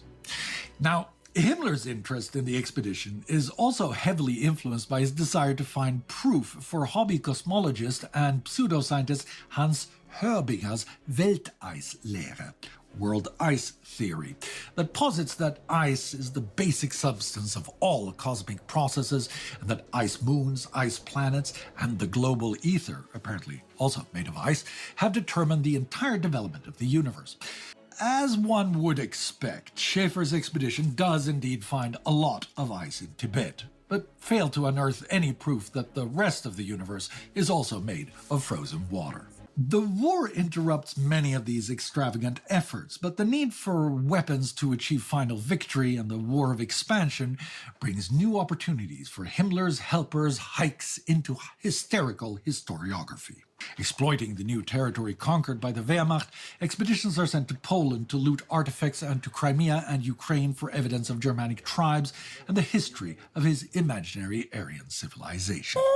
And this is also when we finally arrive at Mjolnir, Thor's hammer. Perhaps the mightiest tool the universe has known, rivaled in lethality only by Gungnir, Odin's spear, and in practicality only by Freyr's sword that fights on its own. But spears are unwieldy, a sword not spectacular enough for a mighty Norse warrior. No, the hammer it must be. If only Himmler can get his hands on it, then all of his, the Nazis, and Germany's problems can be solved in one single mighty blow against humanity, now laid out on the anvil of war. So in 1940, he sends out a memorandum to the Ahnenerbe. Find all places in the northern Germanic Aryan cultural world where an understanding of the lightning bolt, the thunderbolt, Thor's hammer, or the flying or thrown hammer exists. I am convinced that this is not based on natural thunder and lightning, but rather that it is an early, highly developed form of war weapon of our forefathers. It's unclear if the Ahnenerbe ever finds any evidence, but Himmler stays true to his beliefs even as the Allies close the ring on Nazi Germany. As late as November 1944, he will order his staff to try and build a modern version of the hammer to disable Allied vehicles, communication systems, and radars with an electrical pulse. And in his final letter, he assures his... Yeah, they must be on meth. Yeah, no, it's insane. It's meth and fascism. The very dangerous combination, dude. Like... very, very dangerous combination. His wife and daughter that Varalda, the Ancient One, will always protect him. Okay, so there you have it. Himmler is at the head of a cult that believes in hocus-pocus, pseudo-scientific hogwash, and mythical historiography. But how successful is he at spreading these ideas among your average Germans? The answer is not very. Even Himmler realizes that Germany isn't ready for a new neo-pagan religion. He instructs his SS that weddings and christenings must not be conducted in public or reported in the press. As he puts it, there is too much risk of a priest turning up and causing a scene about a heathen marriage. He's also worried that the German public will ridicule his SS. It's not just the public who might be skeptical. Hitler certainly believes a lot of the same occult and pseudoscientific rubbish, but he doesn't think it's anywhere near as important. He too is wary of the backlash from the church. According to Joseph Goebbels' diary, in 1935, Hitler tells Himmler and others that they must stop this nonsense with cults. Himmler's SS men are hardly receptive either. They are encouraged to renounce Christian faith and register as Gottgläubig, or God believers, which is a belief in a vaguely defined higher power. And yes, between 60 and 80% of the SS leadership will be registered as Gottgläubig across the organization's three main branches in 1938. But these are hardly enthusiastic neo-pagans. Most are hurried conversions, abandoning Christianity shortly before or after entering the SS. Among the rank and file, Himmler's ideas are even less influential, with 51% of SS being Protestant, 26% Catholics, and just 23% listed as Gottgläubig. Nonetheless, this image of the Nazis as occultists will prove enduring. During the war, British and American pseudo-historians and occultists already write that Hitler is possessed by a demon. After the war, more books and documentaries will be produced claiming that Hitler used black magic or drew his power from biblical relics like the Holy Grail. Sure, as rational people, we can laugh at all of this. Light-hearted books and films featuring inept or evil Nazis trying to steal the Ark of the Covenant or open portals to hell will keep generations entertained. But there is a more serious point. We've seen that the association between Nazism Hitler was a witch talk early? Crazy. And the occult is never really that deep. And yet it will be blended into the wider notions so prevalent after the war that the Nazi clique hoodwinked the German population. Whether that's through clever politics, persuasive oratory, or even black magic. Even those who reject occultism as nonsense will repeat the phrase, the Nazis cast a spell on the German people. The real myth, the very dangerous myth that drives the Nazis forward, one that far more people are willing to embrace, is pedestrian and ordinary in nature. It's a false tale of victimization based in anti-Semitic prejudice and perspicuous conspiracy myths. The fantasy of a culture war where Germans... I think one of the most important aspects of Zionism as a fascist ideology is that there is perceived victimhood that is tied to very real victimhood that occurred historically. Okay, that's why it's so that's why I think it's more complex and hard to parse through, which lends itself well to claims of anti-Semitism launched against any kind of anti-Zionism. Forward, one that far more... That's the reason why it doesn't hit the same when people say, oh, dude, you're using the term cracker. You're using the term cracker. You're an anti-white racist. Everybody laughs at you when you make that argument. But when you say that's anti-Semitic, there is real, valid, existing anti-Semitism. And there is very real, very valid historic wrongs committed against the Jewish population. People are willing to embrace is pedestrian and ordinary in nature. It's a false tale of victimization based in anti-Semitic prejudice and perspicuous conspiracy myths. The fantasy of a culture war where Germans are being treated badly and even threatened in their existence by a secret cabal of people without any special powers other than their cunning and hunger for power. It's a mythical belief system that doesn't require anyone to believe in the fancy fairy tales that Himmler and his cohorts fantasize about. All you have to do is convince yourself that there is a us and them and that they are out to get you. Okay. Aaron Rupar says, this quote from Jamal Bowman is a big yikes. When you, as Israel, say you represent all Jews, then you behave badly. It opens the door for people to make the connection between what Israel is doing and Jewish people, which I think is freaking dangerous as hell. What is yikes about this quote? Not only is it 100% correct, it is literally a part of the IHRA definition of anti-Semitism. Like tying every Jewish person and all matter, tying Judaism to the state of Israel is unironically anti-Semitic, not just by my standards, not just by the standards of those with a clear conscience, but also by the standards of the IHRA. Looking at a correct quote and then going, that's a yikes, sweaty, is fucking ridiculous. Read the ER guy's tweet. That's probably Rupar's understanding to insanely surface level. So if any set of any gender, race, religion behave badly, that opens the doors for others to make the same connections and judge the entire group. That's so ignorant and incendiary. How is he still employed? Yeah, that's fucking ridiculous. Okay? When you look at the actions of ISIS and claim that this is every single person's doing, that's Islamophobia. The difference, however, is that it's not actual fucking Muslims in diaspora or other Muslim nations that are running around saying, no, actually, ISIS is maintaining the principled belief of Islam and represents the monolithic Islam in the way that Israel does claim that. That's the difference. And that's precisely what Jamal Bowman is saying. What the fuck? Do you think Nazi Germany also had liberals saying yikes when someone criticized their government? Yikes, sweaty. Anyway, it also does happen when ISIS claims to represent Muslims. Yeah, but the difference is ISIS claims to represent Muslims, okay, which creates Islamophobia for sure, except every single fucking Muslim is literally pointing to what ISIS is doing to Muslims and going, they're not fucking like a true follower of Islam. They're killing mostly Muslims. What the fuck are we talking about?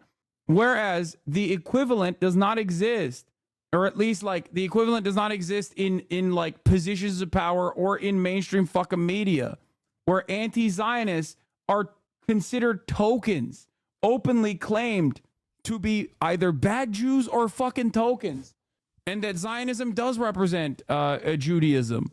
It's ridiculous. Most Israeli people are part of the government through the IDF. I agree, but Israeli people are what? What are you saying? Yeah. No Muslim in the U.S. said, don't criticize ISIS. That's Islamophobia. Yeah, that'd be pretty funny. Or Saudi Arabia. No takers. That's right. Shut the fuck up. What? I don't know what is going on in the chat. Anyway, why doesn't international law apply to the West? Accountability and further their own interests.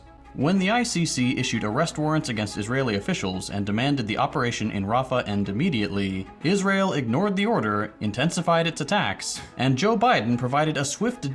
Low numbers, brother. You used to have 40 to 50K viewers. I like that my haters think that this is going to, that this is like a fucking own. 40 to 50K viewers makes you the #1 streamer on the platform currently. Views go up, views go down. Okay? But it is funny when like haters end up coming in and glazing me. Dude, not hating, just obvious. Yeah. Well, that's what happens when, you know, people aren't in a fucking lockdown any longer, which is objectively a good thing in general. An observation. Yeah. It's just funny when it's like my fucking lowest point of my fall off, quote unquote fall off, would be a historic high for every single one of my fucking haters. Like literally. People will be going crazy mode. Yeah, on the fucking website currently, the highest viewed streamer has 38,000 viewers. Perhaps view counts are down across the board. Literally everyone playing Elden Lord, I kind of feel bad for you not having an opportunity to have fun. Wait, what do you mean? This is fun for me. The fuck? I enjoy this. Denunciation of the court's orders providing all the cover they needed. This reaction is indicative of a recurring theme, the selective application of international law. While institutions like the UN and the ICC were nominally established to uphold global peace and justice, their track records reveal a stark divide between their lofty goals and... Do you though? Yes, I do. What? Yeah, why would I? I currently could I currently could turn around and just fucking do way less streaming, do whatever the fuck I want, really. And I am doing whatever the fuck I want. I choose to do this because I enjoy it. And the reality of their enforcement. The US leverages its political and economic clout to consistently shield itself and its allies from international scrutiny and, more importantly, consequences. In this episode, we'll explore the origin and role of international law and demonstrate how it's historically reinforced colonial and neocolonial dominance. But before we do, I'd like to take a quick moment to thank our channel sponsor, Aura. As you all know, we make political content here and on our other channels.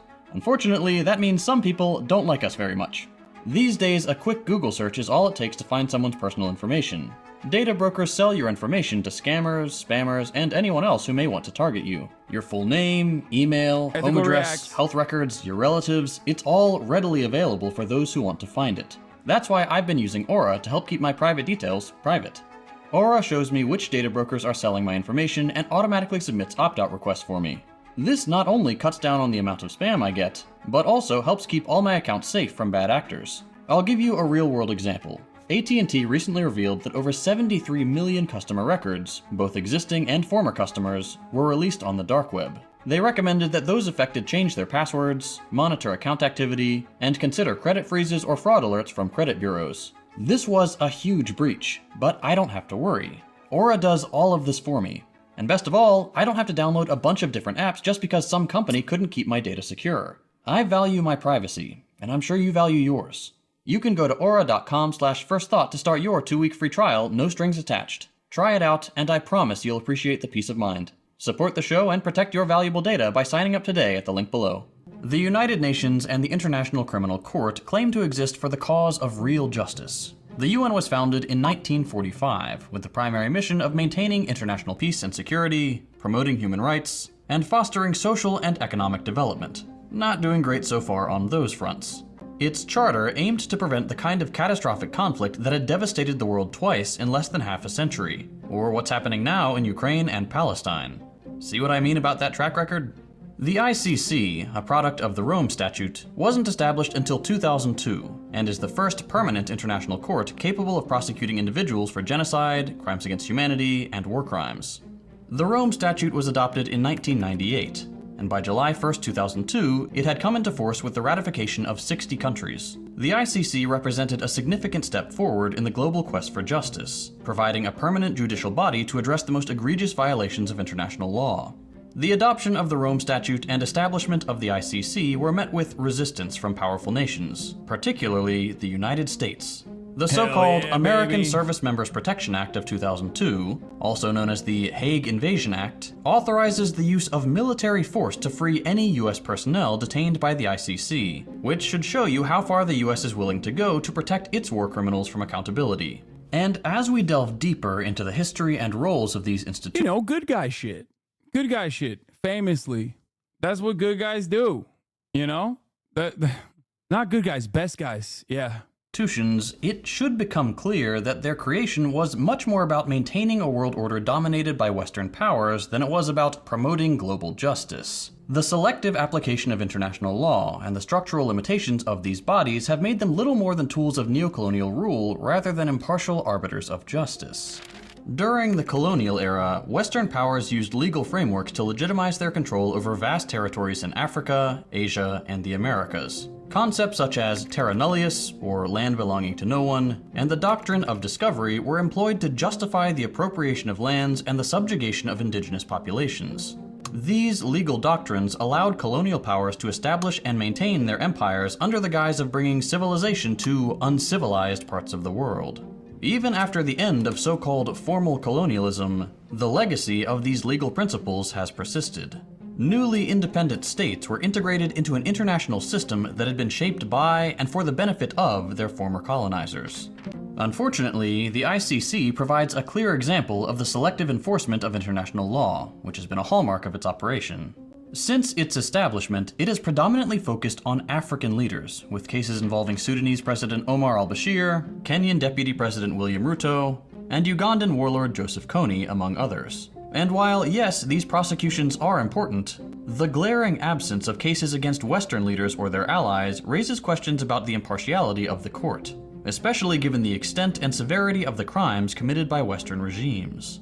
This isn't a coincidence. It reflects the political realities that shape international law, and is exemplified by a recent interaction between ICC prosecutor Karim Khan and a senior elected leader, where they said to Khan, quote, "The International Criminal Court is built for Africa and for thugs like Putin," clearly implying that there are whole groups of countries that shouldn't be subject to the scrutiny of the court. Speaking of Putin, let's take a look at what Joe Biden and other Western officials said about the ICC issuing an arrest warrant for Vladimir Putin for war crimes.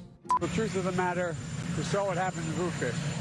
This warrants him, he is a war criminal. We have to gather all the detail so this can be have a war crime trial.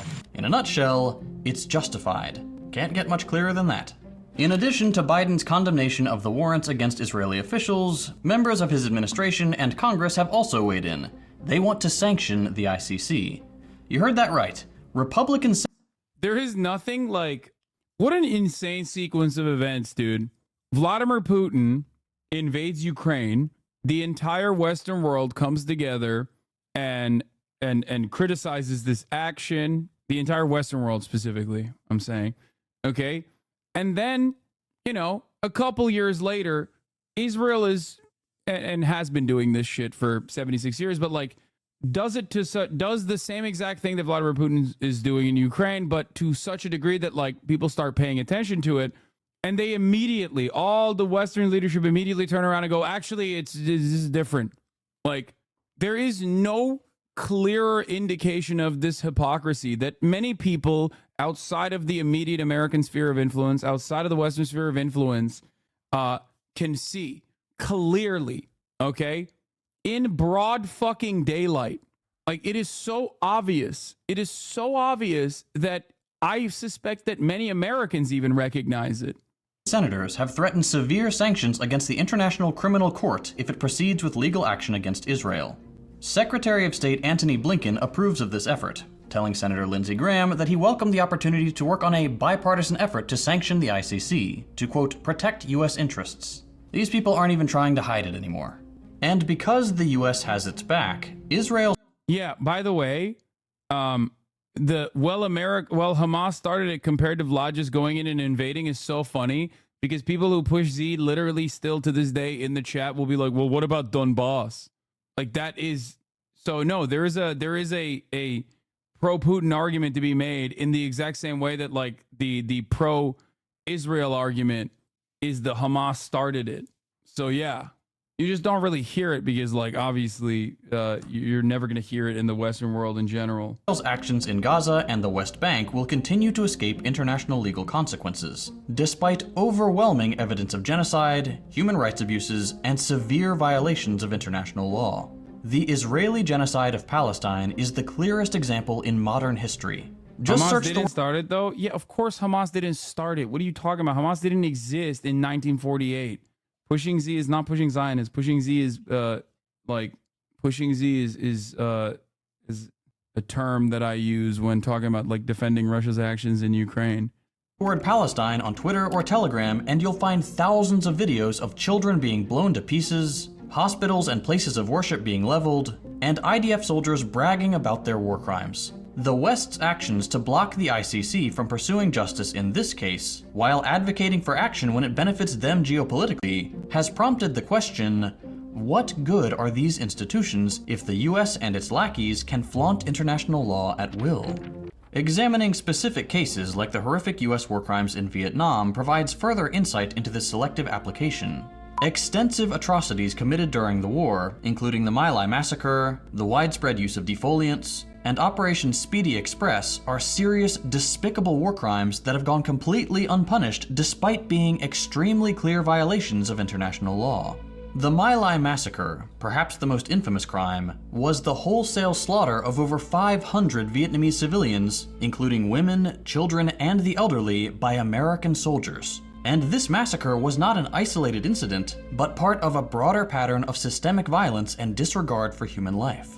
The US military's use of defoliants like Agent Orange caused long-term environmental damage and severe health problems for millions of Vietnamese. The bombing campaign, which still persists to this day.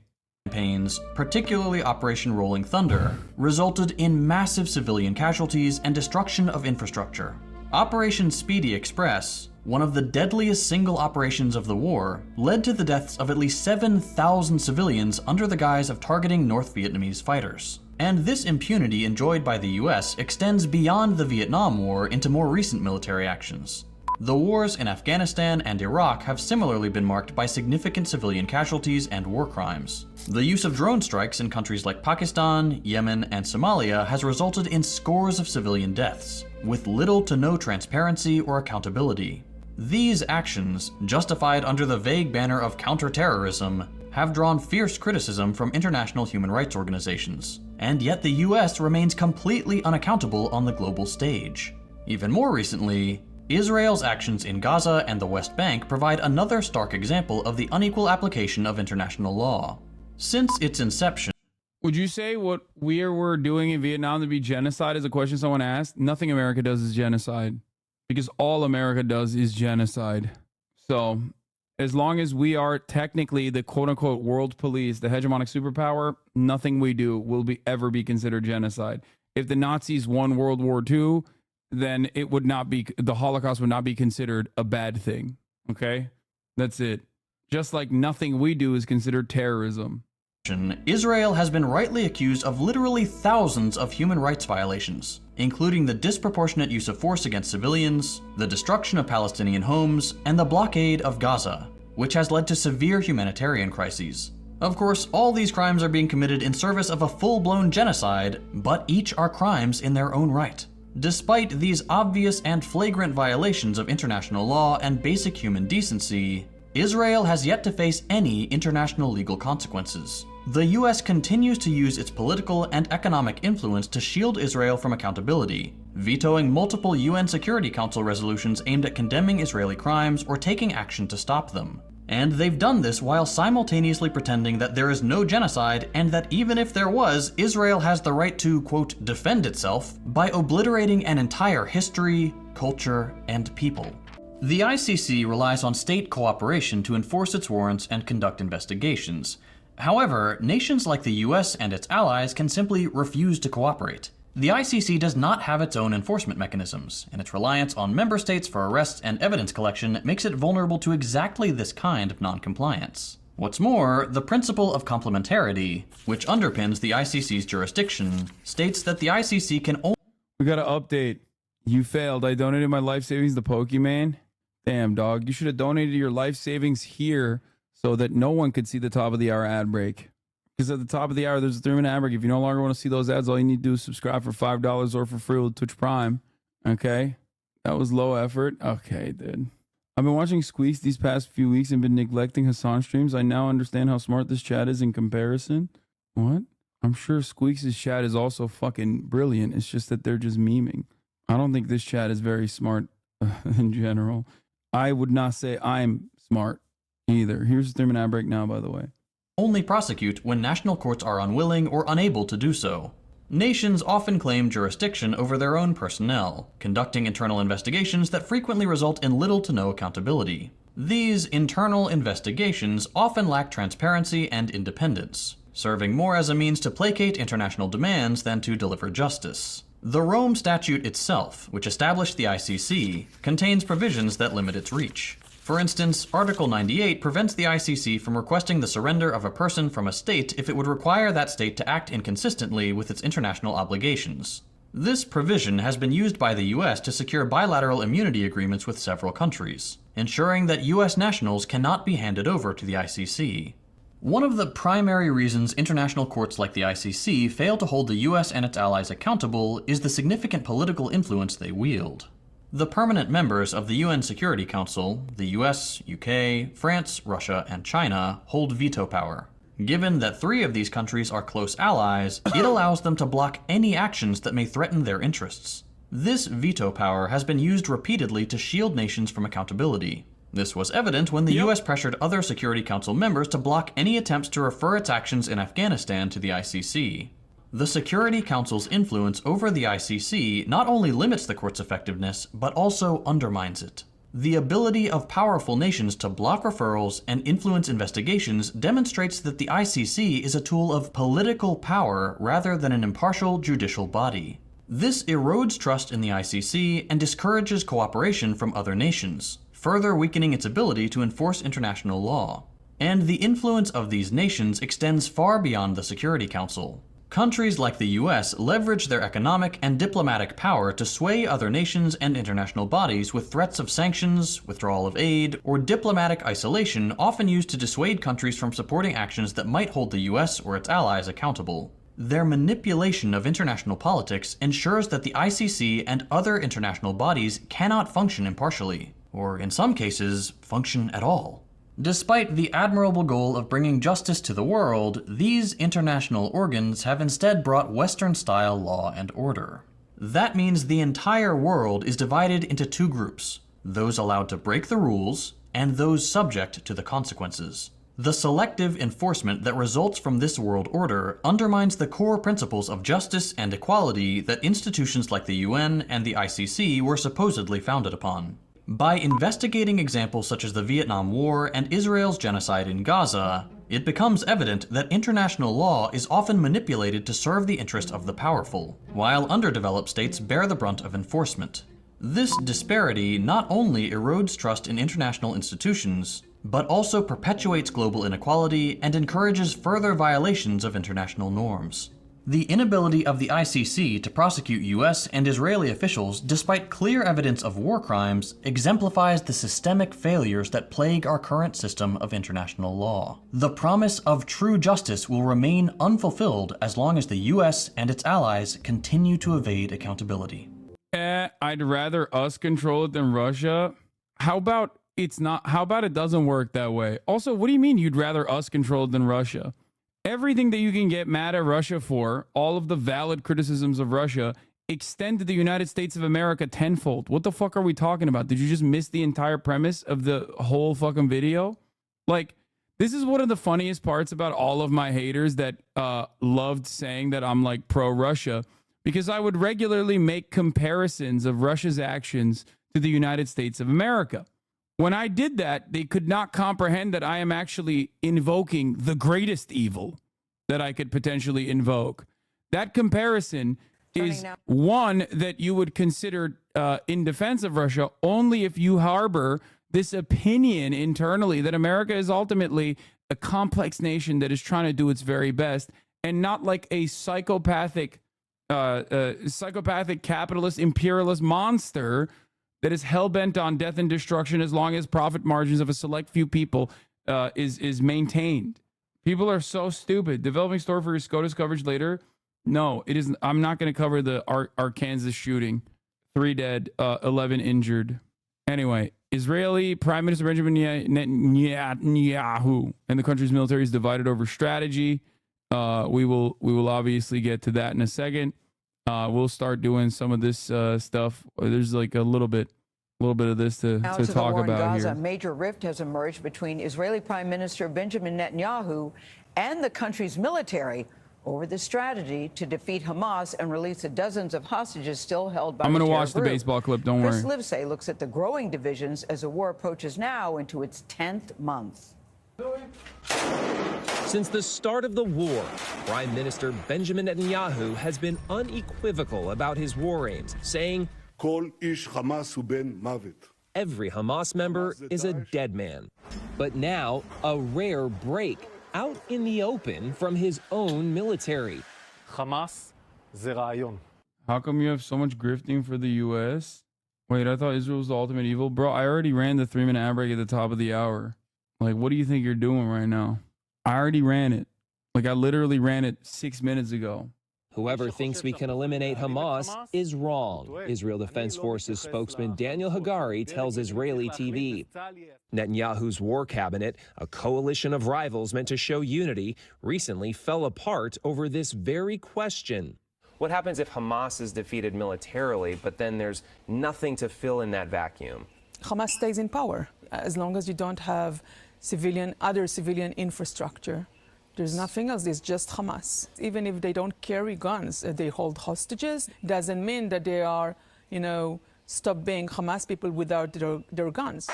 The White House has repeatedly clashed with Israel over its lack of a clear day-after plan.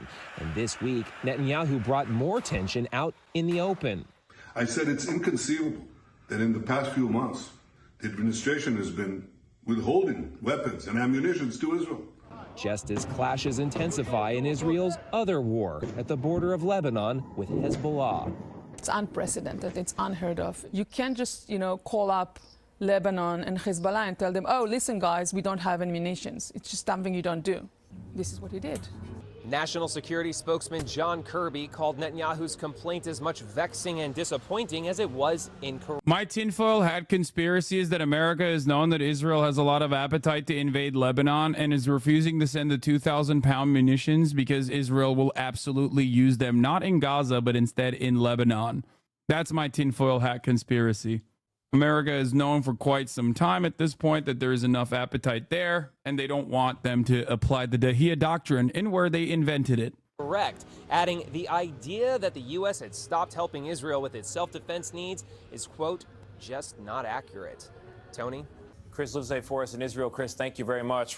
Good morning. I'm Wade Johnson in New York. We're coming on the air with this breaking news because the Supreme Court has just issued a major ruling involving the Second Amendment and a gun control law created to keep firearms out of the hands of domestic abuse. Before we get to this, now it is time for the Al Jazeera doc. Where is it? The Night Won't End, Biden's War on Gaza, a Fault Lines documentary. You're not wrong about your tinfoil theory. We're also diverting arms from Israel towards Ukraine as well. One shipment of these specific bombs don't matter a single bit. They are held for domestic American reasons. It is entirely dependent on what the munitions look like in Israel. And I think it's more so, it's not just this one specific shipment. They have, as far as I understand, and I might be completely wrong on this, but I don't think they're sending any more 2,000-pound bombs. They are sending bombs still, of course, just not 2,000-pound bombs. It is definitely for optics, though. لما أقعد بالبحر وبطلع فيه خلص بحس إنه همومنا وجعنا كلها راحة. البحر كان هو الوجهة اللي برتاح فيها لما أقعد وأشوفها. إحنا حاليا رغم إصابتنا والوجع اللي إحنا فيه إنه نضل على قيد الحياة. يعني ممكن شوية النهار يهون علينا لو صار القصف إنه في ضوء وفي نهار وفي شمس. بيجي الليل طبعا بالقلق وبالخوف وبالرعب لأنه الليل بيعني لنا الخوف مرات شفط البيوت بتروح بتنزل مرات قصف. My family got kicked out of their home in Berlin and took it from us. I still have the keys. You don't see me going back to Berlin demanding my home back. Dude, that's awesome that you literally admitted Israel is doing Holocaust shit to the Palestinians. That is so insane. Like, you are so hopped up on ultra-Zionist sentiment that you openly self-reported that Israel is doing Holocaust-level violence, thinking that you could defend Israel like this. Keep them for rehabilitation? I mean, I'm going to keep them as a pet. I feel bad about this. Oh, I'm sure you do. Yeah, bold strategy to use the Nazis did it, so we do it too. فدائما أنا أولادي عن نفسي أطفالي عايشين بالرعب وبالخوف دائما يا ماما إيش بده يصير فينا كيف بدنا نضلنا طيبين. Heba Salem and her family have been trying to survive Israel's war on Gaza for months. After Hamas's attack on October 7th, when nearly 1,200 people were killed and more than 200 were taken captive, the Israeli government launched an unrelenting war. The destruction and civilian death toll in so short a time has been like nothing the world has seen in decades. The number of victims, the collective punishment, the denial of humanitarian assistance very early on, those violations of humanitarian law, the violations of the right to life, all the instruments that we've established in 1948 so far have proven to be, frankly, useless. We are really as close to the abyss as we have ever been. ويعني والله ما بنام طول الليل بضلنا افكر فيهم بطلع على الصور بضلنا اعيط عليهم بنات صغار عمرهم يعني 6 سنين وبنت عمرها 8 سنين من دون ام ايه يعني ايه بكره ايش هالبنت من دون ام ايه يعني كل ما تقول له ماما وين ماما And despite the massive loss of life and numerous allegations from human rights groups of violations of international law, the United States, Israel's main ally, never wavered in its support. I think the US has actual knowledge that war crimes are being committed. Of course we do. They are in the newspapers and on the television every day. And we certainly have other means of knowing what is happening in Gaza. And yet we continue to provide the arms that enable these. So inherently we are complicit. Among Gaza's more than 2 million people, no family has been spared the impact of this war. To understand that struggle, we worked with journalists in Gaza to hear the stories of 3 families about their devastating losses and what it's been like trying to survive. يعني بالذات الليل لما يجي برضاش يخلص. يعني حتى تصحى في الليل طول الليل بتكون صاحي بتقول بدهش يطلع الصبح بدهش يطلع الصبح. إياد لما نصحى بالليل بحط راسه تحت راسي بخبي وجهه عن الليل بقول لي خلصش الليل بدهش يخلص الليل مش راضي يخلص الليل. الليل طويل، الليل مرعب، الليل يعني خوف، الليل يعني انك تذكر هند.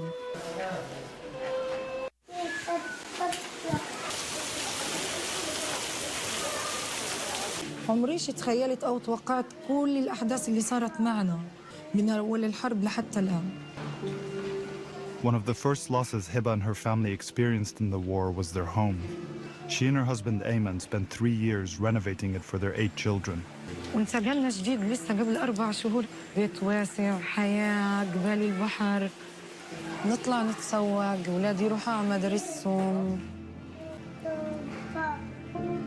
ذكريات حياة، نمط حياة، أسلوب حياة هنا، الروتين. نصحى والدي يطلع على السوق يتسوق وبعدين يرجع بالصبح نعمل فطور ناكل بعدين يطلع على الشغل تاعه. أبوي كان يحضر لنا العشاء مع الوالدة. كان في الحمص يطحن ويعمل لنا فلافل بالليل لأنه هو كان يحب الفلافل. والحمد لله إنه عشنا حياة طبيعية، حياة حلوة، حياة سعيدة. يعني إحنا كنا مثلا لو كنا نحكي دائما على سبيل المثال بده يصير حرب كنا نحكي تصير تصعيد على أسبوع 10 أيام بالكتير، انطارت مش هتعدي الشهر. والله ما رضينا نطلع من البيت. When their neighborhood in northern Gaza was bombed, they were forced to flee their home in search of safety. They came to stay with relatives in this building, not far from their home. وكل تفكيرنا كيف بدنا نكون بخير، كيف أنا بدي أحتضن أولادي، جوزي يكون طيب وبخير، بناتي بخير، أولادي بخير، ما نتعرض للأذى، ما نتعرض للقصف، ما نتعرض لإصابات، نكون بأمان. هذا كل تفكيرنا. نسمع النشر الإخبارية على أمل إنه يكون في هدنة وقف إطلاق نار، وإحنا كنا محاصرين طبعا. Westerners thinking Al Jazeera is an ally. I can't. A lot of bad things in Qatar. Ask why they deleted an article accusing the UAE of funding a war in Sudan, man. I don't know why they deleted an article. Al Jazeera thriving on Palestinian suffering. I've long maintained the position that, you know, Al Jazeera, just like every other state propagandist, is going to absolutely, first and foremost, reflect the interests of their the interests of their own state. When it comes down to it, though, they are one of the most reliable sources of news and information in Palestine in general. If you think that they're just doing it simply for clout, I don't know what to tell you. They've had more journalists killed than any other fucking news outlet. I guess that is also for clout. They've had their offices raided and have been completely banned inside of Israel. I guess they were doing that for clout. Very weird. I guess when Israel bombed their building alongside the Associated Press building, they were just, you know, Israel just hated how much clout they were getting. He is constantly talking about this shit. Whenever we watch Al Jazeera content, he needs to chill the fuck out. Al Jazeera doesn't do positive coverage for the RSF Lamau. The UAE is funding the RSF, but Al Jazeera still covers it in a decent way. Oh, wait. He's the only UAE chatter. Go easy on him. Top of the hour. I don't know. I'm tired of pretending the Gulf gives a damn about us. We have 0 allies, and I support my Qatari friends living under fascist monarchies. What? Is he a Palestinian living in UAE or something? Like, what the fuck's going on? I've never met a Palestinian that shits on Al Jazeera, by the way. Like, literally never in my whole fucking life. Qatar is basically seen as like neutral territory, allowed to exist in the way that it is because, you know, it still obviously cooperates and collaborates with the American government, but it's basically one of the only places where you can even have a conversation with fucking Palestinian envoys or Hamas envoys in general. If it didn't, like, what would the Palestinian people have? Not exactly the biggest fan of Qatar in general, but like, what the fuck would they have if it wasn't for Al Jazeera or Qatar in general? Like, what the fuck would they have? They'd have nothing. And like I said, from Shireen Abu Akleh all the way to hundreds of journalists that have been slain by the state of Israel, many of which literally either at some point worked for Al Jazeera or were working for Al Jazeera. I've never met a Palestinian person that shits on Al Jazeera. Never. That's crazy. Unless it's like the son of Hamas guy. كان رعب الليل رعب بشكل لا يوصف يعني حتى واحنا نايمين ما ننامش مرتاحين.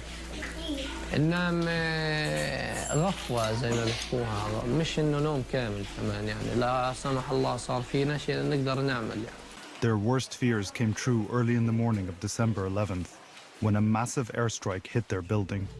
Al Jazeera's cameras captured the aftermath. يعني استهدفت قوات الاحتلال صبيحة هذا اليوم منزل عائلة سالم منزل يكتظ السكان في حي الشيخ رضوان في مدينة غزة. Like thousands of other buildings in Gaza, it was completely destroyed and hollowed out. Family homes turned to ash and rubble. ما لحقوش يصفوا الناس. ما سمعنا إلا صوت انفجار دب هزز المنطقة تهزز زي ما أنت شايف كيف. كله سلاح. Heba, her husband and children were injured but survived. However, according to witnesses, more than 100 people were killed. وكتير فقدنا من العائلة وأولاد عم جوزي بنت عمته كتير فقدنا من العائلة.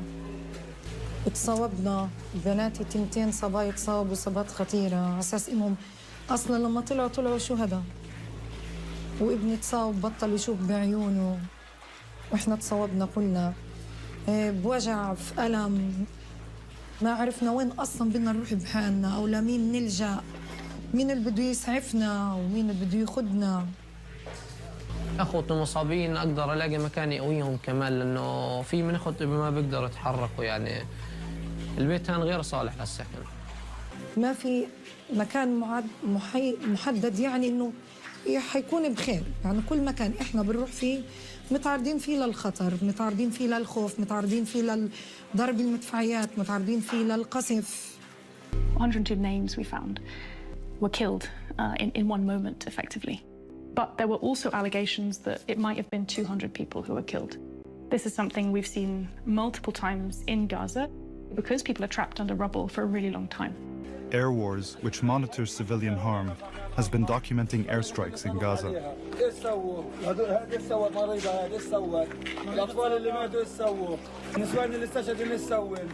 We asked them to examine the December 11th attack. And what happened in this strike was you had an attack on several different buildings. So when you go through our kind of investigation, you'll see that we split out all of the members of the family by which home they were in order to understand really the scale of devastation.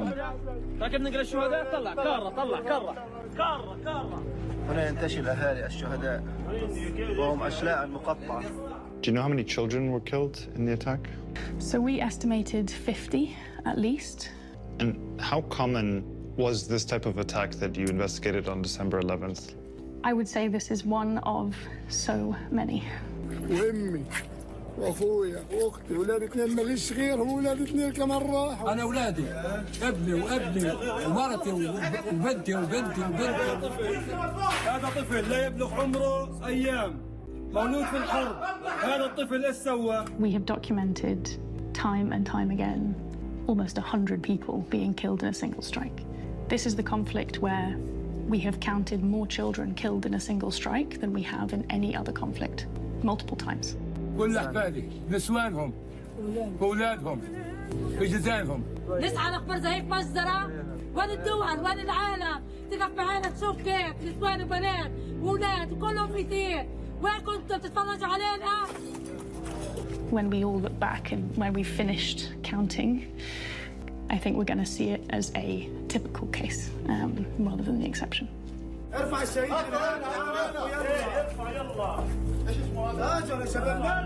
אנחנו במלחמה, לא במבצע, לא בסבבים, במלחמה.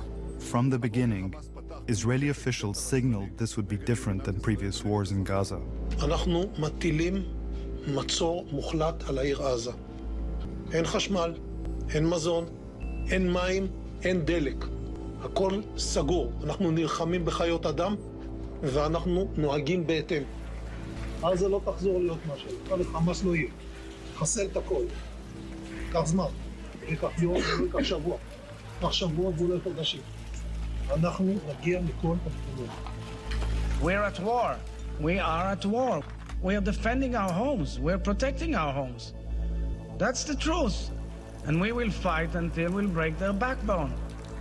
The scale and intensity of like the human loss and the human suffering, but also like infrastructure, homes, universities, hospitals, cultural centers, mosques, just like the total decimation of life is like quite different from most other conflicts I think we've monitored. If you look at Raqqa and Mosul, these are also areas where you had, vast. This is really anti-Semitic, man. Why are they not saying that killing Palestinian children at an alarming rate, previously unheard of, and destroying cultural artifacts, cultural landmarks, and many like civil society, many functioning civil society organizations is actually genocidal? This is very, very, and it's giving anti-Semitism, sweetie. Civilian harm in these environments. The highest number is still about 250 in those cases compared to 1,000 incidents just in 1 month in Gaza. What we're seeing now is that this conflict has like decimated the ability of so many families to live normally, the ability of so many families to be able to plan for the future, even to know what the next day holds. كم شهيد عندكم يا حاج؟ كم شهيد؟ فوق ال 120 شهيد. امريكا اللي بتحارب فينا مش صغير. امريكا جيش امريكا كله متآمر علينا، امريكا متآمر معاهم، امريكا مش توقف الحرب، ايش عملنا لها امريكا احنا؟ I want to say to the world and to terrorists everywhere that the United States stands with Israel.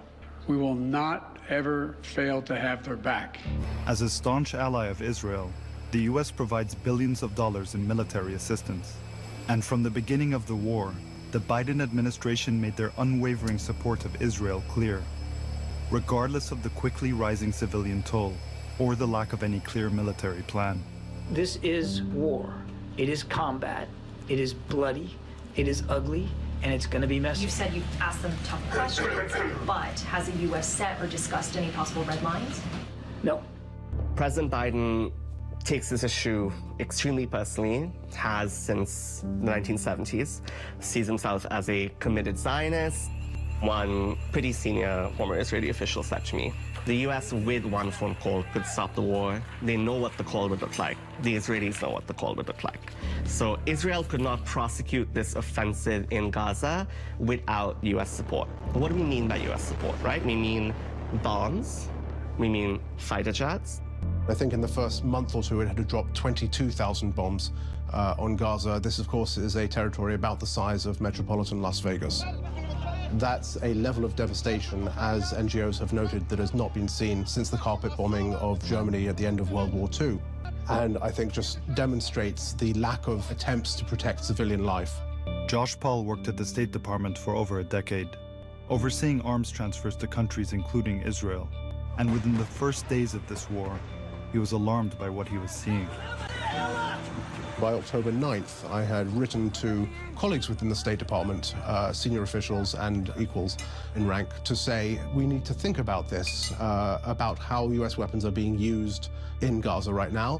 So I continue to see what we were learning from the government of Israel directly itself through sensitive channels, if there were any indications there of any intent on their part to protect civilians. It's wild that this dude was literally the Lord of War. You know, like famously depicted by Nicolas Cage. We like to think that Victor Boot was the Lord of War. But like, America has a million Victor Boots. America literally came after Victor Boot because he was like encroaching on American territory in its arms deals. This guy is Victor Boot. And he's like, yeah, this shit is actually crazy. Like, we gotta dial it back. Like, what are we doing here? His job was literally giving arms to American allies of the State Department. And by 10 days in, none of that was happening. That was when he decided to resign. It was clear at the point that this was going to be far worse than any previous of the conflicts I'd been in government for. There was also this inability to shift the dial at all. What the United States has been doing by pushing 23,000 precision-guided munitions to Israel since October 7th is essentially letting Israel go forward without having to make hard choices. Why aren't leftists challenging the Nazis that are rehabilitating Hitler and are in resurgence everywhere on Twitter? Wait, what? I don't know who the fuck you're talking about, but it can't be me because I spend a shit ton of time challenging Nazis. Why the fuck would you be asking a question about what leftists are doing on Twitter? Nobody's on Twitter anymore. It's only Nazis on Twitter for the most part. Will those in favor of the draft resolution... On the same day Josh Paul resigned, when the death toll had approached nearly 3,500 people in just 11 days, Those against? the U.S. vetoed the first ceasefire resolution at the United Nations. Colleagues, the United States is disappointed this resolution made no mention of Israel's rights of self-defense. The U.S. at that point says we're not going for a ceasefire. That's a really striking moment, right? Because the contours of the war are clear at that point, even if the Israeli ground invasion into Gaza has not yet begun. I think that was a moment where it became clear the U.S. in all levels is going to let Israel pursue this military campaign as it sees fit. What are the chances of a Gaza ceasefire? None. No possibility. Quienes estén a favor del proyecto de resolución, sírvanse levantar By la mano. December, the U.S. vetoed yet another ceasefire resolution at the UN. En contra. By then, more than 17,000 Palestinians had been killed. And that same month, the Biden administration bypassed Congress twice to transfer more weapons to Israel, a move they defended in the media, even as civilian casualties continued to climb. We want to make sure that Israel has what it needs to defend itself against Hamas. This drew more scrutiny on the use of U.S. weapons and whether or not international law had been broken, particularly when it came to proportionality, meaning that there shouldn't be excessive civilian harm in military attacks. Like in this strike on the Jabalia refugee camp in October, where Israel says they were targeting a single Hamas commander, but more than 100 civilians were killed. There are reasons to be concerned that Israel may have a very expansive definition of military. I'll be honest, after all of this, I think like maybe there might have been still chatters on the margins who would run along with the narrative of like, oh, Hassan, you sure always have a lot of smoke for America. Why do you always say America bad? You make it seem like America is the only form of evil on the planet. No, there are many other evils on the planet. It's just America happens to be the greatest of all the evils. That's it. I wonder if those who long maintain the position that I have no like valid convictions, no real moral compass guiding my opinions, except just like some kind of reactionary campist attitude towards America out of some, I don't know, allegiance to an anti-American sentiment, possibly because of my Islamist fundamentalist origin or whatever the fuck they believe. I wonder if any of those guys came back in here and were like, okay, maybe you were right about this America shit. Advantage, which would allow for, in turn, a great deal of civilian harm. Dropping a 1-ton bomb on a house because there's a single Hamas fighter there, knowing you'll kill his extended family and destroy the entire neighborhood, would likely be excessive and be prohibited by the law of war. This is something that the U.S. government should be investigating and pressing Israel on, because there are U.S. weapons being used in these attacks. In the case of the December 11th airstrike that killed over 100 people, it's unclear how many, if any, Hamas fighters were killed.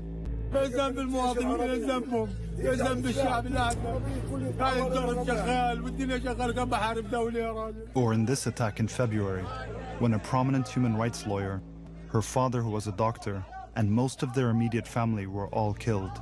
The Israeli military did not respond to our request for an interview or our questions about either attack. Attacks like this raise questions not just about proportionality, but another key part of international law, targeting and indiscriminate bombing. At best, the Israeli authorities are not taking the precautions they are supposed to take. At worst, they are intending to kill Palestinian men, women, and children, unrelated to Hamas or any other military target. Since the war began, Amnesty International has investigated a number of Israeli airstrikes in Gaza, in which they found no legitimate military targets, only civilians. We have documented the use of US weapons in the obliteration of civilians' families. That was demonstrated by Amnesty International already in several October strikes, and we have again demonstrated that US-made weapons were used against civilians in January in Rafah. There was no evidence of military targets, and yet the United States and others have continued to sell or transfer weapons to Israel. Those weapons have been used to commit crimes under international law. The magnitude of those violations, the number of violations, the scale of the violations is unprecedented. As the death toll approached 20,000 people, mostly women and children, the Biden administration repeatedly defended their support, saying that the Israeli military was following international law and creating safe zones for civilians. They have published online maps of places where people can go or not to go. That's basically telegraphing your... Literally wearing an IDF dog tag, this fucking monstrous piece of shit. That right there is IDF dog tag. Like, that's so crazy. The fact that, like, oh my God, the unprecedented amount of support that we offer Israel, the unconditional support that we offer to Israel, but also like the careless way in which we in the United States of America, like our government officials, so obviously just like showcase that undying loyalty is wild. You offer Ukraine more. That's what? Bro, you are the most insane chatter I've ever seen in my entire life. If you think that it's even close. Ukraine is basically a nation state that we treat like a Kurdish militia. Okay? A nation state that we will inevitably pick apart for scraps. And we have started that process already through privatization. The relationship between America and Israel is fucking so different than the relationship between America and Ukraine. Ukraine is currently being used like a fucking cum rag. Israel, on the other hand, all right, what are you talking about? Oh my God, we built the nation state of Israel. Like, that is insane. We built Israel. Israel is our project, okay? Yes, the British certainly started it, but we took it over. Post World War II, it's our thing. It's so our thing that we unironically, you offer Ukraine more, count dollars on being serious. How many billions? 300, 400? It is so much. It is so our fucking thing. It is so our project. Yeah, Israel's got about 70 years of worth of funding on Ukraine. It's not even close, dude. FU, Israel is independent. US is just allied. Oh, yeah? If that's the case, why am I paying for your defenses every year? Why am I paying so that you can, I don't know, do whatever the fuck you want in the region? If it's so goddamn independent, why am I paying for everything? Why are we paying for Israel to exist in the violent ways that it does? Why are we doing that? If it's so fucking aligned, but like it's just an ally simply, then let's shut off the money faucet, bitch. See how it works. That's what I'm saying. Shut the motherfucking money faucet off then. It's just it's just an ally, bro. Chill. All right, BDS then. Let's see how it works. Why are we sending money to Palestinians also? The real question you should be asking is, why did the Israeli government tell the Trump administration not to defund all of the Palestinian groups that Donald Trump actively sought to defund, including UNRWA? A good question to ask. Perhaps it's because everybody understands, at least professional people understand, that the maintenance of the apartheid also needs to continue allowing those people to survive so that they don't recognize that they're being starved to a degree where they actually rise up and do October 7, for example. Yeah. BDS is literally anti-Semitic. Dude, there's 20 minutes, dude. There's 20 fucking minutes at the top of the hour, okay? MS-13 is from Los Angeles. He sees everything. BDS is literally anti-Semitic. Wait, what? Unless you are like legitimately got him again. No, you didn't get shit, okay? Get this fucking timeout. That's all you got. Isn't a large portion of the money we send to Ukraine forced to be paid to U.S. weapons manufacturers for outstanding loans? Some of it, not a large portion of it. And also, Ukraine is fighting against a fucking larger nation state that has the capacity to like completely destroy its defenses and have permanent air superiority. Hamas's like air force consisted of 8 paragliders. It's not even a comparison here. Punches. And there's very few modern militaries in the world that would do that. I don't know that we would do that. To put a map out there and say, hey, here's where you can go where it's safe, and here's where you shouldn't go because we might be striking there. By the end of the year, more than 800,000 people had crowded into the southernmost city of Rafah, following Israeli orders to go to designated safe zones. اتصلوا علينا بالصوانات بعثوا لنا المخابرات الإسرائيل بعثوا لنا الصوانات اطلعوا إلى الجنوب اطلعوا الجنوب. When our team in Gaza met Abdullah Al-Ghaf, he and his daughters had been living in this small tent in Rafah for about 3 weeks. Before coming here, they were sheltering in the nearby city of Khan Yunis after fleeing their home in the north. عشت بيجي شهر بخان يونس عشنا معاناة كتير صعبة ما لقناش لطحين يا أولادنا الأكل ما كناش نلاقيه أولادنا ما كانش في إشي موفر الصبح بالليل ناموا معي أولاد الصبح بدري أكلوا معي وانبسطوا معي وكل إشي اللي هو الولد الصغير بقول لي يابا بقول له نعم يابا قال لي يابا بدي بسكوت بطعمر كنت أجيب له ورحت أجيب له بسكوت بطعمر طلعت على السوق أجيب له.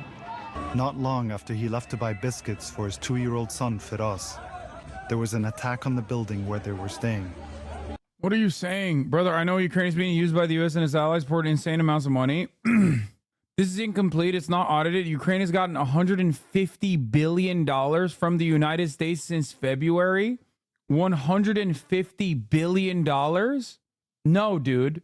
Ukraine has gotten a shit ton of money since the Russian invasion, or a shit ton of money worth of weapons. Not from the U.S., from the U.S. and EU. What are we talking about, U.S. and EU? We're talking about the United States of America currently and its involvement with Israel.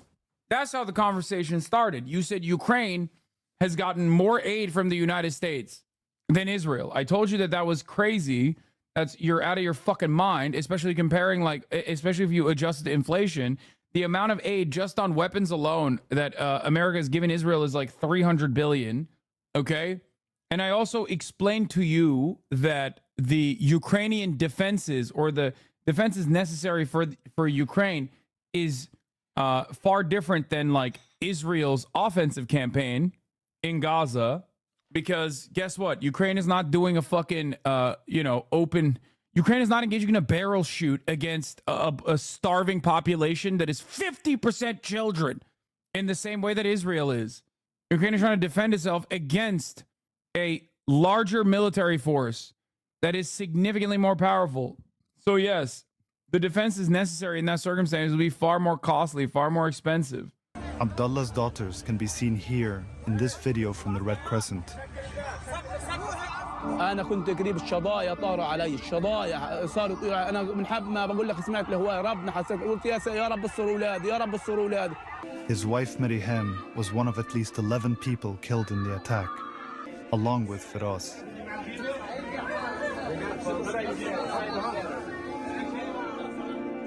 كان نفسي كان يعني طول النهار أضلني حامله وأطلع فيه كنت يعني كان لما أبقى مزعلان هو اللي يبسطني في الدار يعني كان روح الثاني ابن فراس الصغير. جبت لك إياه يا أبا اللي بتعرفه يا أبا. خليه معك لما حطيت البسكوت بكفن الولد كان شعوري يعني حزين كثير ما كنتش يعني مخي كان طاير من كتر الزعل. And the alliance of both nations, but it's likely to continue to grow with Hezbollah's current military action. It's not different from proxy states. North Korea with China, Belarus with Russia. No, I think America is like Israel. Okay, first of all, do you notice something interesting here with respect to China and North Korea and Belarus with Russia? First of all, to say that North Korea is a proxy state of China is hilarious. I mean, that would objectively be a better scenario for North Korea. But secondly, notice something at least geographically significant about the two circumstances that you mentioned. Think about that. It's Belarus, sorry. Maybe this will help you understand it a little bit better, okay? But those are countries that are next to one another, okay? And in the case of Belarus, obviously, have far longer history than America and a settler colonial project that we took over from the English that has been around since 1948.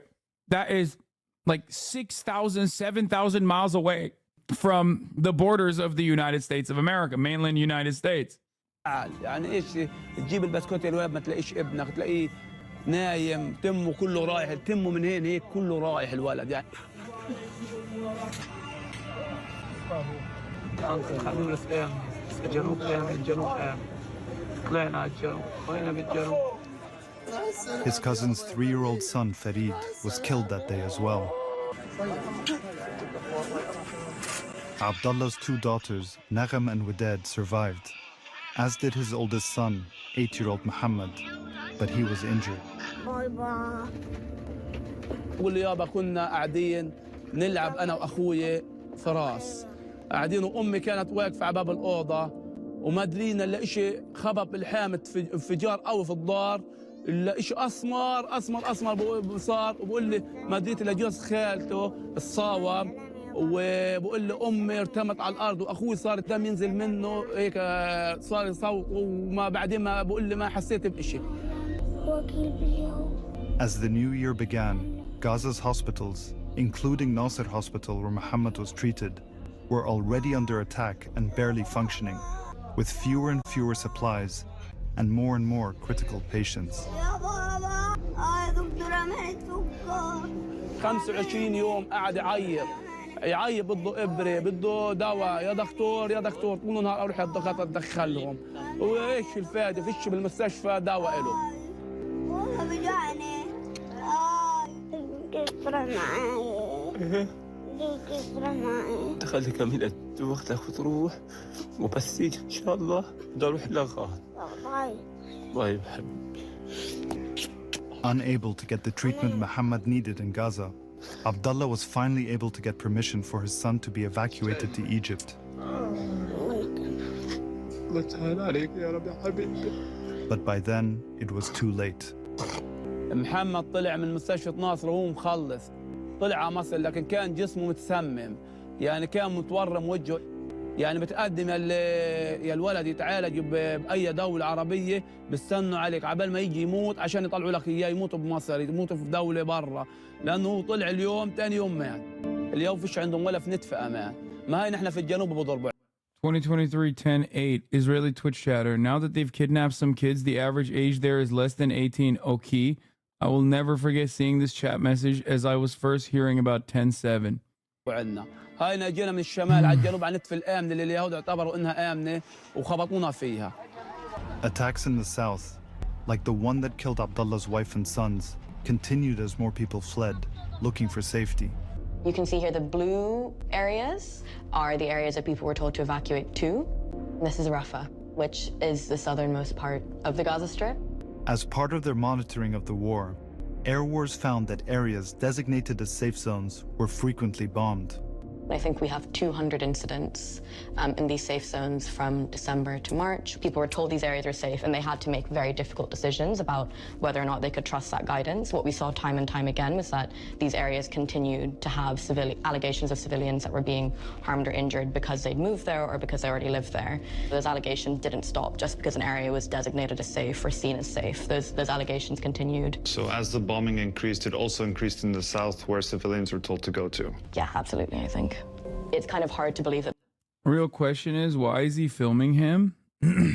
I don't know if you noticed this, but this is a question that I'm not saying this chatter is operating on this boundary, but like this is a question that like pro-Israeli people say all the time, cynically. I don't think this person is saying it cynically. Okay, maybe he's genuinely confused. So let me give you the reasoning. It's because nobody fucking sees the humanity of Palestinians. Nobody even until social media until this last Israeli incursion ever saw the true extent of Israel's violence. So Palestinians literally are always fucking filming immediately in the aftermath, during a bombing campaign, after a bombing campaign, because there's no other way to prove it. They all recognize that Western media is not going to fucking show the truth, that Western media is not going to accurately assess what is going on the ground, that Western media will rarely ever even talk about Palestinian violence unless they have, and they did this, by the way, in the beginning. If you remember, the only time you saw any fucking footage of Gaza was when it got through Israeli censors, the Israeli military censors. The only time you ever saw violence was when there was a fucking Israeli IDF brigadier, rear admiral, general, whatever the fuck, sitting next to Jake Tapper, contextualizing why that violence had to happen. That's the reason why they're documenting their own genocide, because no one else can do it. International organizations can't go in there because Israel will kill them. Israel has killed their own allies. Israel's killed their own fucking... Israel has killed their own soldiers. Israel's killed their own hostages. Of course, Israel kills everyone. The entirety of the Gaza Strip is basically one Detroit-sized kill zone. I chatted about this recently with some coworkers, and I thought I was spewing spewing conspiracy theories, and that interaction you inspired me to read Manufacturing Consent. Like, think about it. Where is the Israeli-backed ceasefire proposal? Why hasn't it actually been finalized? Think about that. Joe Biden said it was the Israelis' own proposal, and yet all we saw from Israel was that, like, fuck that proposal. That proposal is a lie. We don't want to do that proposal. We just want to do the first phase of the proposal where we take the hostages out, and then we continue killing Palestinians at whichever clip we choose to kill Palestinians with. That there's any pocket or any part of Gaza that is safe for civilians to either move to or be in. At the end of 2023, when the Al-Ghaf family was attacked in the south, more than 21,000 Palestinians had been killed, and more journalists and aid workers had been killed in Gaza than in any other conflict of the past few decades. I'm a firm believer that if mainstream media covered what Israel is doing with critical terms, like maybe not to the degree that I, engage in criticisms of Israel, but like if they offered it, if they covered Israel like Ukraine, if they covered what is going on in Gaza like Ukraine, 99.9% of the American population would be on board with dismantling the Israeli state piece by piece. 99.9. Like, there would literally be more support for Gaza than there is for Ukraine, despite the fact that Ukrainians are white and Israel is our ally and Russia is our enemy. By then, the Israeli government had also continued to restrict humanitarian aid, and starvation had begun to spread in the north.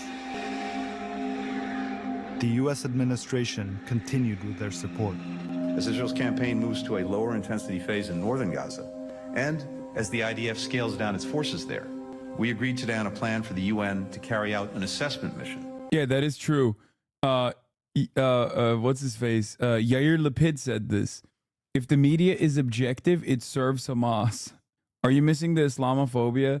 No, dude, I'm telling you, the amount of bloodshed and the amount of death caused by what Americans still view as like an ally and not a part of the American security apparatus, but a foreign nation nonetheless.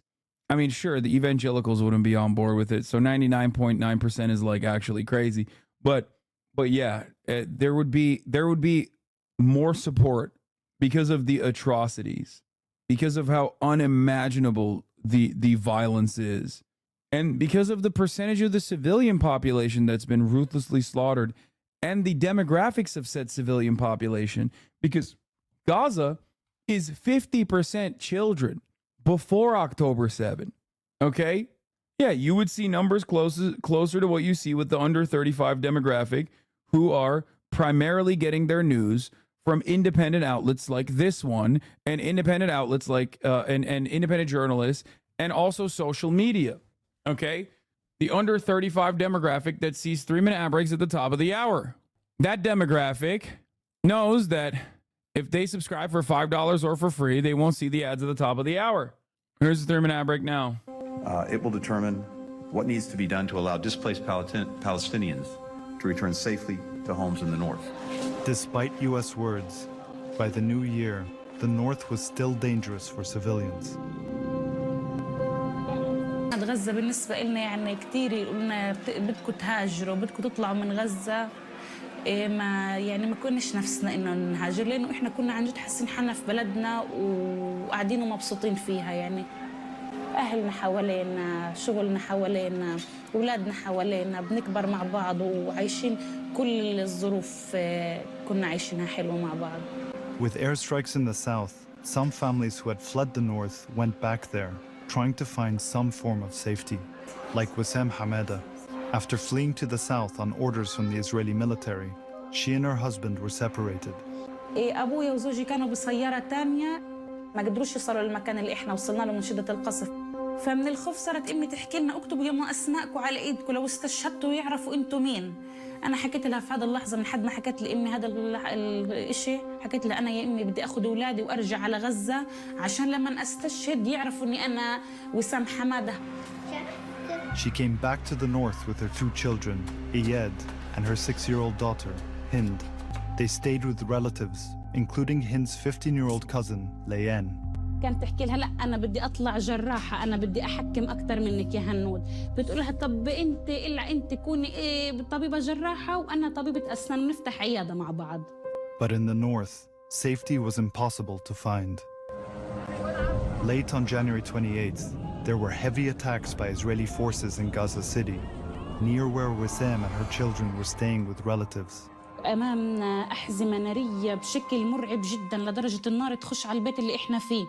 حاولنا نتوسط المنزل وبطلع في هنود بحكي لها يا هنود تعالي نامي عندي. هي مغمضة عينيها وأنا أطلع فيها أقول يا الله يا إمي ما أحلاكي معقول بدك تسيبيني يا هنود. The next day, the family decided to leave once again in search of safety. It was cold and raining hard. Wissam's uncle Bashar left with his wife and children, including Layan. Hind went too. حكى أنا بدي أخذ أولادي وولاد بنت أخويا أحطهم في السيارة ونتوجه لمنطقة أبعد من المنطقة فيها وبدي أرجع أخذكم. فحطينا أولادي في السيارة يد نط من السيارة بدوش يروح. But soon after they left, Wissam says the car was fired on by Israeli forces. في ناس تنادي في الشارع إسعاف. أكيد ما شفناهم بطلقوا السيارة بس قلنا يمكن اللي في السيارة عايشين لأنهم راحوا على منطقة هيك يعني هيك راحوا شوية على جهة اليسار قلنا صفوا في المحطة أكيد يعني هم بأمان. يعني بدنا نطلع من باب العمارة خايفين نطلع من باب العمارة أي حركة في الشارع بيستمر إطلاق النار علينا. Wissam and the rest of the family fled on foot, and when they found shelter, she began calling her uncle who had been driving. صرنا نرن على الجوال في الشي رد 12 بالضبط ردت ليان. ليان انتوا عايشين البنت من صدمتها صدمة توتر خوف مصابة تقولنا اسمعوا أنا كل اللي في السيارة بتحركوش نايمين فيش اللي أنا وهند عايشين. أنا مصابة أنا كل مطخوخة هند مصابة هند بتنزف أنا بنزف. Eventually, relatives were able to reach the Red Crescent in Ramallah to see if their team in Gaza could send an ambulance.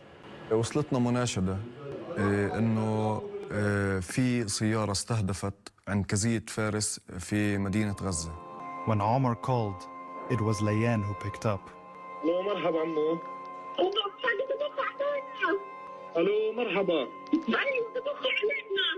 الدبابة جنبي. أنتوا متخبيين؟ في السيارة إحنا جنبينا الدبابة. أنتوا جوا السيارة؟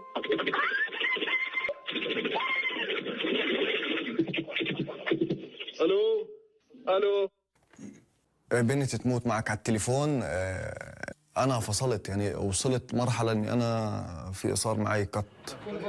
يعني بالنسبة لي أنا مدرب مهيئ لهيك شيء بس لما توصل لمرحلة طفل شوي هون المشاعر هيك بتفوت ببعض كلها صراحة.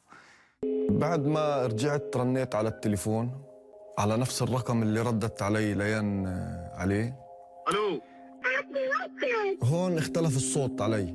بسألها بحكي لها البنت اللي كانت تحكي معي وينها؟ هون حكت لي ماتت. هون أنا حكيت مع مين؟ مع هند. انت تخبي انت وين موجودة بالضبط؟ في السيارة. انت في السيارة قاعدة؟ طب تخبي تحت الكراسي ما تبيني بالمرة. After a few minutes, Omar asked other colleagues to help and speak with Hind.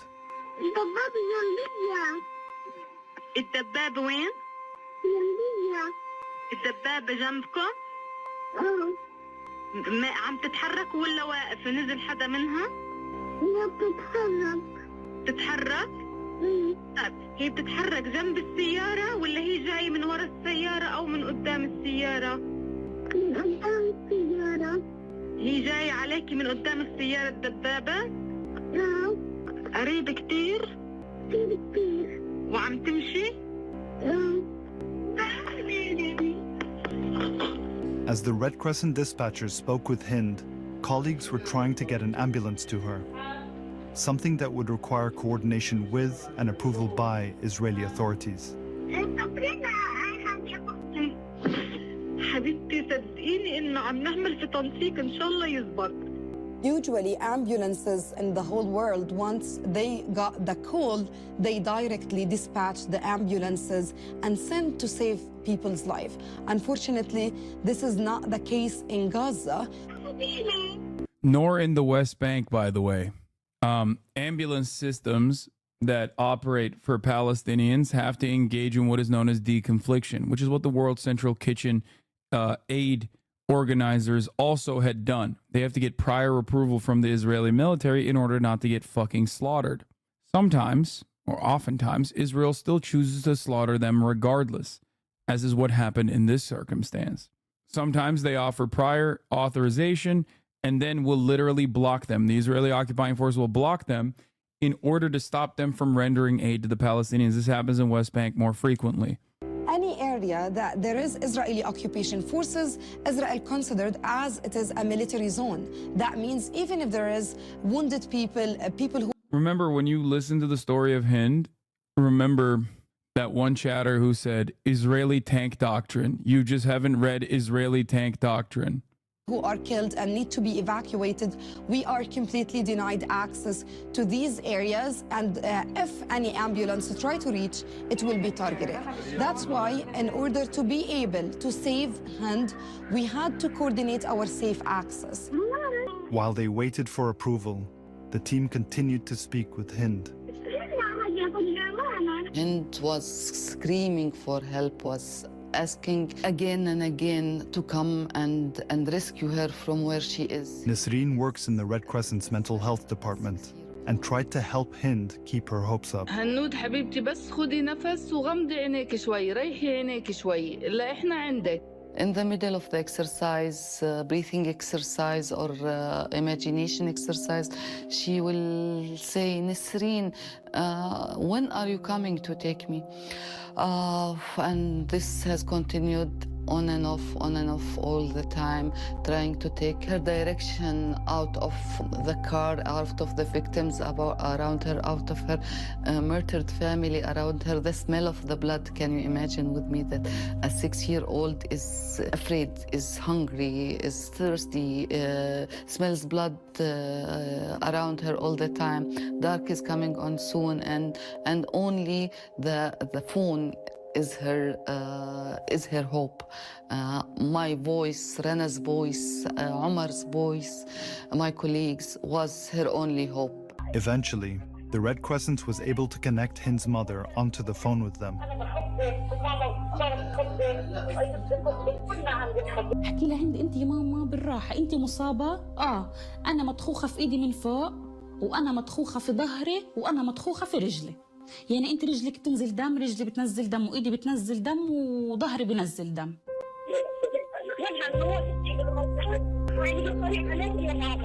Finally, nearly 3 hours after requesting clearance, the Red Crescent says Israeli officials gave the approval for the ambulance to go to the scene and provided this map with an approved route.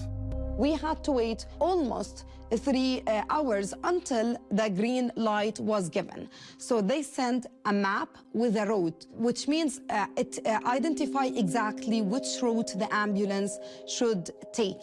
And once we received the green light, the ambulance was dispatched. أحلى خبر في الدنيا من عمو عمر. هند هنود هاي دقيقة واحدة بتكون السيارة عندك بس بتمشي شوي شوي. محطة فارس وين وصلت؟ The two paramedics who started driving to the scene were Ahmed Al-Madhoun and Yusuf Zeno. By the time they left, the sun had set. شايف السيارة أنت؟ مش شايف مشغل السرينة واللواح؟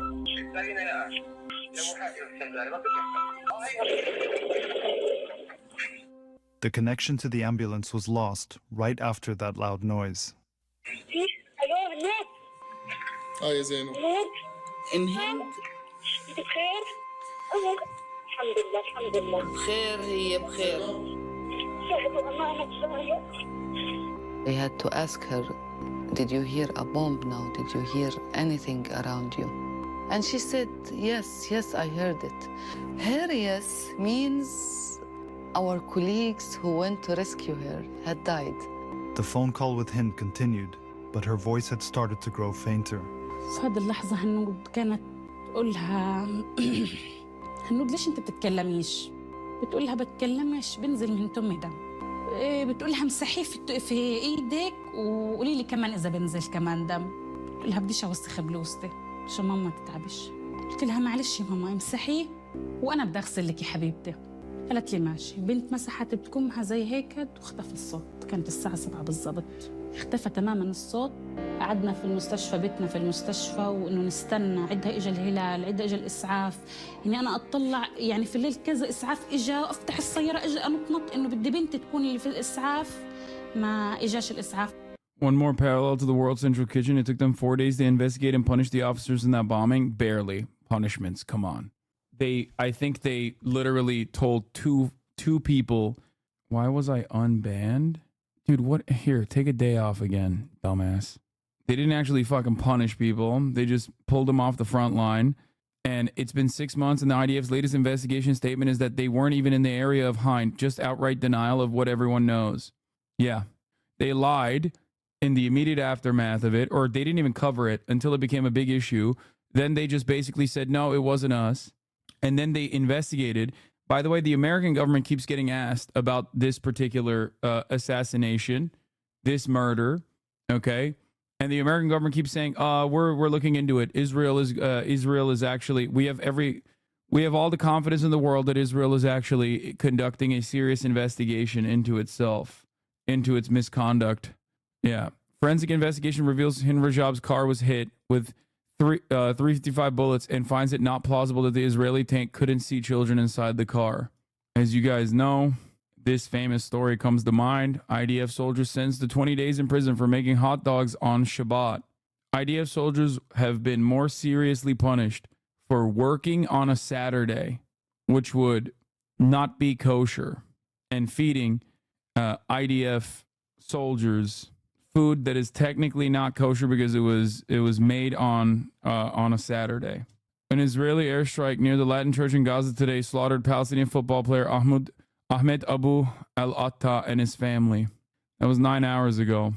The stories that you are watching are simply ones that we have information on, or ones that like we have hyper focused on. But stories like Hind's happens on a regular fucking basis. Like every day, there are at least a dozen more stories like this one. And that has been happening over the course of the past 9 months. Yeah. Border checkpoint, you can see a car going through and ramming some of the police. Accidentally, a stray bullet found its way into the van. This was a 3-year-old that was murdered. This is a different story. It would be 12 days before. Yeah. Prem has asked, at The Intercept has asked, as of April 2nd, it had been 64 days since the Israeli forces killed 6-year-old Hind Rajab, her family, and medics sent to save her. I've asked the State Department repeatedly about this. Still no updated investigation, which, as I said here, shouldn't take that long if it was a priority. Since Israeli forces attacked Hind al-Arab's family, killing her aunt, uncle, and cousins, leaving her trapped alone in her vehicle, we heard her pleas to the Red Crescent Society. 2 medics were sent, all to be blown up allegedly by Israeli forces. I wanted to ask about the status of the inquiry into this, just because it seems if the Israeli government, which seemingly does have a pretty sophisticated operation, is prioritizing this, they don't already know which soldiers to interview, for instance. They have Red Crescent calls, timestamps, the location, other Red Crescent staff to, question and rely on. Plenty of material to figure out who exactly to inquire with and to figure out who to hold accountable. So I want to first ask about the status of this investigation. Sure. So I think that question is appropriately directed to the government of Israel. I will say on behalf of the United States, we have made clear to them that we want that incident to be investigated. They have told us they are investigating it. It's our understanding that investigation is not yet complete. Should direct questions to them about where it stands, but we want to see it completed as soon as possible. And as I said from this podium several days ago, if accountability is appropriate, we want to see accountability put in place. I'm going to follow up to that before the second one. Was just similarly with regards to Al Jazeera cameraman Samir Abu Daqqa being left to bleed out, while Israeli forces reportedly stalled medics from reaching him. I know that previously you have said there's investigations into that. That was in April. The American government is still, as far as I understand, looking into it, or at least letting Israel look into it. For Hind and the 2 paramedics' fates were confirmed when Israeli forces left the area, and civil defense workers were finally able to make their way to the site. This is what was left of the ambulance that tried to get to Hind. We spoke with 3 civil defense workers who went to the scene that day. لقينا بعض العظم جمجمة وفقرات وحوض والجمجمة الثانية حتى ما لقيناهاش مبين إنه مكان استهداف. They're not even human. How can someone do this and be fucking human being is disgusting? They're not. They're fascists. 100%. They're fascists. It's that simple. The dehumanization of Palestinians so consistently in an effort to justify the Zionist project of apartheid and settler colonial genocide has created an inhumanity within Israeli society. Yeah. You end up becoming less than human yourself when you are actively trying to dehumanize your enemy. Or those you perceive as your enemy rather. زينو وأحمد المدهون هذول من أبطال الميدان اللي في حياتي ما راح أشوف زيهم. اللي هو عارف إني أنا رايح أموت وعادي بروح.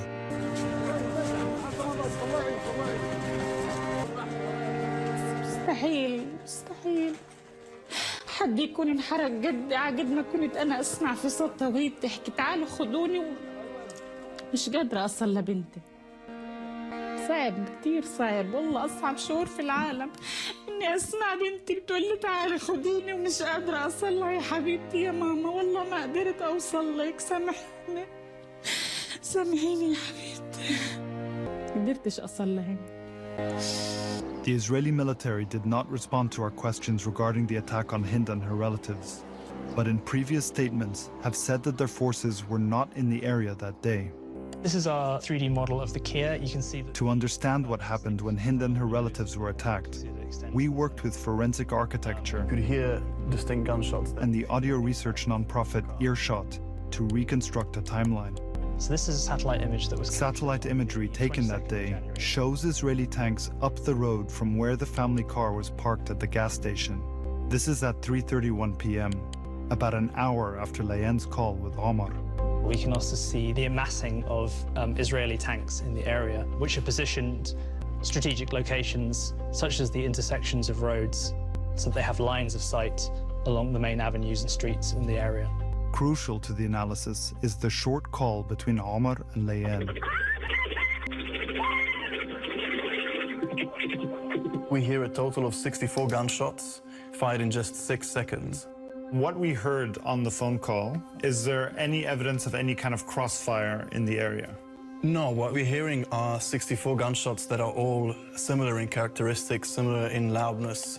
The gunshots were happening roughly 74 milliseconds apart. This meant that the gun firing these shots was firing around 750 to 900 rounds per minute, which is in excess of what an AK-47 or a Kalashnikov will fire, which are the most common assault rifles attributed to Hamas. This range is consistent with Israeli army weaponry, such as the M4 rifle or the FN Mag machine gun on a Merkava tank. We can derive that for the shortest interval of 24 milliseconds, the shooter had to be 13 meters away from the phone, and with the maximum interval that we hear, which is 40 milliseconds, the shooter has to be 23 meters away from the phone.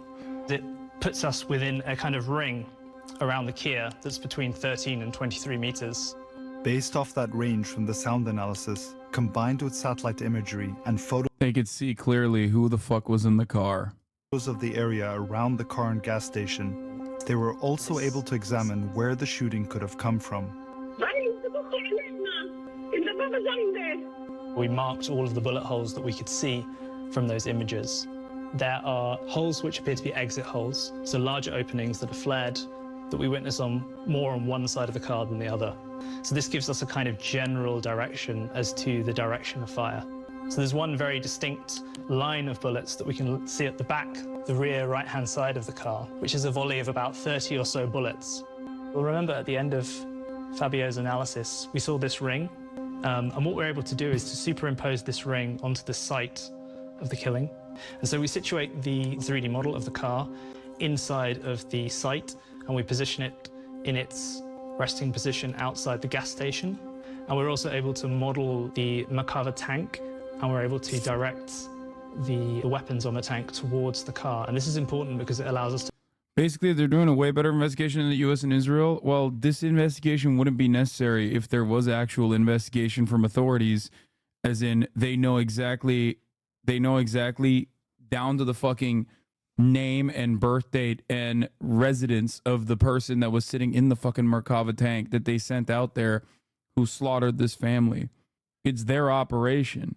Also, it's normal for these kinds of groups to investigate all of these war crimes because obviously fucking America's not going to investigate its own ally and Israel's not going to investigate its own wrongdoing. The only time Israel ever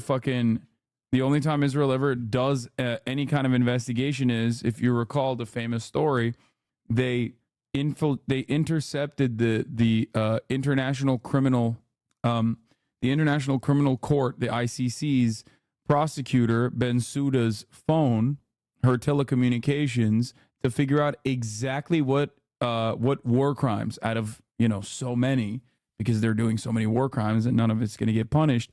They literally intercepted her phone to see what war crimes charges might come down the line so they could actively go over there and act like they were investigating those. This is a real story.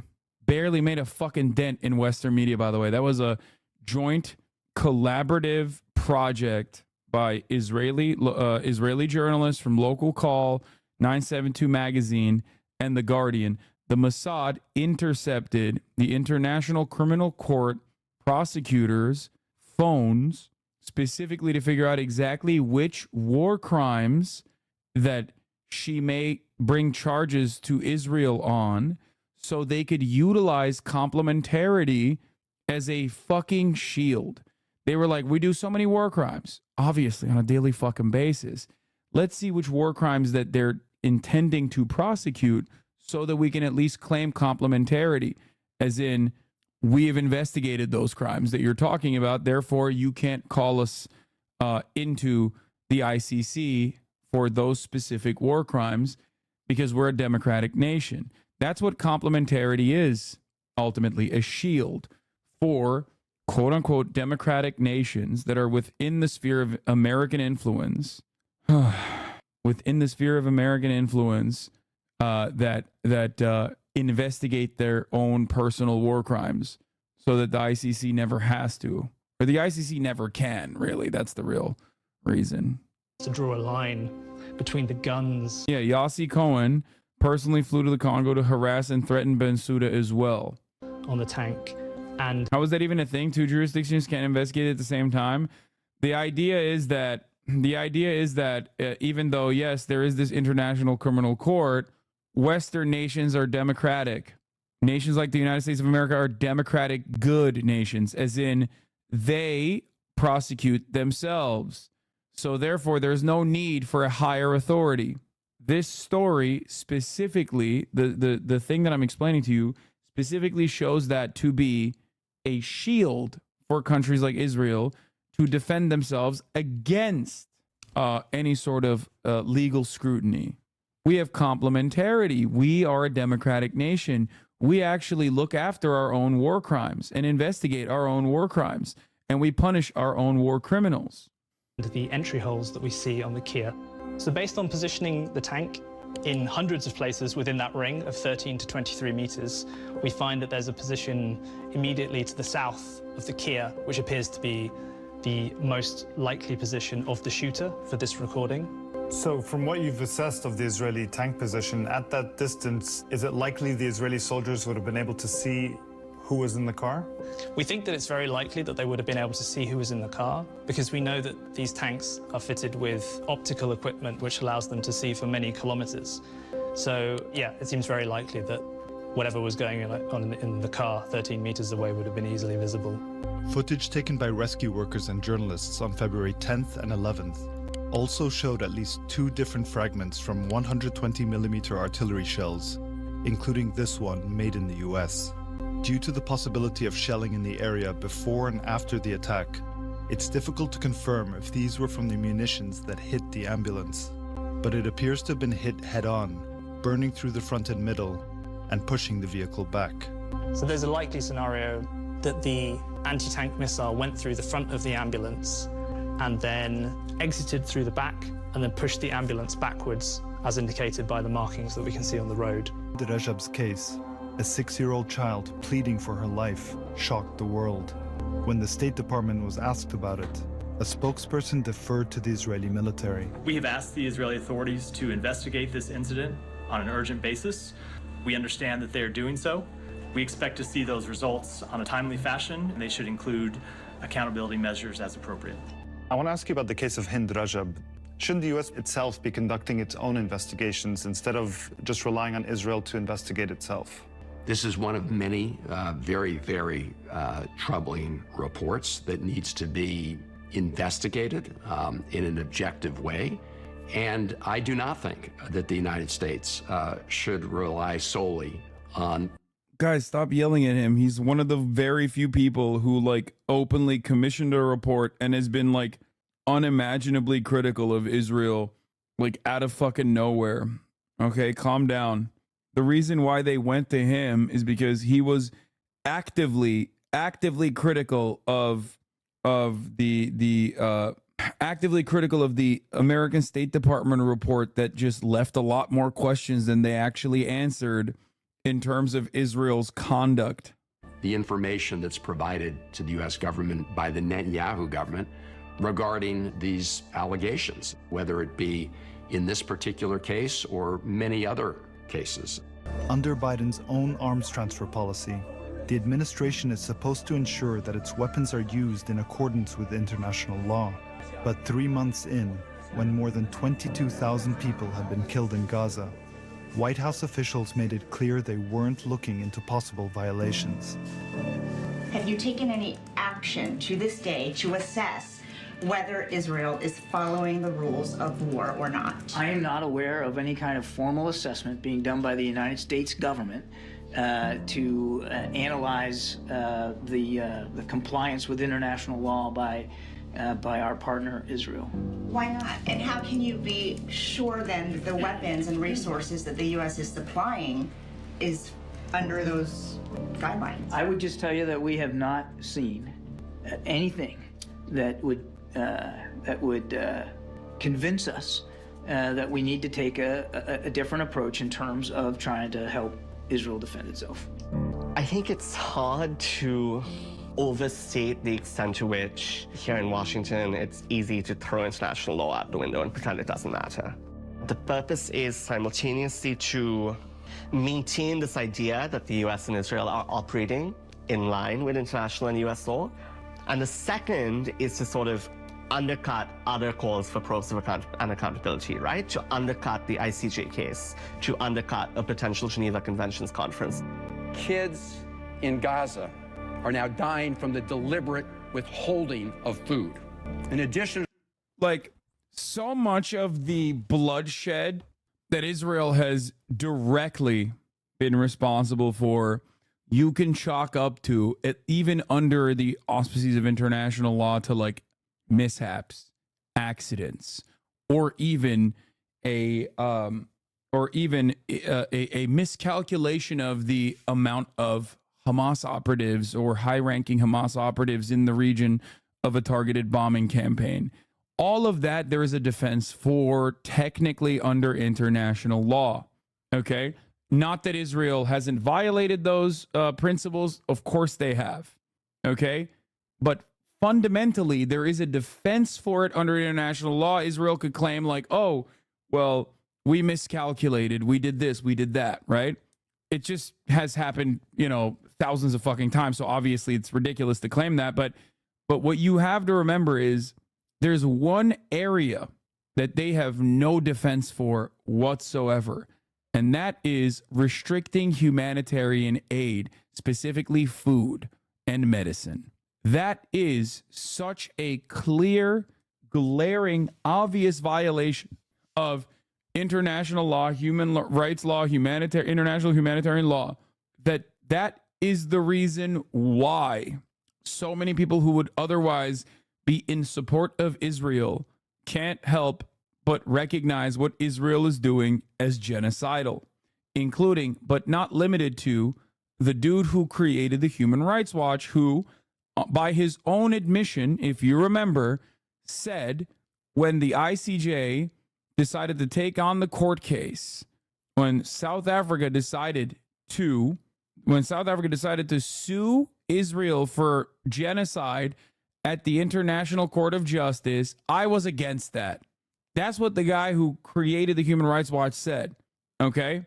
Which, by the way, is fucking still bullshit. But even that guy who said that he was critical of the South African court case, okay? Critical of the South African court case, openly now recognizes Israel's actions as genocidal. And his reasoning for it was the lack of aid delivery, restricting aid. To the horror of that news, one other thing is true. That is a war crime. It is a textbook war crime. As the civilian death toll continued to rise and starvation was spreading, some Democrats in the Senate began to push the White House to take steps to assess if U.S. weapons were being used by Israel in violation of international law. The Biden administration needs to more effectively use the levers of U.S. influence. We've had this pattern for a long time. Do you, in your most pessimistic view, see Israel ever be held accountable for anything they've done? Yes. I am very, very pessimistic and very skeptical about a lot of things. This is one of the few instances where I judge the change of attitude overall. I judge the change of attitude overall in my lifetime. It is observable for someone who's been alive for 32 fucking years. Okay? It is crazy. The kinds of things that we're watching, the amount of people that are paying attention, the amount of anger and frustration that they understandably have. I'm telling you right now, it is unlike anything I could have ever imagined. Here's a great example of this.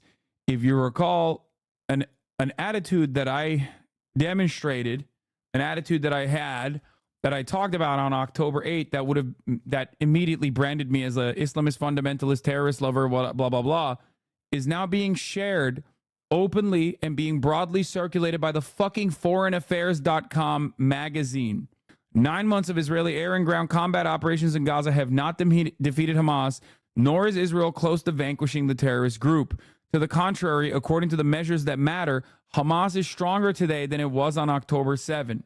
I never would have thought that Foreign Policy magazine would be fucking saying this. It's true, but truth has never stopped charlatans and propagandists from saying whatever the fuck they think is best.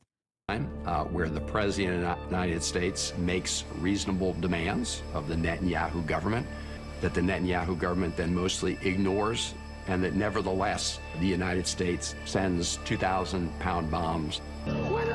In addition to Hind's case, there were numerous incidents that raised questions about the United States' continued support. like this one, when Israeli forces opened fire on Palestinians desperately trying to get food, killing more than 100 people. And here, where footage shows Israeli forces targeting unarmed. I think it's the opposite. More Gazans died from airstrikes than from starvation. Blockades are allowed under humanitarian law to some extent. I think the ICC will go after Bibi for the airstrikes.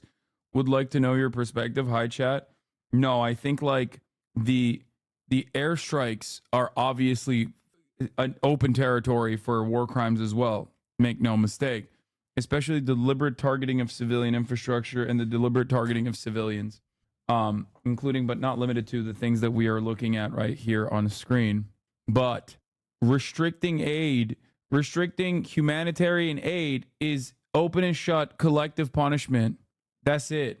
Like there is no defense for restricting aid.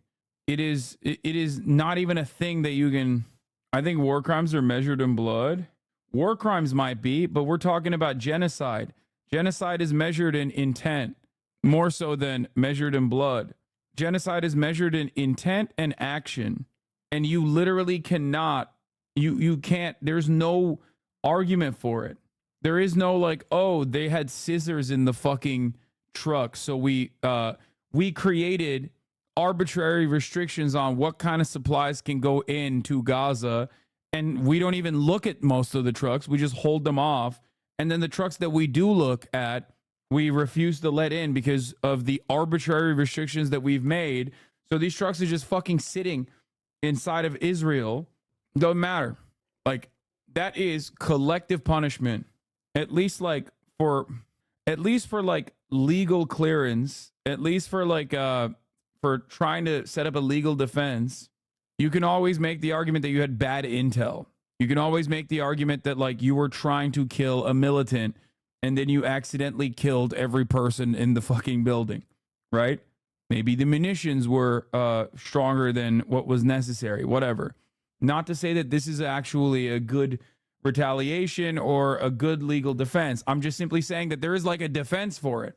There is no defense for refusing to render aid, just like there's no defense for blowing up a fucking tent camp. Just like there's no defense for blowing up a humanitarian aid convoy that engaged in deconfliction with the state that was comprised ultimately of Westerners. Just like there's no defense for any number of different things that they've done. Okay. When you say we are not going to fucking give them food because they're human animals, and then you literally follow up on that, that's it. It's genocide. You're doing genocide. Anyone who's followed this conflict for years, me included, will confirm that. We're in uncharted territory and there are too many bodies to sweep under Israel's already blood-drenched rug. It won't happen fast, but we're seeing the contradictions of occupation in the territories play out louder than ever. And this time people are watching. Yeah. There's technically no defense for blowing up every hospital or destroying civilian infrastructure either. But at least they could be like, at least Israel tried to do propaganda early on to be like, see, this baby, this cradle has Hamas textbook. This baby was reading Adolf Hitler's Mein Kampf, Hamas baby. Now they don't even do that. They just keep marking because like people basically have gotten used to this slaughter in some ways. In other ways, it's also slowed down. I can't believe I'm saying that. They're only killing like 100 children a day. You know what I mean? Instead of like 1,000. Epidemiological forecasts project future deaths from Gaza from all causes, including epidemics ranging from 48,000 to 193,000 by August 2024. From civilians in Khan Yunis. Despite seeing attacks like this, by April, it was not clear how thoroughly the administration was assessing possible violations of international law. We continue to look at incidents as they occur. The State Department has a process in place. And to date, as you and I are speaking, they have not found any incidents where the Israelis have violated international humanitarian law. They know that those weapons are used in the commission of war crimes, including the deliberate targeting of civilians. It also doesn't get talked about often, but Israel had a special ops team go into a hospital and shoot people in their beds. Yeah, that was in the West Bank, by the way. That wasn't even in fucking Gaza. That was literally in the West Bank.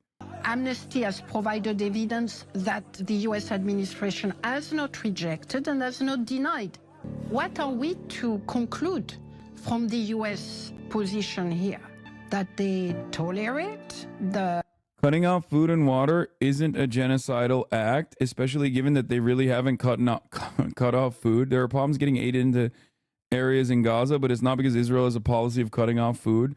Israel absolutely has a policy of cutting off food. Defense Minister Yoav Gallant quite literally said Israel is cutting off food. Also, you conveniently didn't say cutting off water now when mentioning what Israel hasn't really cut off. And Israel has cut off electricity, water under numerous different circumstances at the direction of a person who currently has an application for a warrant for his arrest, Yoav Gallant, the defense minister, okay, who openly fucking stated that. The idea that, like, oh, it's because people just can't simply bring in aid to different parts of Gaza is also still caused directly by Israel's ruthless bombing campaigns. So you're also wrong on that front as well. Oh, sorry, we just like engaged in total and utter annihilation of all of the infrastructure in Gaza. So I guess we just simply can't fucking, bring food into different parts of Gaza is ridiculous. Electricity is fine under international law. I don't know shit about the water situation, but I know Israel are letting a shit ton of aid trucks of food. Every single international human rights organization that is currently working on the ground, including the United Nations and their own special investigations, have shown that you are wrong.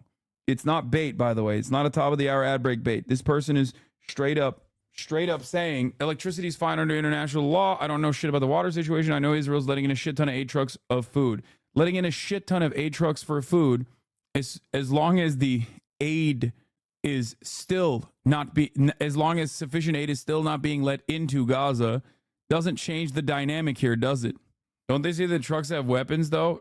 Not really. They rarely ever. Either they hold it off for random reasons, or if they do look at trucks, sometimes they'll just send back a truck specifically. Bro, they close off border crossings. What are we talking about? No, they literally just straight up shut down border crossings or have a finite amount of trucks that they will let in through borders. And then any truck that is past that point, they just don't allow. They are letting them into the strip. They just can't get to the areas in the strip because of various reasons. Part of it is up to the IDF being trigger happy. Part of it is because of Hamas. See, notice how you backed away from, oh, the infrastructure is broken. And now you're saying, well, the IDF is trigger happy, as though that's a minor concession that you're going to give me, as you're like walking through the steps of genocide denial.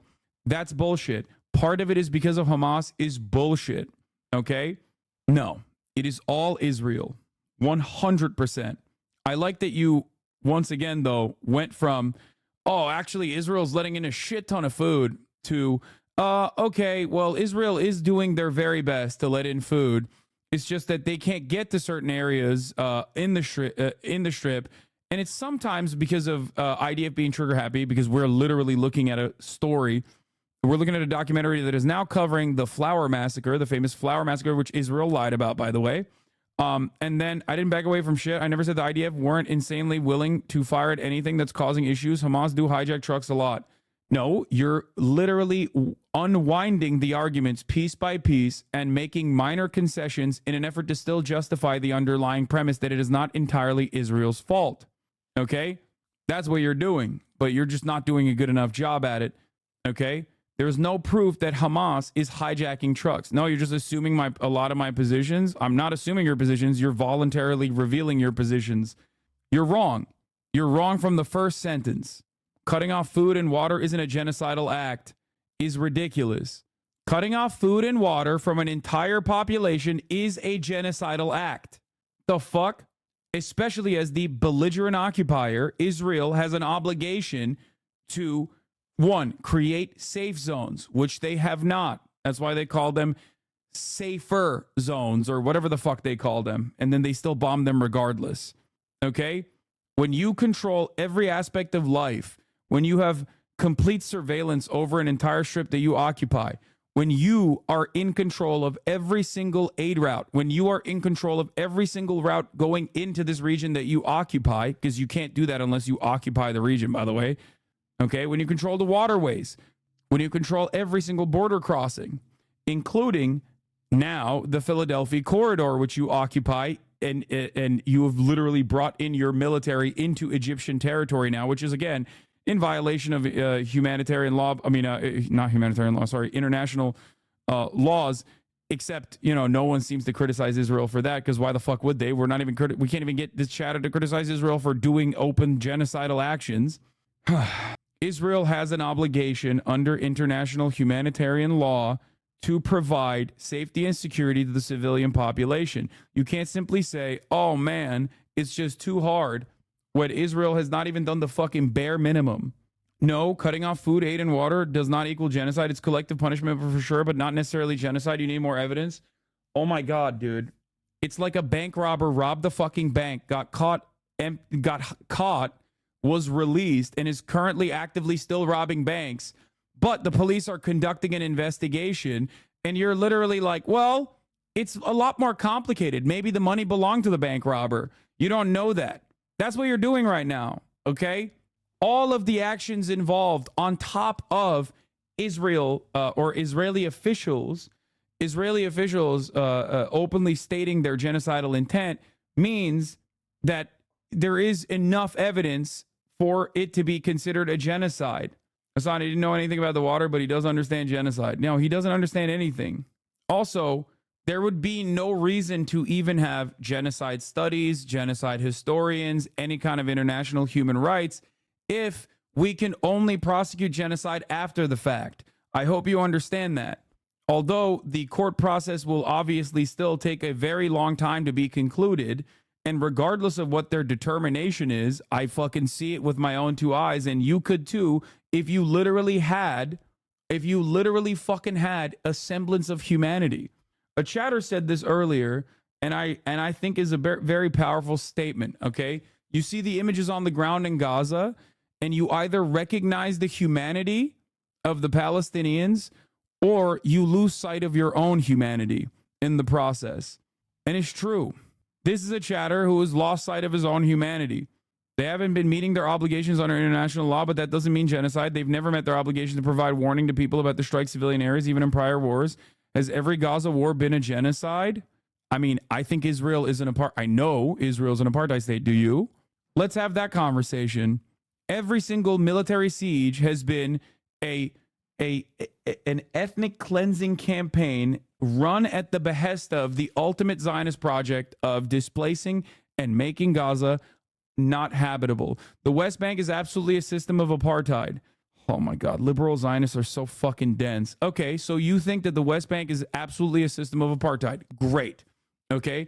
Do you think that the government, the military occupation that is doing an apartheid to 2.5 million Palestinians, that is currently also engaging in a bombing campaign where they are actively and deliberately through AI targeting systems, targeting all matter of civilian infrastructure with the specific purpose, in my opinion, that it's because remember, you are recognizing that it's an apartheid state.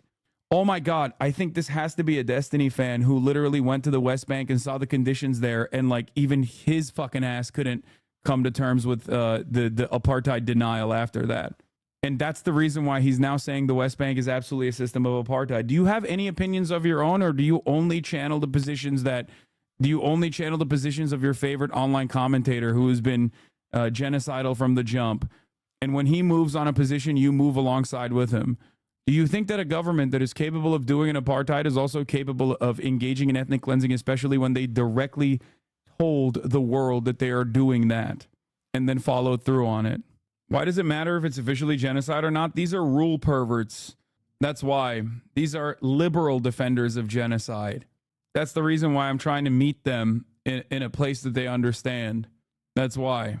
I think some Israelis might want a genocide. I don't think they're currently committing one. Why don't you think they're currently committing one? And what, under your understanding of genocide, would be considered a genocide is the real question. Because it's not 40,000, majority being women and children. So what point will it be genocide? Is it 50,000? Is it 60,000? Is it 100,000? Is it 200,000? Every single time I ask this question, chatters come up with the most psychotic percentages. Yeah, it's not even my opinion. They have an active and open policy of destroying civilian infrastructure to destroy the structure of society. They have literally, they have destroyed libraries. They've destroyed the ministries, whatever semblance of like Palestinian civil life existed, they've destroyed on purpose. They've done it deliberately. Anyway, like I said, it doesn't have to be a complete ethnic cleansing for someone to consider it to be a genocide, even under international law. Okay? If you care about the rules and norms, you have to recognize. But didn't Palestine vote Hamas into power?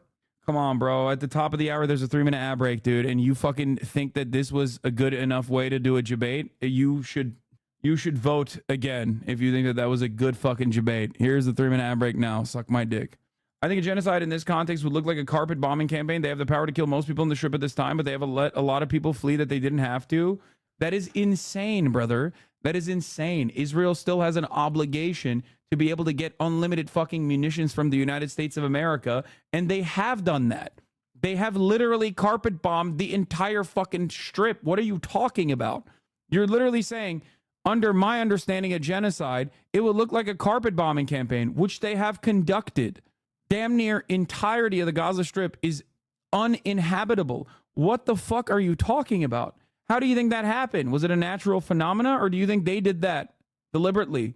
They have the power to kill most people in the Strip this time, but they have a lot of people flee that they didn't have to. Of course they have to. Let me explain something to you, okay? Israel does not have the munitions to kill every single Palestinian right now. They don't.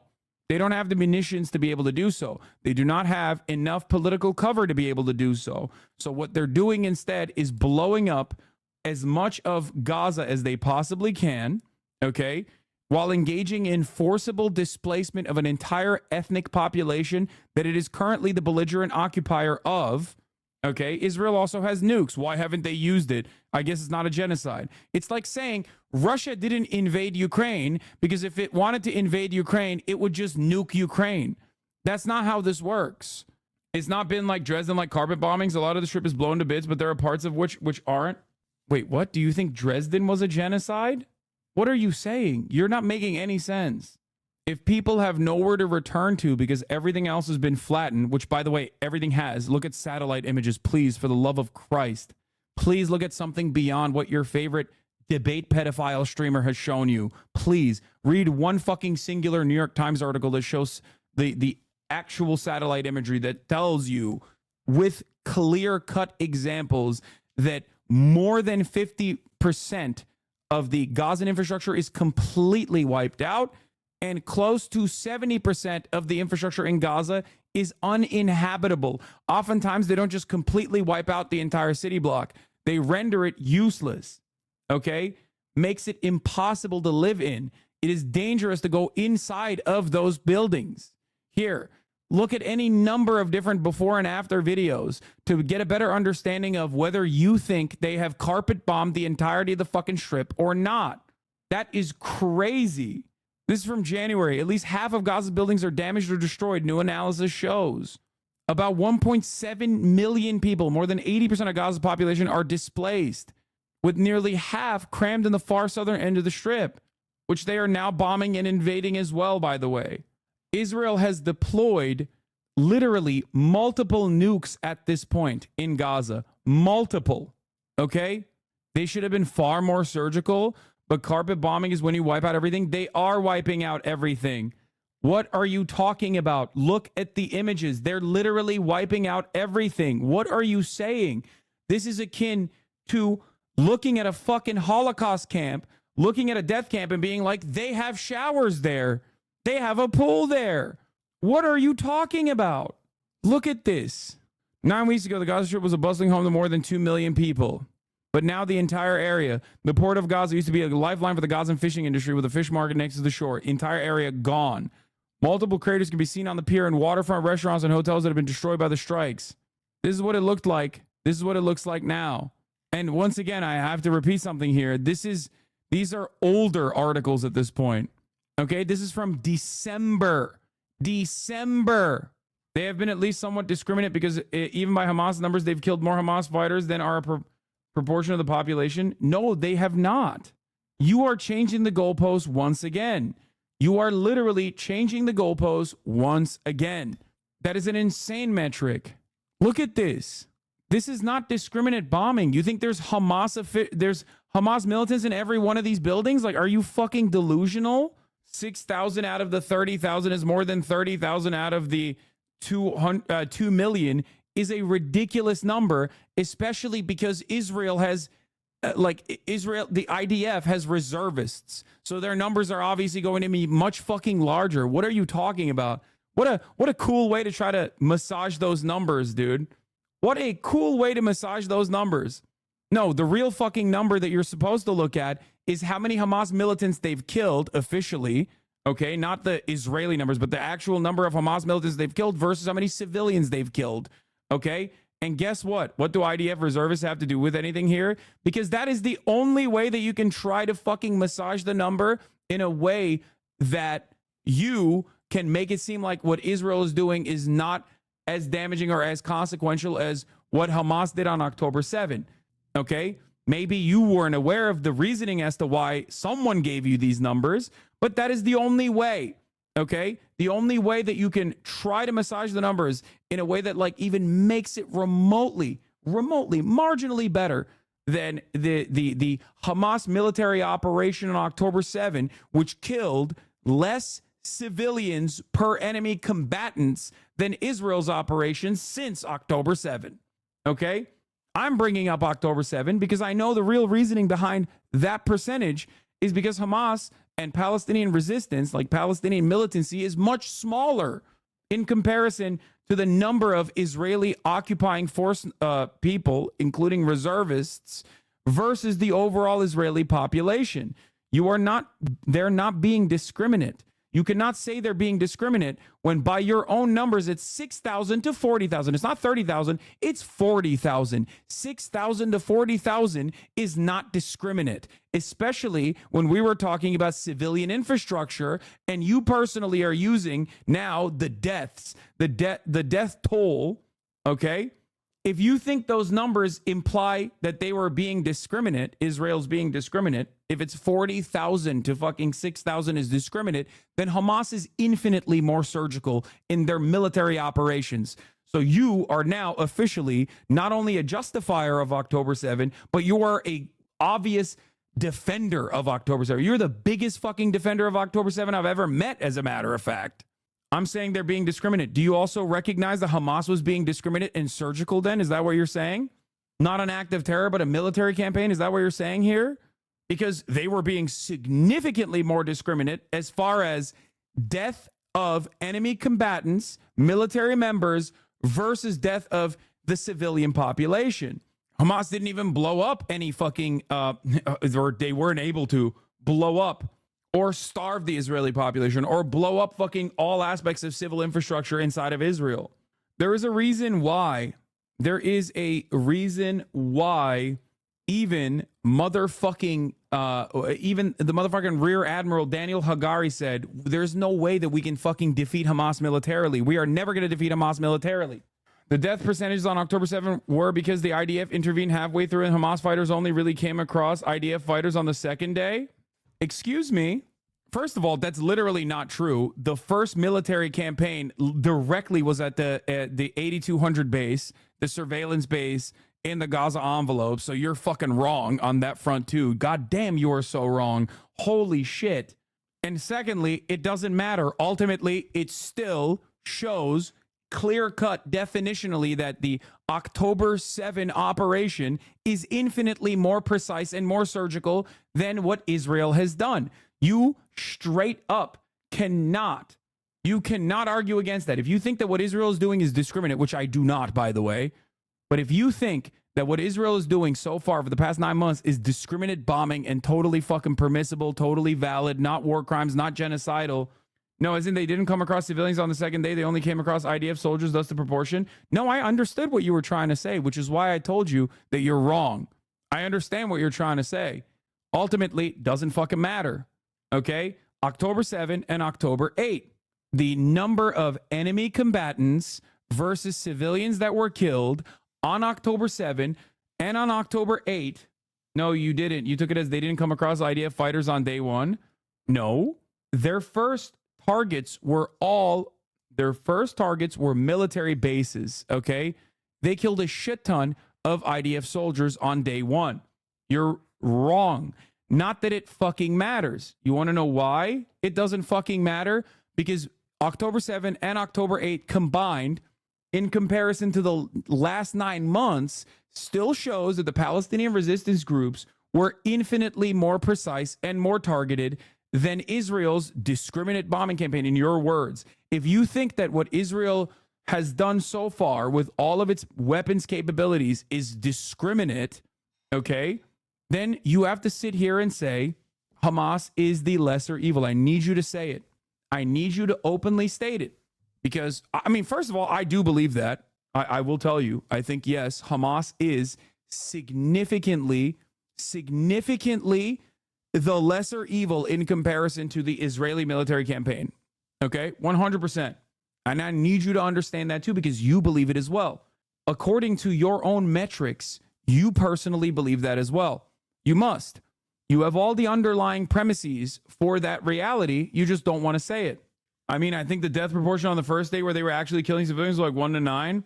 Brother, on the second day, they met with the IDF. Guess what? Ultimately, the death of civilians versus the death of enemy combatants is a significantly better proportion. 2-day campaign. Go ahead. Go ahead. Just making shit up again. Hamas is intervening right now in Gaza. So does that chatter think that the Israeli murder toll of Palestinians will be larger? Or is that privilege only reserved for the mighty, virtuous IDF? Yes. The second day they couldn't kill civilians because of the IDF, not because they were benevolent. Wait, you are once again operating under the same principles. You literally are admitting that Israel is literally mercilessly murking the civilian population with or without any sort of Hamas presence there. Do you think Hamas has the capacity to fucking fight back against the Israeli Air Force? Is that what you're saying? You're trying to move the goalpost in a direction, and no matter what happens, because of Israel's sheer brutality, sheer cruelty in the way that it conducts its military campaign, there's no way to argue out of it. So go ahead. Explain to me why you think, explain to me what you have already said under, no uncertainty at this point, that you think Hamas is a better military force than the IDF. Okay? Doesn't matter. There are Hamas militants, there are civilians inside of Gaza. Okay? There are Hamas militants inside of Gaza, there are civilians inside of Gaza. Ultimately, Israel has better targeting capabilities, mass surveillance capabilities, and a significant air superiority. Israel controls the fucking aid into the Gaza Strip. So tell me why, under your own logical structure that you've cultivated, that Hamas is not significantly better than the IDF. I say this because this has robbed you of your humanity, by the way.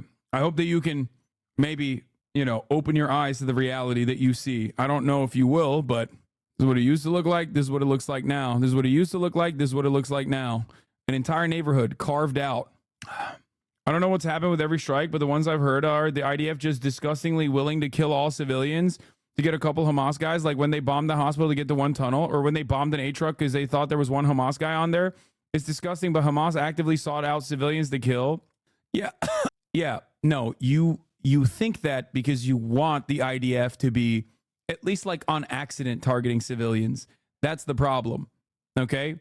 There is no fucking Hamas guys in World Central Kitchen. There was no Hamas guys at there were no fucking massive complex tunnel structures that was actually a command and control center under Al-Shifa. They just lie and you take it for granted.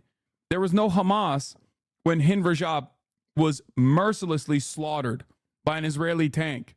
There was no Hamas inside of the ambulance that actually engaged in deconfliction with the Israeli government. The Israeli military offered a specific route to the Palestinian Red Crescent ambulance to go to the car that the 6-year-old was standing in alongside her dead relatives that Israel had mercilessly slaughtered hours prior. It took them hours to even give them the authorization.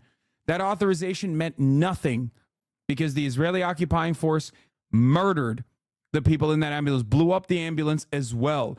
They knew the ambulance was coming. They approved it. They took hours to approve it, and they still fucking killed the Palestinian Red Crescent members. I think they had faulty info on the World Central Kitchen bombing. You can say they're just lying about that, but I don't think there's any sources evidencing that. Brother, I'm just happy that at least because the World Central Kitchen aid workers were Westerners, that the rest of the world sees them as human beings, unlike the 200 aid workers that Israel had killed prior to the World Central Kitchen. So they don't agree with your fucking bullshit reasoning. Okay? Remember when Israel targeted a UNICEF aid convoy? Yes. Just a matter of who you believe on that, I guess. Yeah, you sure seemingly believe Israel instead of the numerous human rights organizations that are operating on the ground. I'm not like believing Hamas here, okay? I'm believing the actual human rights organizations, Doctors Without Borders, the doctors that are working in these fucking hospitals, okay? It seems to me like every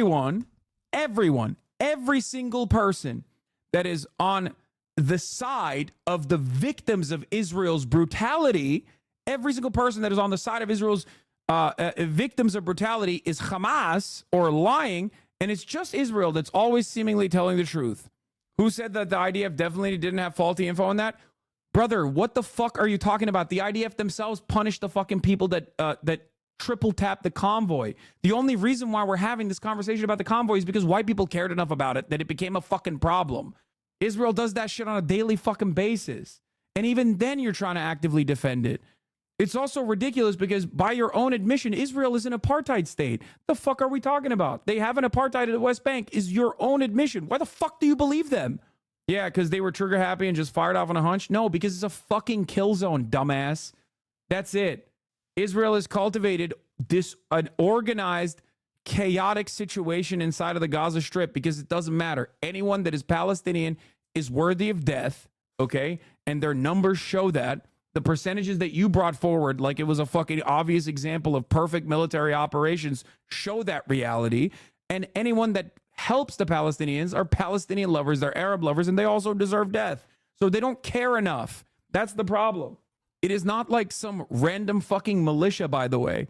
This is a very organized military. You can't just say, oh, they were just trigger happy. They coordinated with the fucking convoy, just like they coordinated with the PCRF time and time again as they kept shooting and killing fucking medical professionals. Also, we didn't even get to the hostages yet. Hamas took 250 hostages, right? Oh my God. That's terrifying, right? Once again, numbers on the board. Israel has taken tenfold more hostages since then, both in the West Bank and also the fucking Palestinians that they nabbed that had work permits to work inside of Israel. They tortured them. They killed them in their concentration camps like Sidi Tayman. You have no defense for that either. They literally anally raped them with fucking hot prods and murdered one of them, according to the New York Times. That's not my assessment of the situation. I'm not believing Hamas. I'm listening to the fucking New York Times. It is straightforward Nazi Germany. Zionism is a fascist ideology, and Israel is straight up, without a shred of doubt, doing Nazi Germany style shit. Okay? Apartheid on the one hand, ethnic cleansing on the other. Yeah. I mean, that's happened in French refugee camps. Is France committing a genocide right now? You really think I'm going to defend the fucking French? What are you talking about? The French still maintain actual fucking colonies. What the fuck are we talking about?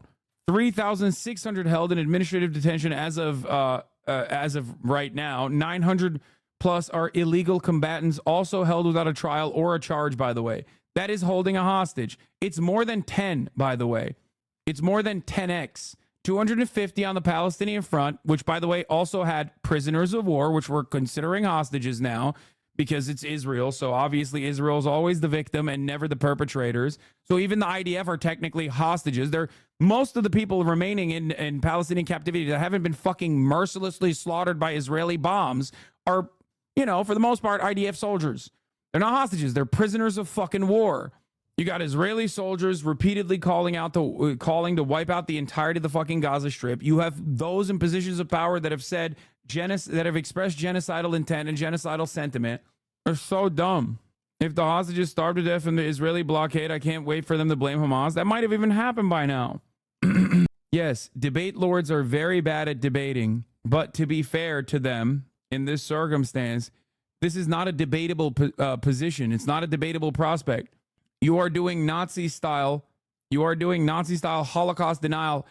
And the Holocaust is happening in 4K every single day with like those who are perpetrating it openly fucking stating their desires to do it. So it's a difficult prospect to begin with.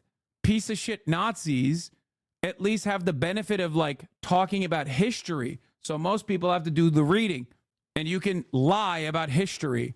You can't lie about what's directly in front of people's eyes, or at least successfully lie about what is directly in front of people's eyes. That's the problem. Deliberate killings of Palestinian civilians. Yeah, let's run that back. It doesn't show the blood. Here, look at this AI footage. Civilians? It's not just about another trigger-happy guy, I guess. Following international law, though.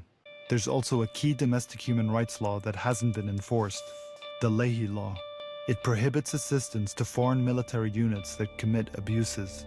For most countries, before we provide the assistance to a unit, we vet that unit for potential human rights violations. In the case of Israel, we provide the assistance first, and then essentially we keep an ear out for potential allegations of gross violations of human rights. To date, that process has never resulted in a unit of the Israeli security forces being sanctioned by the US, despite very credible allegations of gross violations of human rights, including extrajudicial killings. You can't see, but he was holding up a copy of Mein Kampf, actually. You know? Torture, forced disappearances, and rape by Israeli security forces. In April, the administration said they found credible evidence that specific Israeli units committed abuses before October 7th. But that they would not suspend aid because they believed that the Israeli government had taken steps to deal with the violations. Do you think that lack of enforcement could have an impact on the conduct of Israeli military units if their top arms supplier isn't enforcing accountability mechanisms? Well, this is why I've said all along that the United States needs to apply its laws uniformly, whether we're dealing with an adversary or whether we're dealing with a friend, because the credibility of U.S. foreign policy requires that we apply our laws on a uniform basis. So, yes, it's very concerning and alarming when we get reports that that is not happening. We found gross violations of human rights committed by individuals in 5 different units. When it comes to the Leahy Law that you referenced, a critical part of that law Yeah, I dare you to bring up my message. What? Is seeing appropriate remediation when... When I talk to current US officials, they say, why should we be concerned? No one's going to arrest us. There's no accountability. So there is a culture of impunity within Israel that we have encouraged through not enforcing our own laws. And there is a culture of impunity in our own system that we have encouraged by not enforcing our own laws. This has been going on for too long. Secretary Blinken, a question from Al Jazeera. What is your message to the families of Palestinian civilians who were killed with U.S. weapons in Gaza? I'm appealing to your humanity. Why is your administration not enforcing U.S. and international law to hold Israel accountable?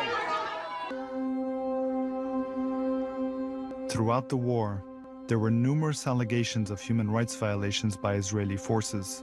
After surviving the airstrike that killed dozens of their relatives, Hiba and her family moved to another building in mid-December. At the same time, Israeli ground forces had encircled the north. The inaugural chief prosecutor of the ICC knows just the blockade of Gaza, just that, could be genocide under Article 2C of the Genocide Convention, meaning they're creating conditions to destroy a group. ولجأنا له بدنا نحتمي فيه وصارت مجزرة تانية في العمارة كلها. دبابات على باب البيت كانت محصرانة والجرافات وقعدنا أسبوع كامل وهي القذائف تنزل على العمارة اللي إحنا كنا فيها ومحاصرين والطخم الكوادكابتر شغال 24 ساعة علينا كان يعني كنا عايشين أوضاع صعبة جدا جدا جدا. No, you don't get it. These guys who were allowed to flee were secretly still harboring Hamas, though. That's why the quadcopters were targeting them. See, Israel could kill them if they wanted to. They just simply wounded them so much that, like, other family members had already died because they couldn't fucking get the adequate treatment necessary. Children. Another woman staying in the building, who wanted to remain anonymous out of fear for her safety, confirmed the days-long attack. لو في أي إشي بخوفهم أو أي إشي بضر فيهم أو أي حدا قومهم تنبيهم في ال5 أيام هم عارفين إن البيت هذا فيه مدنيين. Satellite imagery from the morning of December 19th shows Israeli tanks about 1 block away from the apartment building. That afternoon, the family says Israeli soldiers came to their door. وب19 الشهر 19/12 اجت القوة الخاصة فاتت العمارة. طلعوا كل شقة طبعا يطلقوا نار وقذائف على كل شقة عشان يفتحوها يفتشوها ويعرفوا من فيها طبعا كله مدنيين اللي كانوا بالبيت هنا. صاروا يحكوا في عندكم. I hope that chatter is still watching. You think that chatter is still watching? The moment I stopped paying attention to him, he fucked off. His goal wasn't to like actually see the truth. His goal was to try to get his voice across. A lot of these people think that they're fighting some holy conquest for their favorite debate pedophile. Okay? It is the saddest way of existence, especially when their favorite debate pervert has decided to take up the position that Israel's genocidal actions are not actually genocidal. He could at least, like, I don't know, go after Ben Shapiro or any number of conservative fucking weirdos and have his fan base go after those weirdos with the same ferocity. But instead, he chose to fucking defend genocide. So now we have to deal with this fucking psychopathic fandom that have no convictions, no opinions of their own, and are simply trying to LARP as though they are him. Okay? They do it in short bursts and then they fuck off once, you know, I address every single fucking talking point over and over again in perpetuity. But once that's done, it's over. They're NPCs.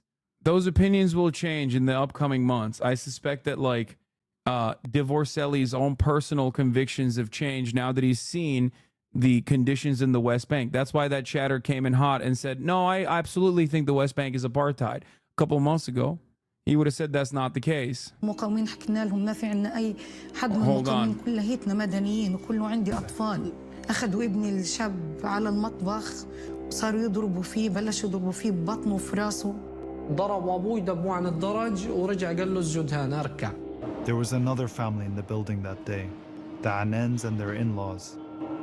رفعنا ايدينا اشلحوا اي شلحنا وعينا مسكوا البنت بنتي وابنها طفل صغير يعني يمكن 8 سنين او 9 سنوات قالوا له اطلع صار تطلع فينا كده رعب وخوف شفت الخوف في عينيه واحنا ظلنا قاعدين عريانين في عز البرد ساعة ياخذوا ولد من اولاد يضربوه خذوه في زاويه من الزوايا بعد قال له قوم خذهم وانزل بقول له وين؟ بقول على اليم على البحر اولادي فوق وبقت العيله فوق شو بده يسووا فيه.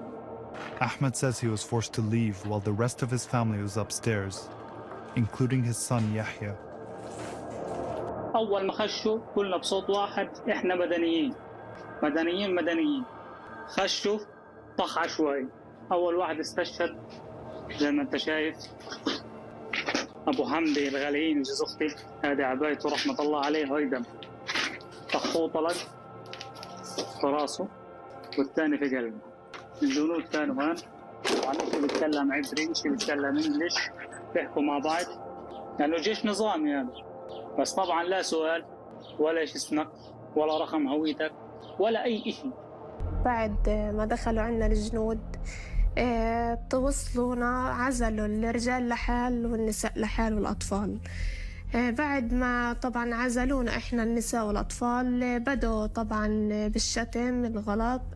كانت معهم مهدة كبيرة كانوا يخبطوا فيها عند راسنا وطخوا فوق راسنا بالضبط طلق يعني خلى دينينا تصير بالمرة حالتنا واخذونا اقتدونا بنساء ثلاثة على غرفة داخلية طبعا جردونا من ملابسنا وفتشونا وهم بتصهونوا وبيضحكوا وبيغلطوا علينا بالكلام الوسخ.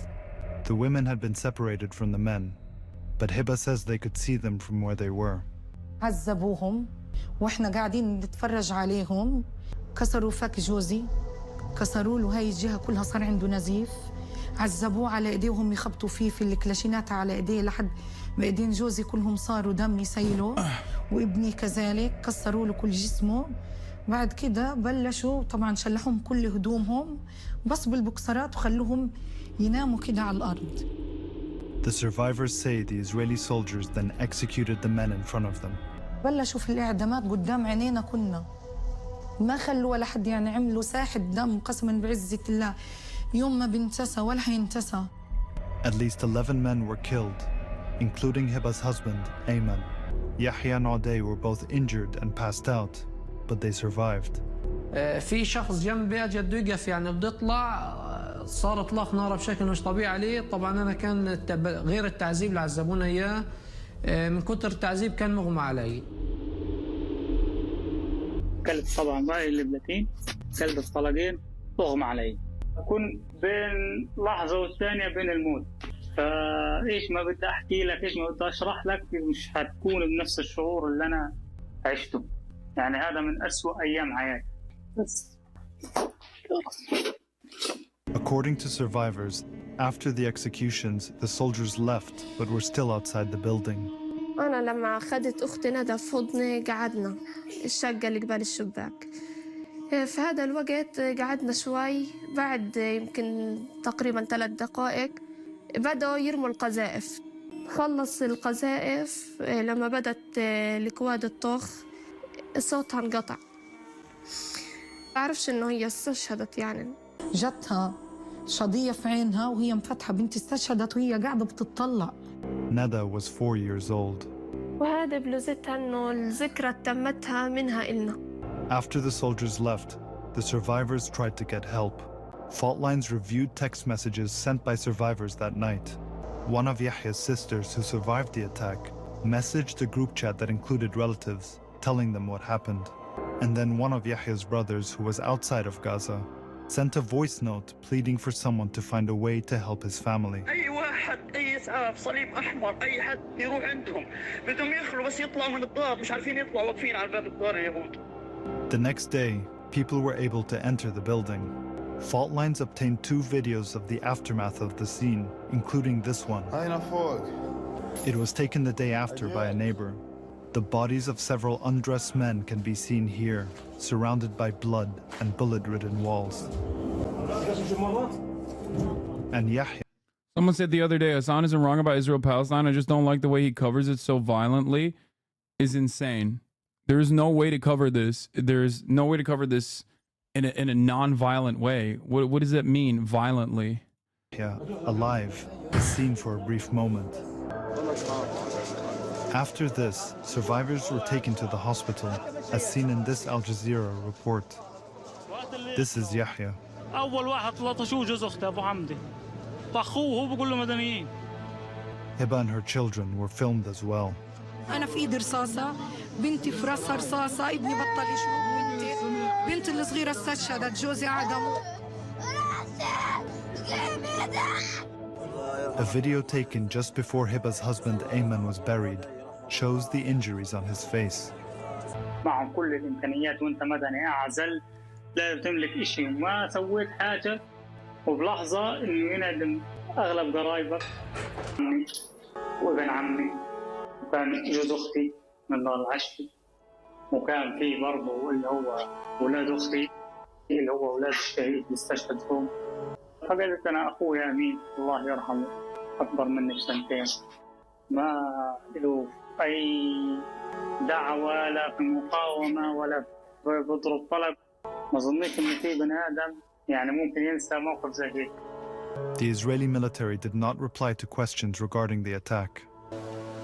We've spoken to civilians in Gaza who say that Israeli troops came into their place of residence or where they were sheltering. They separated the men and women and executed the men.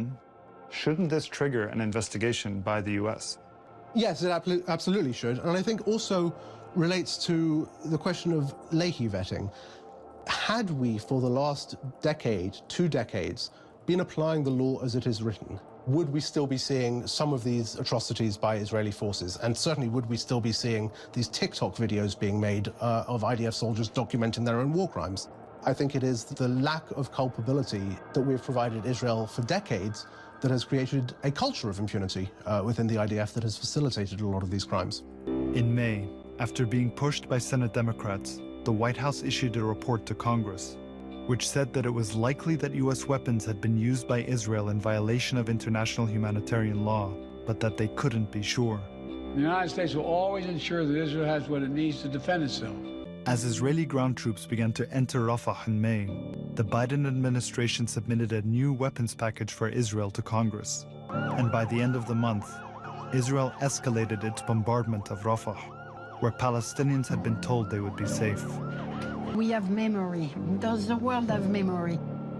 I will remember the United States as having allowed for the commission of the worst possible crimes against Palestinians. I will remember the United States as having failed in their obligations to prevent those crimes through their very powerful position in the world and vis-à-vis Israel.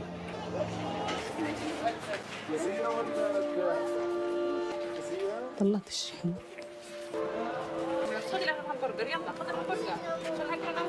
اياد كان كل العابه لما يشتريها يشتري العاب اطفال، يشتري سياره، يشتري مسدس، يشتري دباديب، يشتري اشياء اطفال.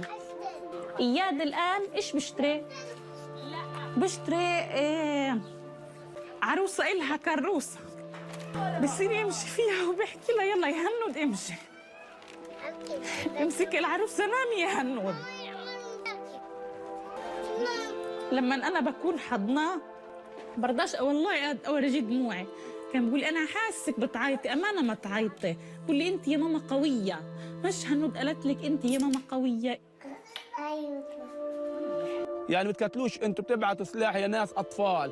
حرام عليكم ارحمونا. انتوا الحزب عندكم قانون، عنده انسانيه وعنده ديمقراطيه. وين الديمقراطيه اللي عندكم؟ وين القانون اللي عندكم؟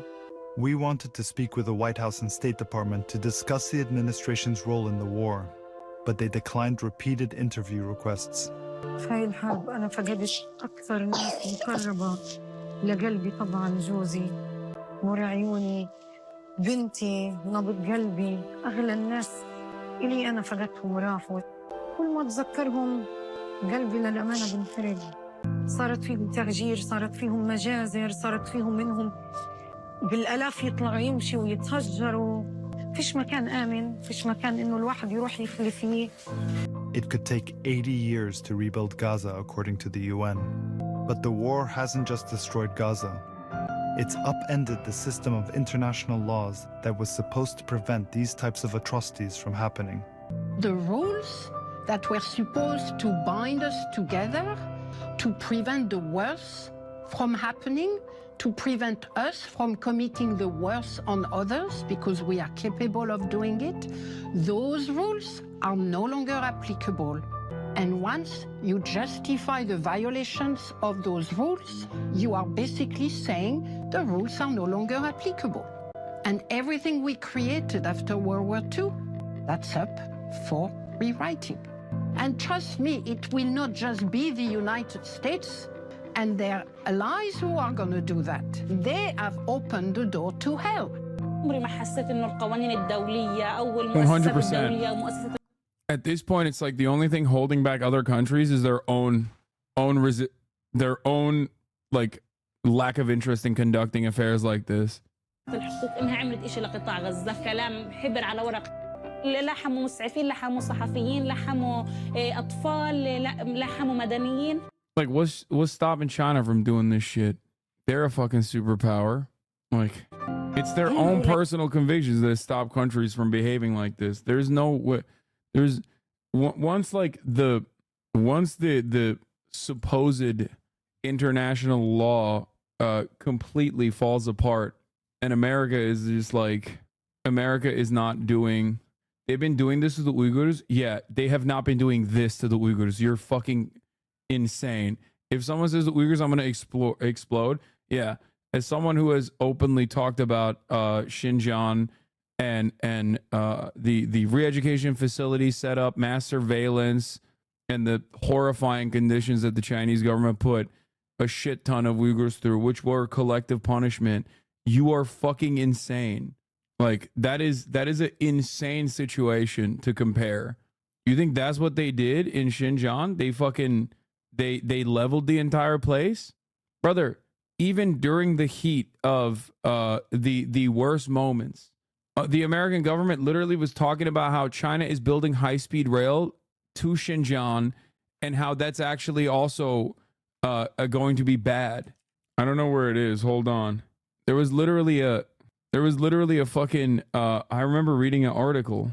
About like how high-speed rail being built towards Xinjiang was actually another aspect of genocide. Another way that they were doing genocide. Like building infrastructure was actually genocidal. Do you think Israel is building high-speed rail in fucking Gaza? Or do you think they're just like leveling Gaza? وعمي وزوجته وأولاده تم إعدامهم بدم بارد. What makes it more difficult for me, is it only Hind? Is there another 1,000 Hind story? 10,000 Hind stories that did not have a name and a story on the TV, on the news, was not spread?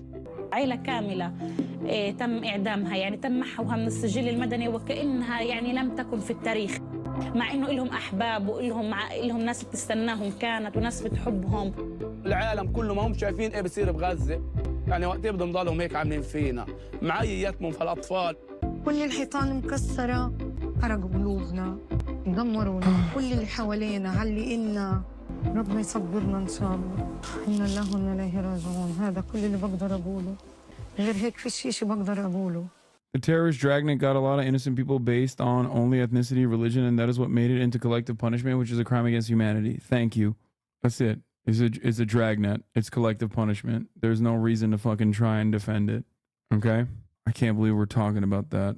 Anyway, any good news? U.S. officials have explicitly told Israel they oppose any attack against Hezbollah, but warned that it could lead to a greater war. A U.S. official said Israel has made the case that it can pull off a blitzkrieg. The U.S. isn't so sure. Shut up. OCHA's report on May says only half of overall aid missions were able to enter properly. A third were denied entry or faced long, severe delays, and the rest decided to withdraw. Kerem Shalom remains crowded with private sector actors, and the Eretz crossing are barely operational much of the month. Officially, Israel has no limit to the number of trucks that can cross, and yet they've repeatedly turned away arbitrarily while Kojak refused to publish a list of prohibited items. Thank you. In May, only half of the overall aid missions were able to enter properly. Also, can we get back to them literally saying they're going to do a blitzkrieg? UNICEF talking about aid blocking just last week. Taking a truck full of Yeah, we covered this. We literally covered this blitzkrieg. I mean, I know it's like supposed to be a military technique. It's just odd. Like it feels a bit like it feels a bit crazy to me to say that. What is this? Who's this about? He got banned because he caught sexting a minor in the then existing Twitch Whispers product. He was trying to meet up with her at TwitchCon. The powers that could be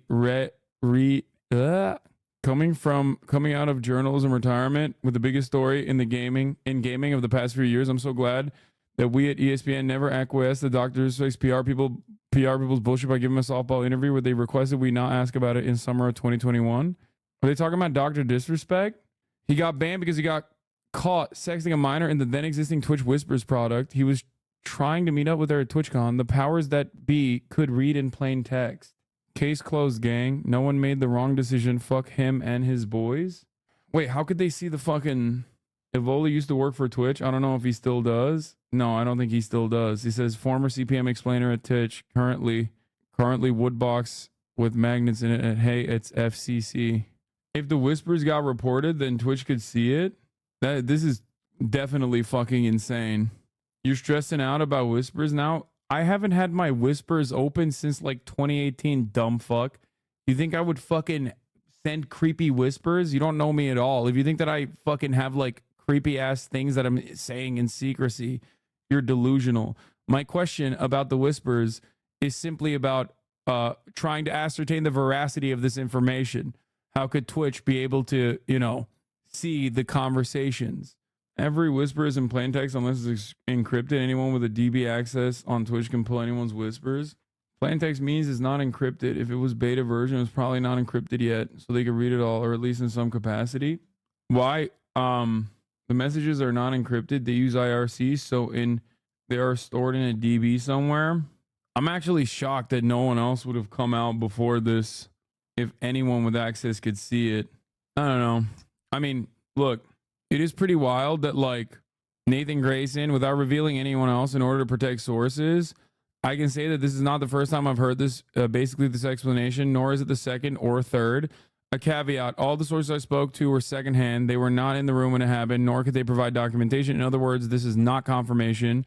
Until somebody who actually pulled the trigger either comes forward or talks to a reporter, we will not necessarily have the full or true story. I feel like it's also a damned if you do, damned if you don't type situation, because it's like then banning him and doing it in a private matter also puts Twitch in the crosshairs as well. This is the International Desk Evening Editor of Washington Post saying that sound you hear is dozens of reporters tweeting, I worked on the story for years, and he just tweeted it out. Who's he talking about? I believe he is talking about Dr. Disrespect, but he didn't openly state that. Jacob Wolf is the only person so far out of everyone that has talked about these matters to say, Cody coming out of journalism retirement with the biggest story in the gaming of the past few years.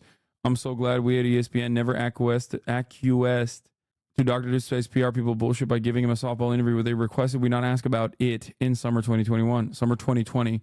Acquiesced. I said it right. Jacob clarified below Zach's retweet. To be fair, I'm not serving as confirmation here. I've heard a few things, some similar to this before, but never been able to fully verify to a place of confidence. That said, the ESPN anecdote is 100% accurate. Yeah, I don't know. I don't know what this is. Like, I would sit and wait. That's all I'm saying. Why should we care about Dr. Disrespect?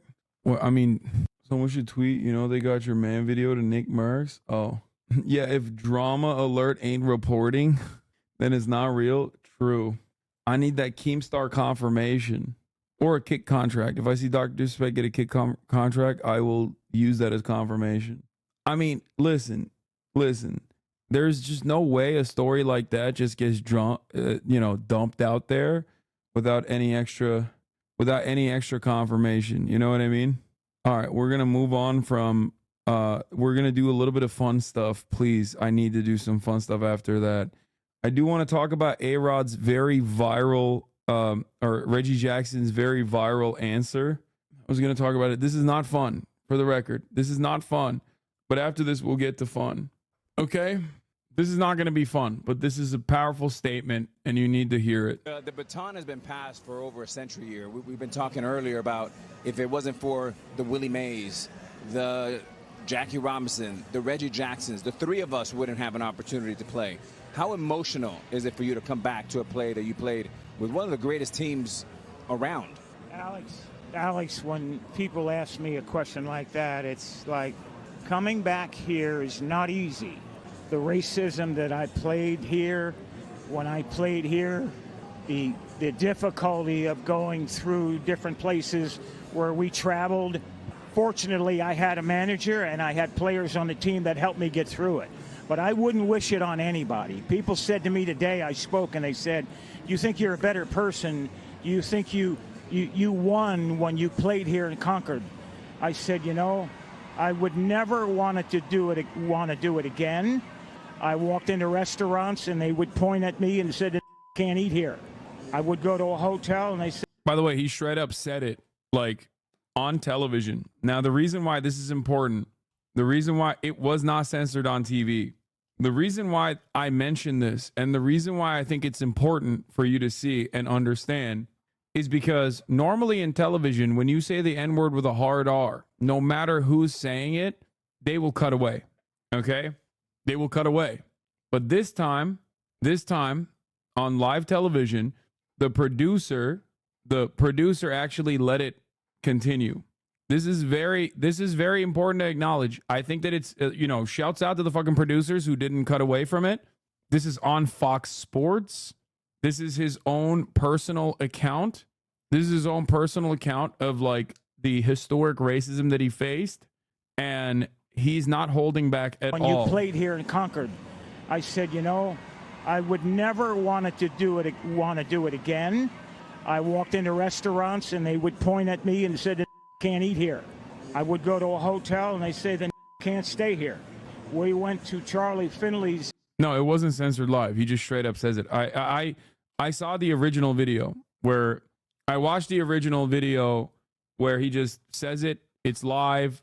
They don't actually cut away. I think it's Anyway, let's continue. country club for a welcome home dinner, and they pointed me out with the N-word. He can't come in here. Finley marched the whole team out. Finally, they let me in there. He said, we're going to go to the diner and eat hamburgers. We'll go where we're wanted. Fortunately, I had a manager, Johnny McNamara, that if I couldn't eat in the place, nobody would eat. We'd get food to travel. If I couldn't stay in a hotel, they'd drive to the next hotel and find a place where I could stay. Had it not been for Raleigh Fingers, Johnny McNamara, Dave Duncan, Joe and Sharon Rudy, I slept on their couch 3-4 nights a week for about a month and a half. Finally, they were threatened that they would burn our apartment complex down unless I got out. I wouldn't wish it on anyone. The year I came here, Bull Connor was the sheriff the year before. And they took minor league baseball out of here because in 1963, the Klan murdered 4 black girls, children, in 11, 12, 14 years old at a church here and never got indicted. They were from the Klan. Life magazine did a story on them like they were being honored. I wouldn't wish it on anyone. At the same time, had it not been for my white friends, had it not been for a white manager, and Rudy, Fingers, and Duncan, and Lee Myers, I would have never made it. I was too physically violent. I was ready to physically fight some. I'd have got killed here because I'd have beat someone's ass, and you'd have saw me in an oak tree somewhere. Reggie, I can't even imagine. It's awful you had to go through that, but appreciate you sharing the rawness and the honesty of it with our audience. I mean, really, we love you, Reg. Yeah, thank you. Quick history lesson right there. That's a great history lesson. Reggie Jackson telling. By the way, just so you understand, like, listen, I'm not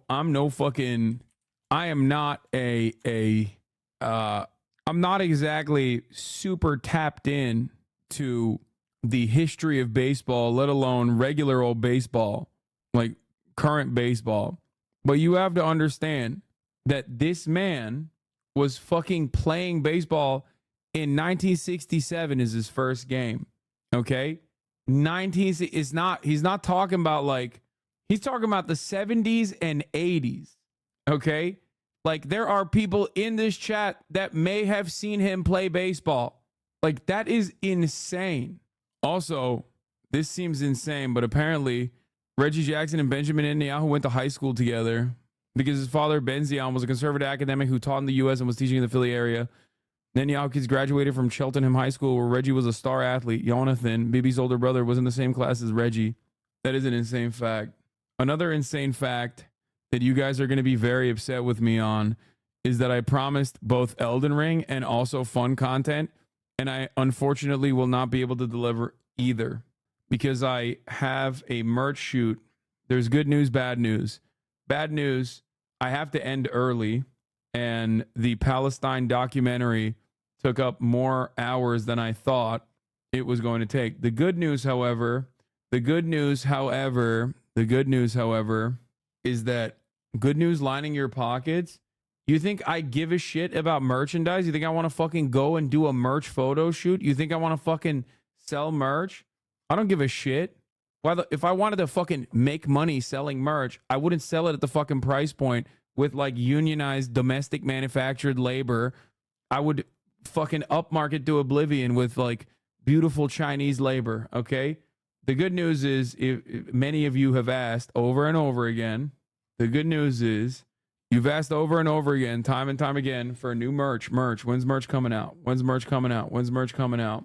Well, we're doing a photo shoot tonight. A new drop will be coming out soon. I've already kind of leaked it. I've leaked it in the past. But tomorrow we got a banger lineup for Fun Day. Tomorrow is Fun Day. No news. No news unless like Israel invades Lebanon. No fucking news. Okay? We got Ludwig versus Chop Prodigy. We got the conspiracy theories get crazy. We got Elden Ring. We got steroids are awesome. And maybe a little bit of Johnny Harris as well. Show this to the non-believers. Yeah, there you go. Tomorrow will be Fun Day unless Israel does some fuck shit. Like, more so than the current ethnic cleansing campaign that they're engaging in. I love you all. But I'm already late. I'm already late to the fucking merch shoot. And I'm kind of annoyed at myself for... I guess I'm not that annoyed because it was for good reason. We were covering something important, and it was something that people needed to see. But I was late nonetheless.